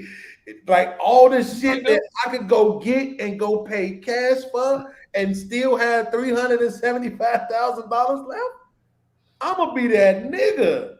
You understand? Like, I'm gonna be that guy. So that's what I'm saying. For my life, and I get to set my kids all the way up. Your $25,000 budget is blowing my mind right now. Yo, you stressing me out. Okay, I can show That's you. fine. Got it. I ain't arguing with you, but wait, let's push that up. You already got it in your mind. The limit. It's just. Let's push that up. Let's push that up. Because I think. Let me see. Let's go to car guru. I will buy a new car, brand new car. If you made the money, Beans, you're gonna become a conservative too. But hell no, I ain't gonna become a conservative. But you bugging. I don't give a fuck how much money you give me. I ain't buying no brand new car. Fuck no, that. brand new car. With them Nissan or something like that for 25, 30. Brand new car. That's going. No. Still not gonna want to eat the depreciation. But look, you gonna get a 4-cylinder, good on grass. It's gonna be faster. It's gonna have Bluetooth. All we up to date. It's better to get a new car to get the old one. That shit you gonna have to change the transmission, the motor in the next 5,000, 10,000 miles. I want what I want. That's the thing about me, is that I don't want what's new or current. I just be wanting what I want. You know what I'm saying? So that's why I'm saying for me, it's gonna be a little bit different. Let me see something. Okay. CLS. You must not tired of fixing cars. I'm tired. Let me take my mileage down to what I would be okay with. Okay. You could probably, you said 25,000 Beans. That's how much you're trying to spend? No. I was saying all together, but that's why I said that's too low. That's too low. Yeah, it's way too low. You can probably get like a 2014 S550 with like 100,000 miles for that much, but you ain't getting nothing newer than that. Not no Benz, unless you get an A-class or E-class. The maintenance and the part repair gonna take you past 25. Yeah. Then the mileage and shit. Yeah, it was way too low. Okay, so see, they don't got none with the miles. That's what I'm trying to tell you, bro. Okay, so. Let me try one. Beans, I got here late. I just got off work. Was your original topic about when you got kicked off earlier of Aaron's show? The original topic was about Israel Mills being a whole ass nigga. So about y'all encounter on. And Jay Prince need to stop beefing and shit. That was the original topic.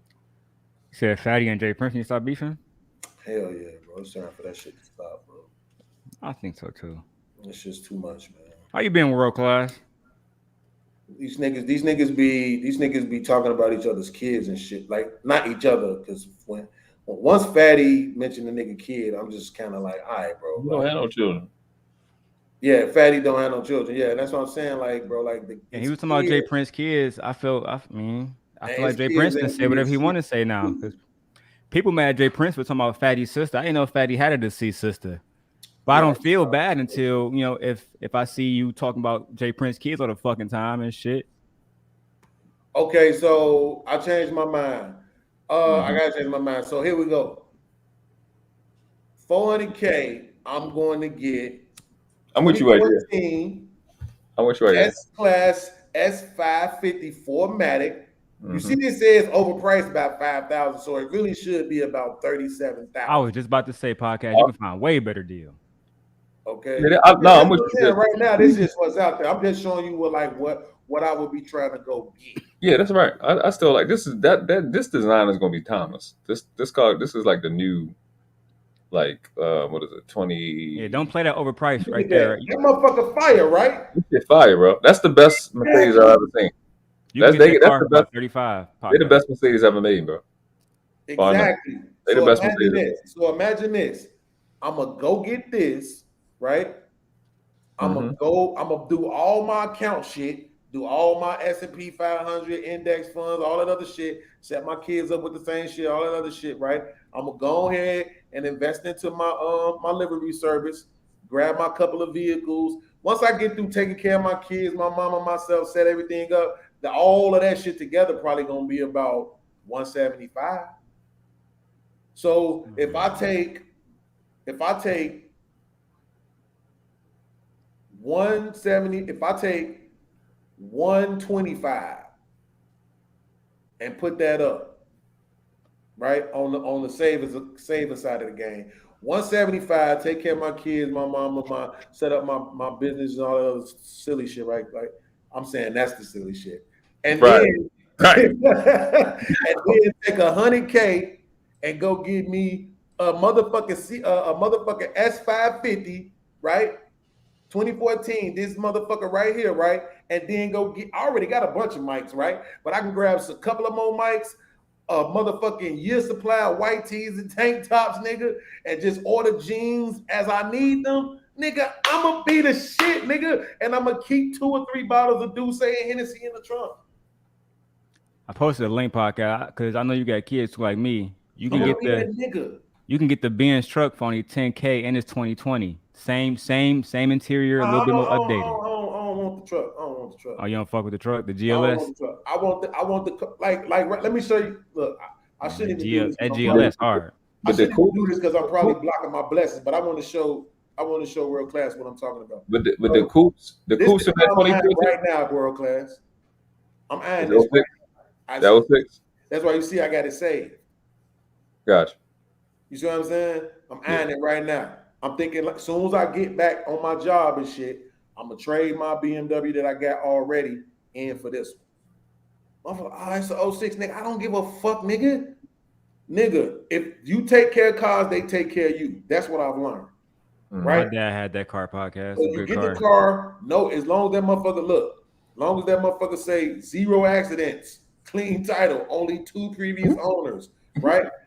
Look at this. Let me show you what I've never had. You should get the all-wheel drive one. Bro. Shit crazy. I was saying that the back seats in this month. This the back seats. You ain't showing us. You can't see it? No, we just see the 3 cars. Shit, my bad. I'm doing all that goddamn talk. Oh, it opened up on another screen. That's it's on another tab. You can just on another tab. You can click show this tab on StreamYard now. I don't know if you saw that new 750. That bitch come with a 32-inch screen. Let me see. Boom. Okay. Look at this shit. 12,000, right? 58,000 miles. Oh, that's why that bitch look, yeah. 0 accidents. Only 2 previous owners. They wasn't even driving this motherfucker. Mm-hmm. They wasn't even driving. This is a 17-year-old car with basically 60,000 miles on it. That's not bad. Right? That's about, goddamn it, 3,000 miles a fucking year. This is about 3,500 miles a year was put on this motherfucker, right? Okay. Old people. This the shit. Exactly. That's what you want. It's the shit, though. Look at the back seats in this motherfucker. Yeah, it's clean. Look at this shit, bro. What the fuck is all these dials and shit for the back seat? Right? I ain't never had no shit like this. I don't give a fuck because it's 06. I ain't never had it. Mm-hmm. You ain't gonna sit back there. You ain't sit back there. Who ain't? I'm buying this car for the back seat. You ain't gonna be. You want to get out at the light and get back there? What you gonna do? That is a fact. I'm buying the car for the back seats, bro. That shit fire. I do like the wood grain on the dash. I do like the wood grain and the fact that it's real wood. I do like that shit. I do like the TV console right here. I do like that shit. I do like the steering wheel setup because I don't like the ones when they had the whatchamacallit, the buttons that like it's like the up and down press buttons. I don't like them. I like these where it's the flat buttons. I like that.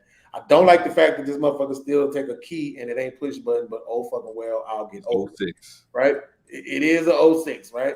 Cool. But like I said, at the end of the day, I got my BMW like I really fucking want, right? And it's a car like I really want because right now I got the SUV. I don't want no SUV no more. Mhm. You do know that BMW make Rolls Royce, right? No, I didn't know that. Yeah, they've owned them for like since they've been popular again. In the last 30 years. But Didn't know that. What you think about the wheels though? They are. They is all right, but they look better than the standard GM wheels. podcast, would you pay $2,000 more for a 2012 model of the 750? Just $2,000 more? I found You one. know how many miles and how many owners. That matters to me. One owner, but it got miles on it. Is that Exactly. No, I'm cool on that. I prefer the car I just bought is a 07. It got 80,000 miles on it. You gonna put tents on it? Miles on this one? Yeah. You motherfucking right. Yeah, you got to. The whole car. I could sense it. Like you would The take whole car. Front window, side window. even the back. Everything. Front. That is a fact. Black on black on black. And hopefully, if I can get enough money put together, I want to change the wheels to black too. I want to black this motherfucker all the way out, and because it's gonna make the inside interior look that much better when the doors open up. That cream interior gonna be like, oh.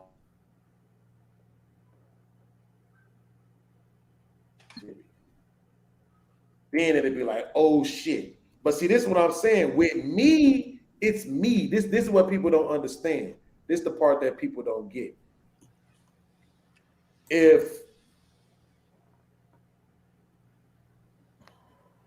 You know one of my favorite things about that model car? I remember podcast. Hold on. My bad.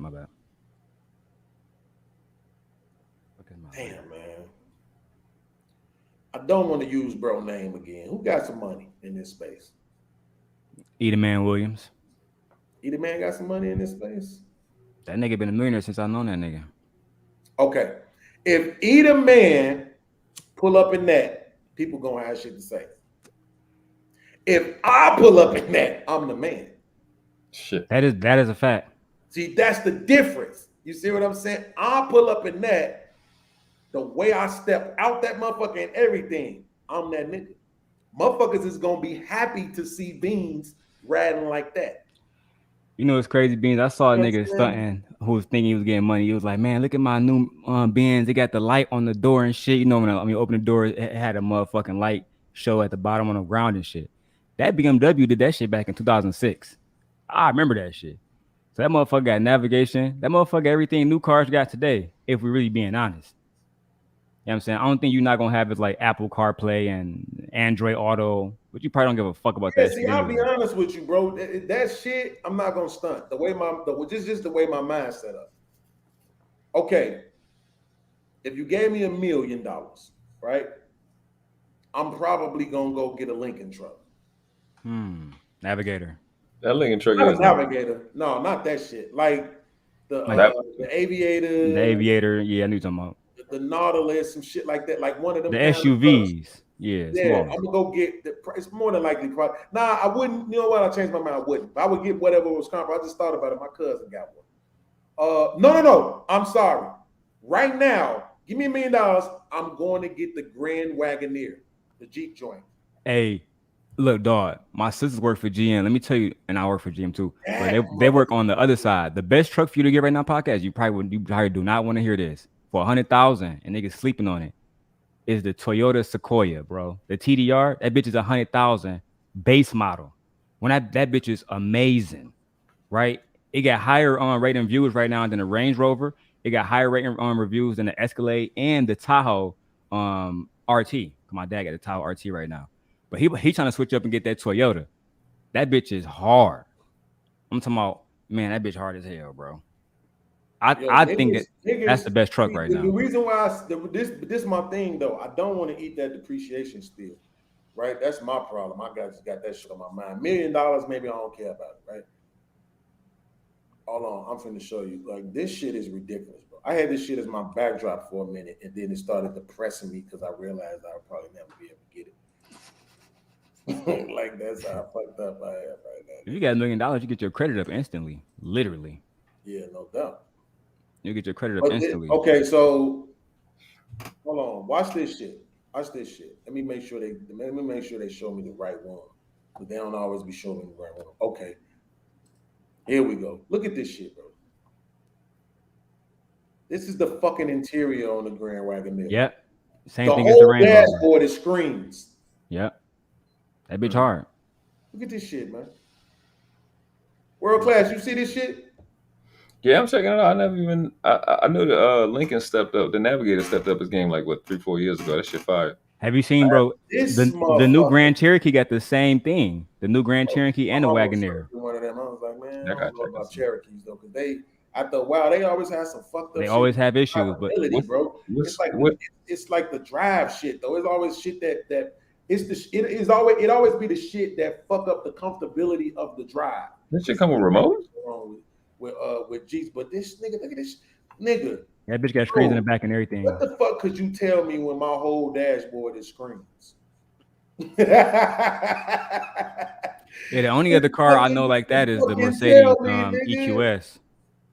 Would you get an electric car podcast? What time is it, bitch? My screens is lit up. Shut the fuck up. Left your blink on. This nigga is literally playing fire on the screens just to show you how this shit look. Big ass screen in the middle, big ass screen on your dash, big ass screen for the passenger. Screen. Bro, I'm gonna tell you this. I'm gonna tell you this. Before all of this shit on YouTube, all I used to watch is car shit. Like my favorite YouTuber is still a car guy. Like I used to watch car shit. Hardest model right there. That bitch hard with the full sunroof on that bitch. Shit, man. That bitch hard as hell. What? Nigga. You know that's the deluxe package. That shit ain't coming standard.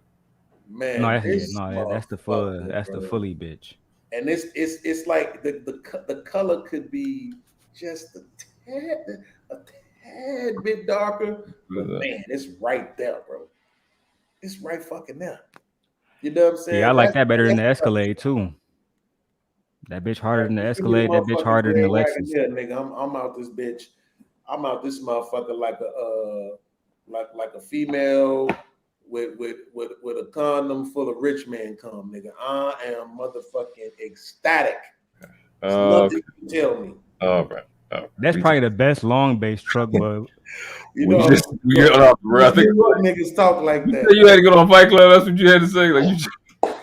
Oh, you know it started with you sitting on a nigga lap in a dress, right? That's all. You know us New York niggas talk like that. But you know it's crazy beans. And like you would pull up in one of these, and a nigga pull up in like a S580, and niggas already think the nigga in the S580 getting more money than you, not knowing this bitch costs what, about 110 if fully loaded. You know what I'm saying? It's probably more than that because, like he said, this like World Class said, this ain't the standard. No, yeah, that's what I'm saying. That's the fully loaded one. More. See, this is the V6 2023 Jeep Wagoneer L. They got an Wagoneer L, right? Turbo. Bitch, y'all put a V6 in this big ass truck. I'm telling you, got to get the Toyota STR Pro, bro.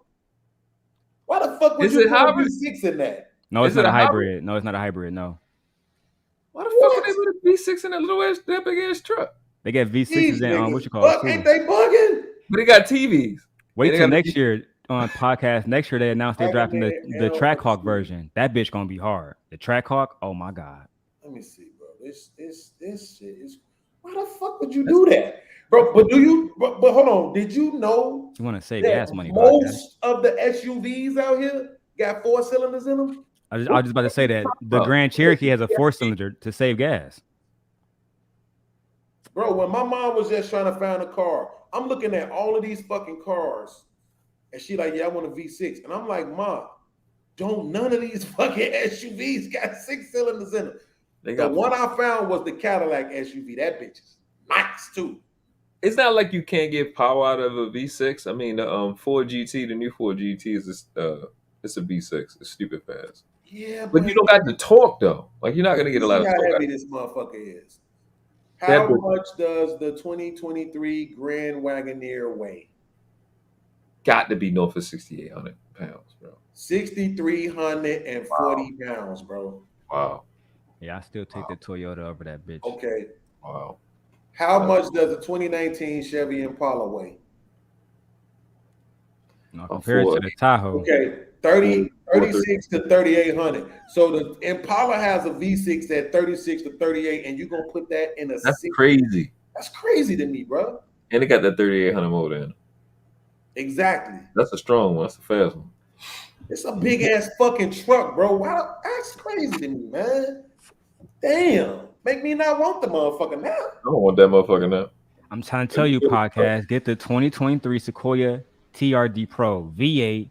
Everything that you just said in that bitch. All-wheel drive, can go over the land, everything. That bitch gonna be perfect for the wintertime. That shit whack right I'm there. saying this. The Infiniti QX80 though. I don't like no Asian cars. I mean, no. If it wasn't for the fact They haven't updated their inside yet they haven't in a long time. But it's still because you know you can like have your cars tailor made when you order them, right? So I would just order the motherfucker with the specifics that I really wanted, and I'll be okay with the interior, to be honest with you though. See, when you can do shit like this on your interior, when you order it online, I'm Gucci with that. You gotta get the standard. That's what I'm saying. You spending this kind of money, then you don't have to get the standard. So you can say, yeah, let me get the motherfucking custom peanut butter seats. You know what I'm saying? Like, hey, all that. This bitch right, nigga. What the fuck you talking about? That motherfucker right.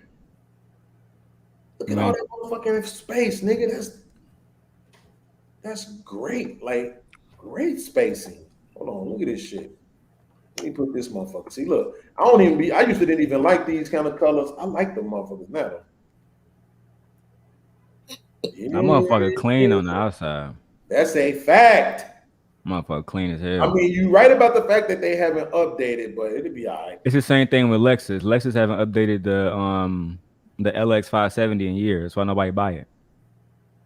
I mean, the niggas who can really afford them, they never buy that car. You feel me? Oh, that interior. Nice. Escalade just updated they shit because they was taking. I mean, Cadillac was taking major motherfucking losses on that Cadillac Escalade, and they had to put that panel. Everybody got panels in their shit now. If you don't got a panel, your shit trash. Like that shit trash. They got those in Honda Accord. Yeah. See, I ain't gonna lie. It's like once I see the Wagoneer, that shit trash, bro.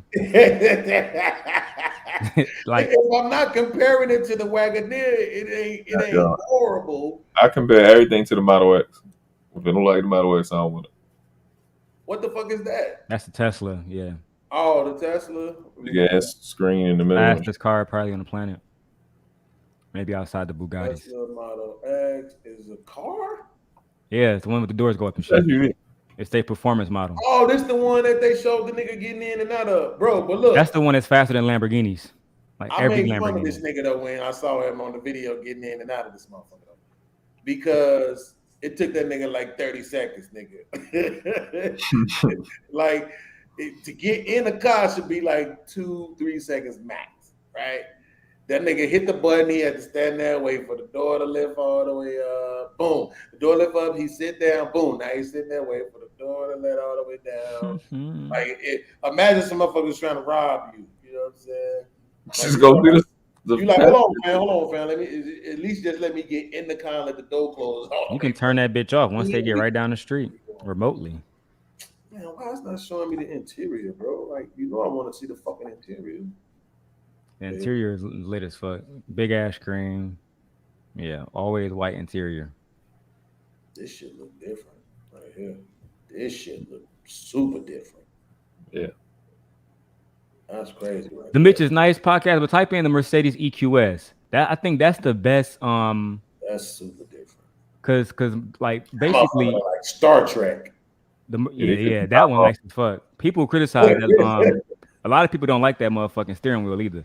But that steering wheel is butter.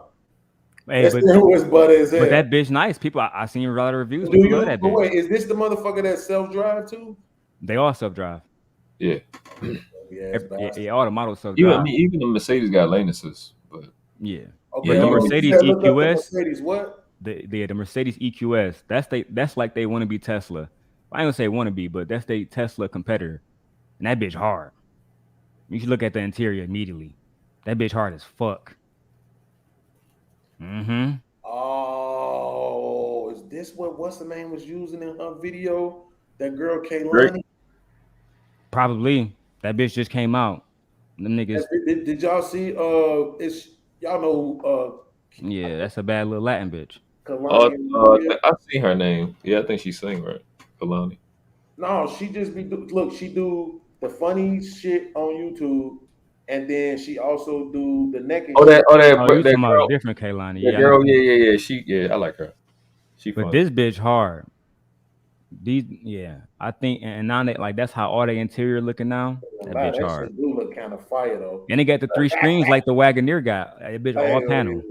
Stud, nigga. Like I ain't gonna hold you. That motherfucker. I don't like the new S's look. They look plain as fuck. The old generation look better. The one you was looking at, the 14. Hey, let me keep it all the way a buck with you. Right now, motherfucker tell me I can get any Escalade I want, brand new.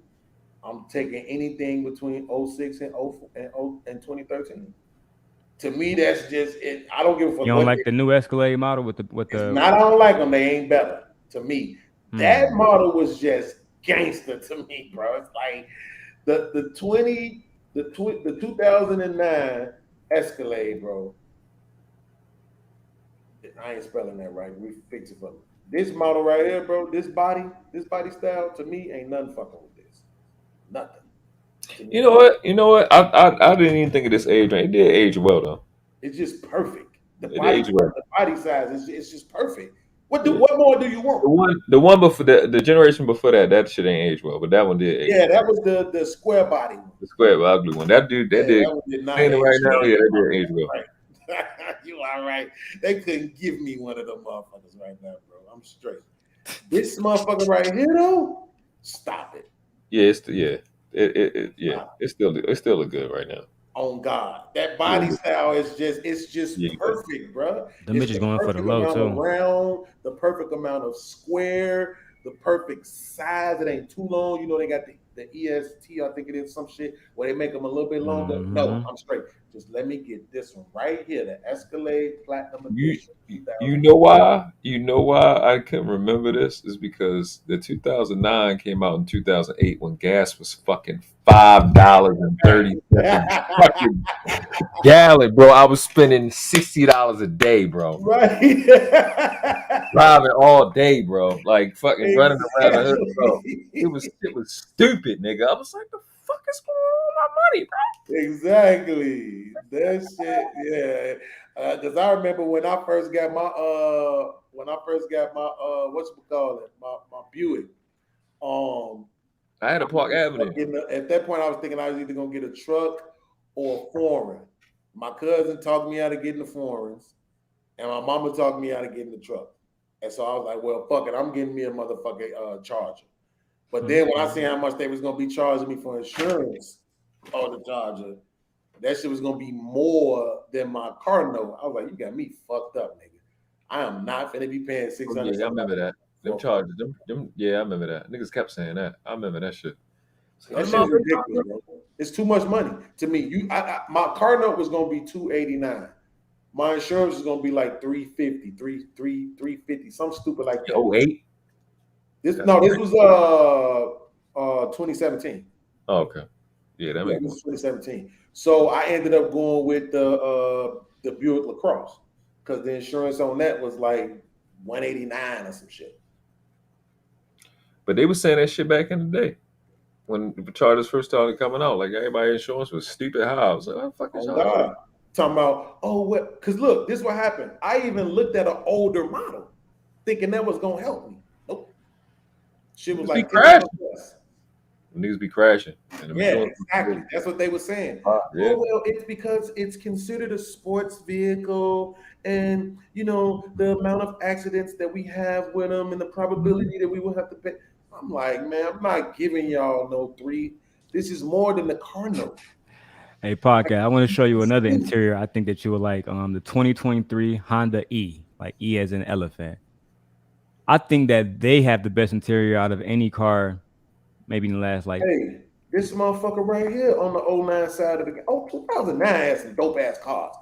That CLS is hard as fuck. 550. When it first came out, that design first came out, I liked it. I don't like it now. The back looked good. I don't like the front. It's basically the same thing as the Audi A7. When you up on the motherfucker, it's good enough. That bitch nice. I'm telling you. No, the back. It's so many people that have them, right? Because a lot of people are smart. Right? It was girls. Go find them later on, years later, and get them, right? And they get them low mileage, but you ain't eating all that goddamn depreciation, right? I so see. you I've get them now, and it's like, okay, cool. I got it. It only got 45,000 miles on the motherfucker. I didn't eat all that depreciation. I paid 17 and 19 for it. You know what I'm saying? And now I can get them in. I can get what's the name? Liability. I don't got to carry full coverage. You see what I'm saying? Because the full coverage is what's going to kill you. That's the shit that's going to rape your fucking pockets. Of course. You know what I'm saying? But if you can get it and it's paid for, then the liability changes that. Because I thought my shit was going to be through the roof since I got a BMW, but it wasn't. You see what I'm saying? The CLS was the upgrade from all the chicks that had the Nissan Altima with the head. This is the next car they got. So in my mind, I was like, nah, that's theirs. You just go ahead and give it a See, in Chicago, they was all going to the fucking Infinities. All of them. All of them, bro. Here in Baltimore, the niggas like version of the Infinity. They was going through them. And the shorties was shooting out the motherfuckers. Okay. Especially this model. Yeah. Everybody and their mama in Chicago Black. got E37, bro. Black. With the exhaust. Exactly. Like all of them, they either got that shit. Bro, my son just got an I-35. Straight up and down. My son, I went because I was up there trying to find him a car. I couldn't find him a car. Every time I found one, by the time he went to go look at it, it would be sold. I'm like, see, I'm telling you, I'm good at finding cars. These motherfuckers ain't lasting, right? This the car my son got right here. You know what I'm talking about? That shit look just like that, bro. Don't it look? Because they the same company. Yeah, right. Fact. That's right, because they the same company. Nissan and Infinity, they make the same cars. Toyota and Lexus, they make the same cars. And then Honda and Acura. Exactly. So these motherfuckers, bro, I'm talking about, bro, I ain't gonna lie. When I saw it, hey, I saw the wood grain. I saw this wood grain in there. You know what I'm saying? Leather seats, the roof, and all that. I was like, son, let me tell you something. For it to be your very first car, you winning, nigga. Oh yeah. You winning, nigga. This is the one. I sent it to him. I called the dude. I said, look, my son gonna be coming out there to see this car, man. I said, we ain't trying to get railroaded. Woo. What's your out the door price? He $5,500. I'm like, come on, bro. Stop it. Like, give me your out the door price. He's like, all right, man, just sit up here. I'll take care of him and shit. So when it was all said and done, he ended up out. He went out the door at 5. You know what I'm saying? And he had saved 45 of his own money. You know what I'm saying? My first car was a 1995 or 1994 Buick LeSabre, leather interior that a state trooper owned. Shit only had, I think, 38,000 miles. Shit was like, 50. I don't know how many years. When the fuck I get my first 20? You know what's crazy though is that I ended up getting one of those. Look at this shit. Man, listen, all the niggas that had the Crown Vics, the Grand Marquises, I was crushing these niggas. That 3800 motor ain't nothing to fuck with, bro. I was crushing all them niggas. Crushing them niggas, bro. That's the fact. The 3800 motor is the best motor ever made to me. Facts. Look at this shit, bro. I told him, I said, bro, for first car back. Leather, wood grain, all this shit, roof, for your first car?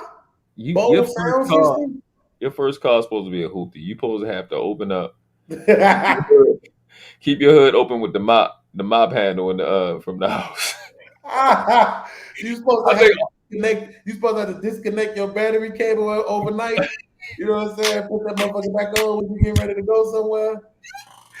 Where Tommy at? You supposed to had to get under the hood and tap the starter to get the shit rolling. Right, shit like that. No sir. The only thing we had to get, I ordered one off Amazon for him. Look, it's the V6 3.5. And he got a V6, nigga. I ordered what is it? It's the Bluetooth thing, right? So you plug the Bluetooth thing in, and then you can turn it to a radio station. And then you turn your car to the same radio station. Yeah. You play music from your phone or whatever Bluetooth thing you connect to. He was like, "Thanks, Dad." Because I'm like, I know, because I don't want you to have to worry about trying to change the radio out and all of that shit. You know what I'm saying? It's a little bit of an older model car, so you know it ain't got that. But this is do fine. It's like, yeah, this shit worked well, bro. Like, man, for this to be your motherfucking first car, like it's only up from here. You see what I'm saying? Now, my first car. Hold on, you said your first car was a 94 LeSabre. 1995 Buick LeSabre. 1995 LeSabre. It was a fast one of these, a maroon one in 2009. It was one of the highly tuned ones. I forgot which one it was. I had one of these in 2009. Now I had a Park Avenue too. I had that green Park Avenue too. I had one. The truth of the matter is, the only reason why I had this motherfucker is because I couldn't find a Park Avenue. Guess how much I paid for it? For your LeSabre, how much? $100. $100. $100. You did better than me. Because he ain't had a title. He had the title. We had to go through hell with the title. It was his, but it was his dad's, and the dad died. So I was temp tagging that bitch, and then my dad made me junk it. Well, he just junked his shit, and we had an argument. And it didn't well. Now, this is one of my favorite cars of all motherfucking time. Yeah, fact. Absolutely. I love Park. I might get another one and just like some fucking pimp my ride type shit. Change it. All you gotta do is change the grill, get that fucking get some decent wheels on that bitch, man. You change that front end, that shit's still smooth. I love them cars, bro. Oh God. I was knocking some pussy down on that motherfucking Park Avenue. You can do anything in that Park Avenue. That's the only car I would suggest fucking. And this was so crazy, right? Because it's like you get what it was. What I realized was that you get this luxury shit back in the day. You get this luxury shit, but without the fucking steep ass price. Yes. Back in the day, where everybody, the older men, they wanted the Cadillac. Right. You get older, you work for so long, you finally get your Cadillac. That's your prize. Look, my motherfucking neighbor next door to me, he got. Let me see if I can look. Let me see if I can guess. It's probably. Let's go with 93 Seville. Let's see if that's it. Oh, so it ain't that. Damn, what is that car? Let me see. 1993 Cadillac. I think it's got to be somewhere in that area. It's the Cadillac that kind of looked like the 81 Cutlass. I forget the name of it. You got Seville, you got DeVille. It ain't Fleetwood. It ain't Eldorado. But anyway, hey, you know how motherfuckers be having them covers for their cars? Yeah. Nigga, he keep his shit covered up.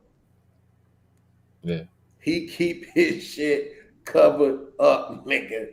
That's his prized motherfucking possession. He ain't, you know what I'm saying? Like, that's his one. That's the year when luxury cars were luxury cars, man. They got the best. Their seats are the most comfortable, bro. Yes, that's a fact. More comfortable than couches. It was amazing. Oh my God, the motherfucking Roadmaster, Buick Roadmaster. That's a big ass car. Stupid ass car. Them seats, man. That's I like remember being one of my signed. stepdad's relatives had one. We That was shit. at church. Oh my god, the steering is horrible. My It's so mama, bad it don't make no it was sense. always something fucking wrong with the steering. Steering is Everybody horrible. knew they had one of the motherfuckers had a problem with that shit. It's weird. And I don't like Crown Vic steering either. It's just it moved too quick for it to, and it don't be. I don't like Crown Vic. Oh yeah, the older joints it is. They was It's one of the big cop cars. Like I hate them shit. In yeah, the it cab. was definitely on the looser side of the game. Stand them shits. But About the Brody. I appreciate you. all right, bro, I'm gonna tap in with you. Definitely. Appreciate you having me up. Appreciate everybody that came no from the doubt, man. panel. No doubt. Everybody that was in the chat. Hell yeah, for sure. Definitely. Damn, y'all, we said damn near 2 hours ago because my girl had texted me. What time she texted me? She texted me at 8:46. That was 2 hours ago when I said I was about to get off the stream. And we stayed on, started talking some more. I appreciate it though, man. Make my days and my nights less lonelier around this motherfucker. So my girl been working her motherfucking ass off, getting on my nerves and shit, just at work all day. So anyway, yeah, I'm gonna go ahead and tap out. I don't get to stalk her now because it's too late, but I'm gonna go ahead and oh shit, it's my cousin's birthday. I gotta call this nigga. I'm gonna tap in with y'all. I can't say when, I'm not gonna lie. But for everybody who tapped in, we had a bunch of people watching earlier, a bunch of people chatting and all that shit, man. I ain't been by my phone, so I don't know if anybody sent any cash apps, but if you did, salute to you, appreciate you. And man, look, it's your boy Beans, aka Lil Podcast. No music, no nothing. We out.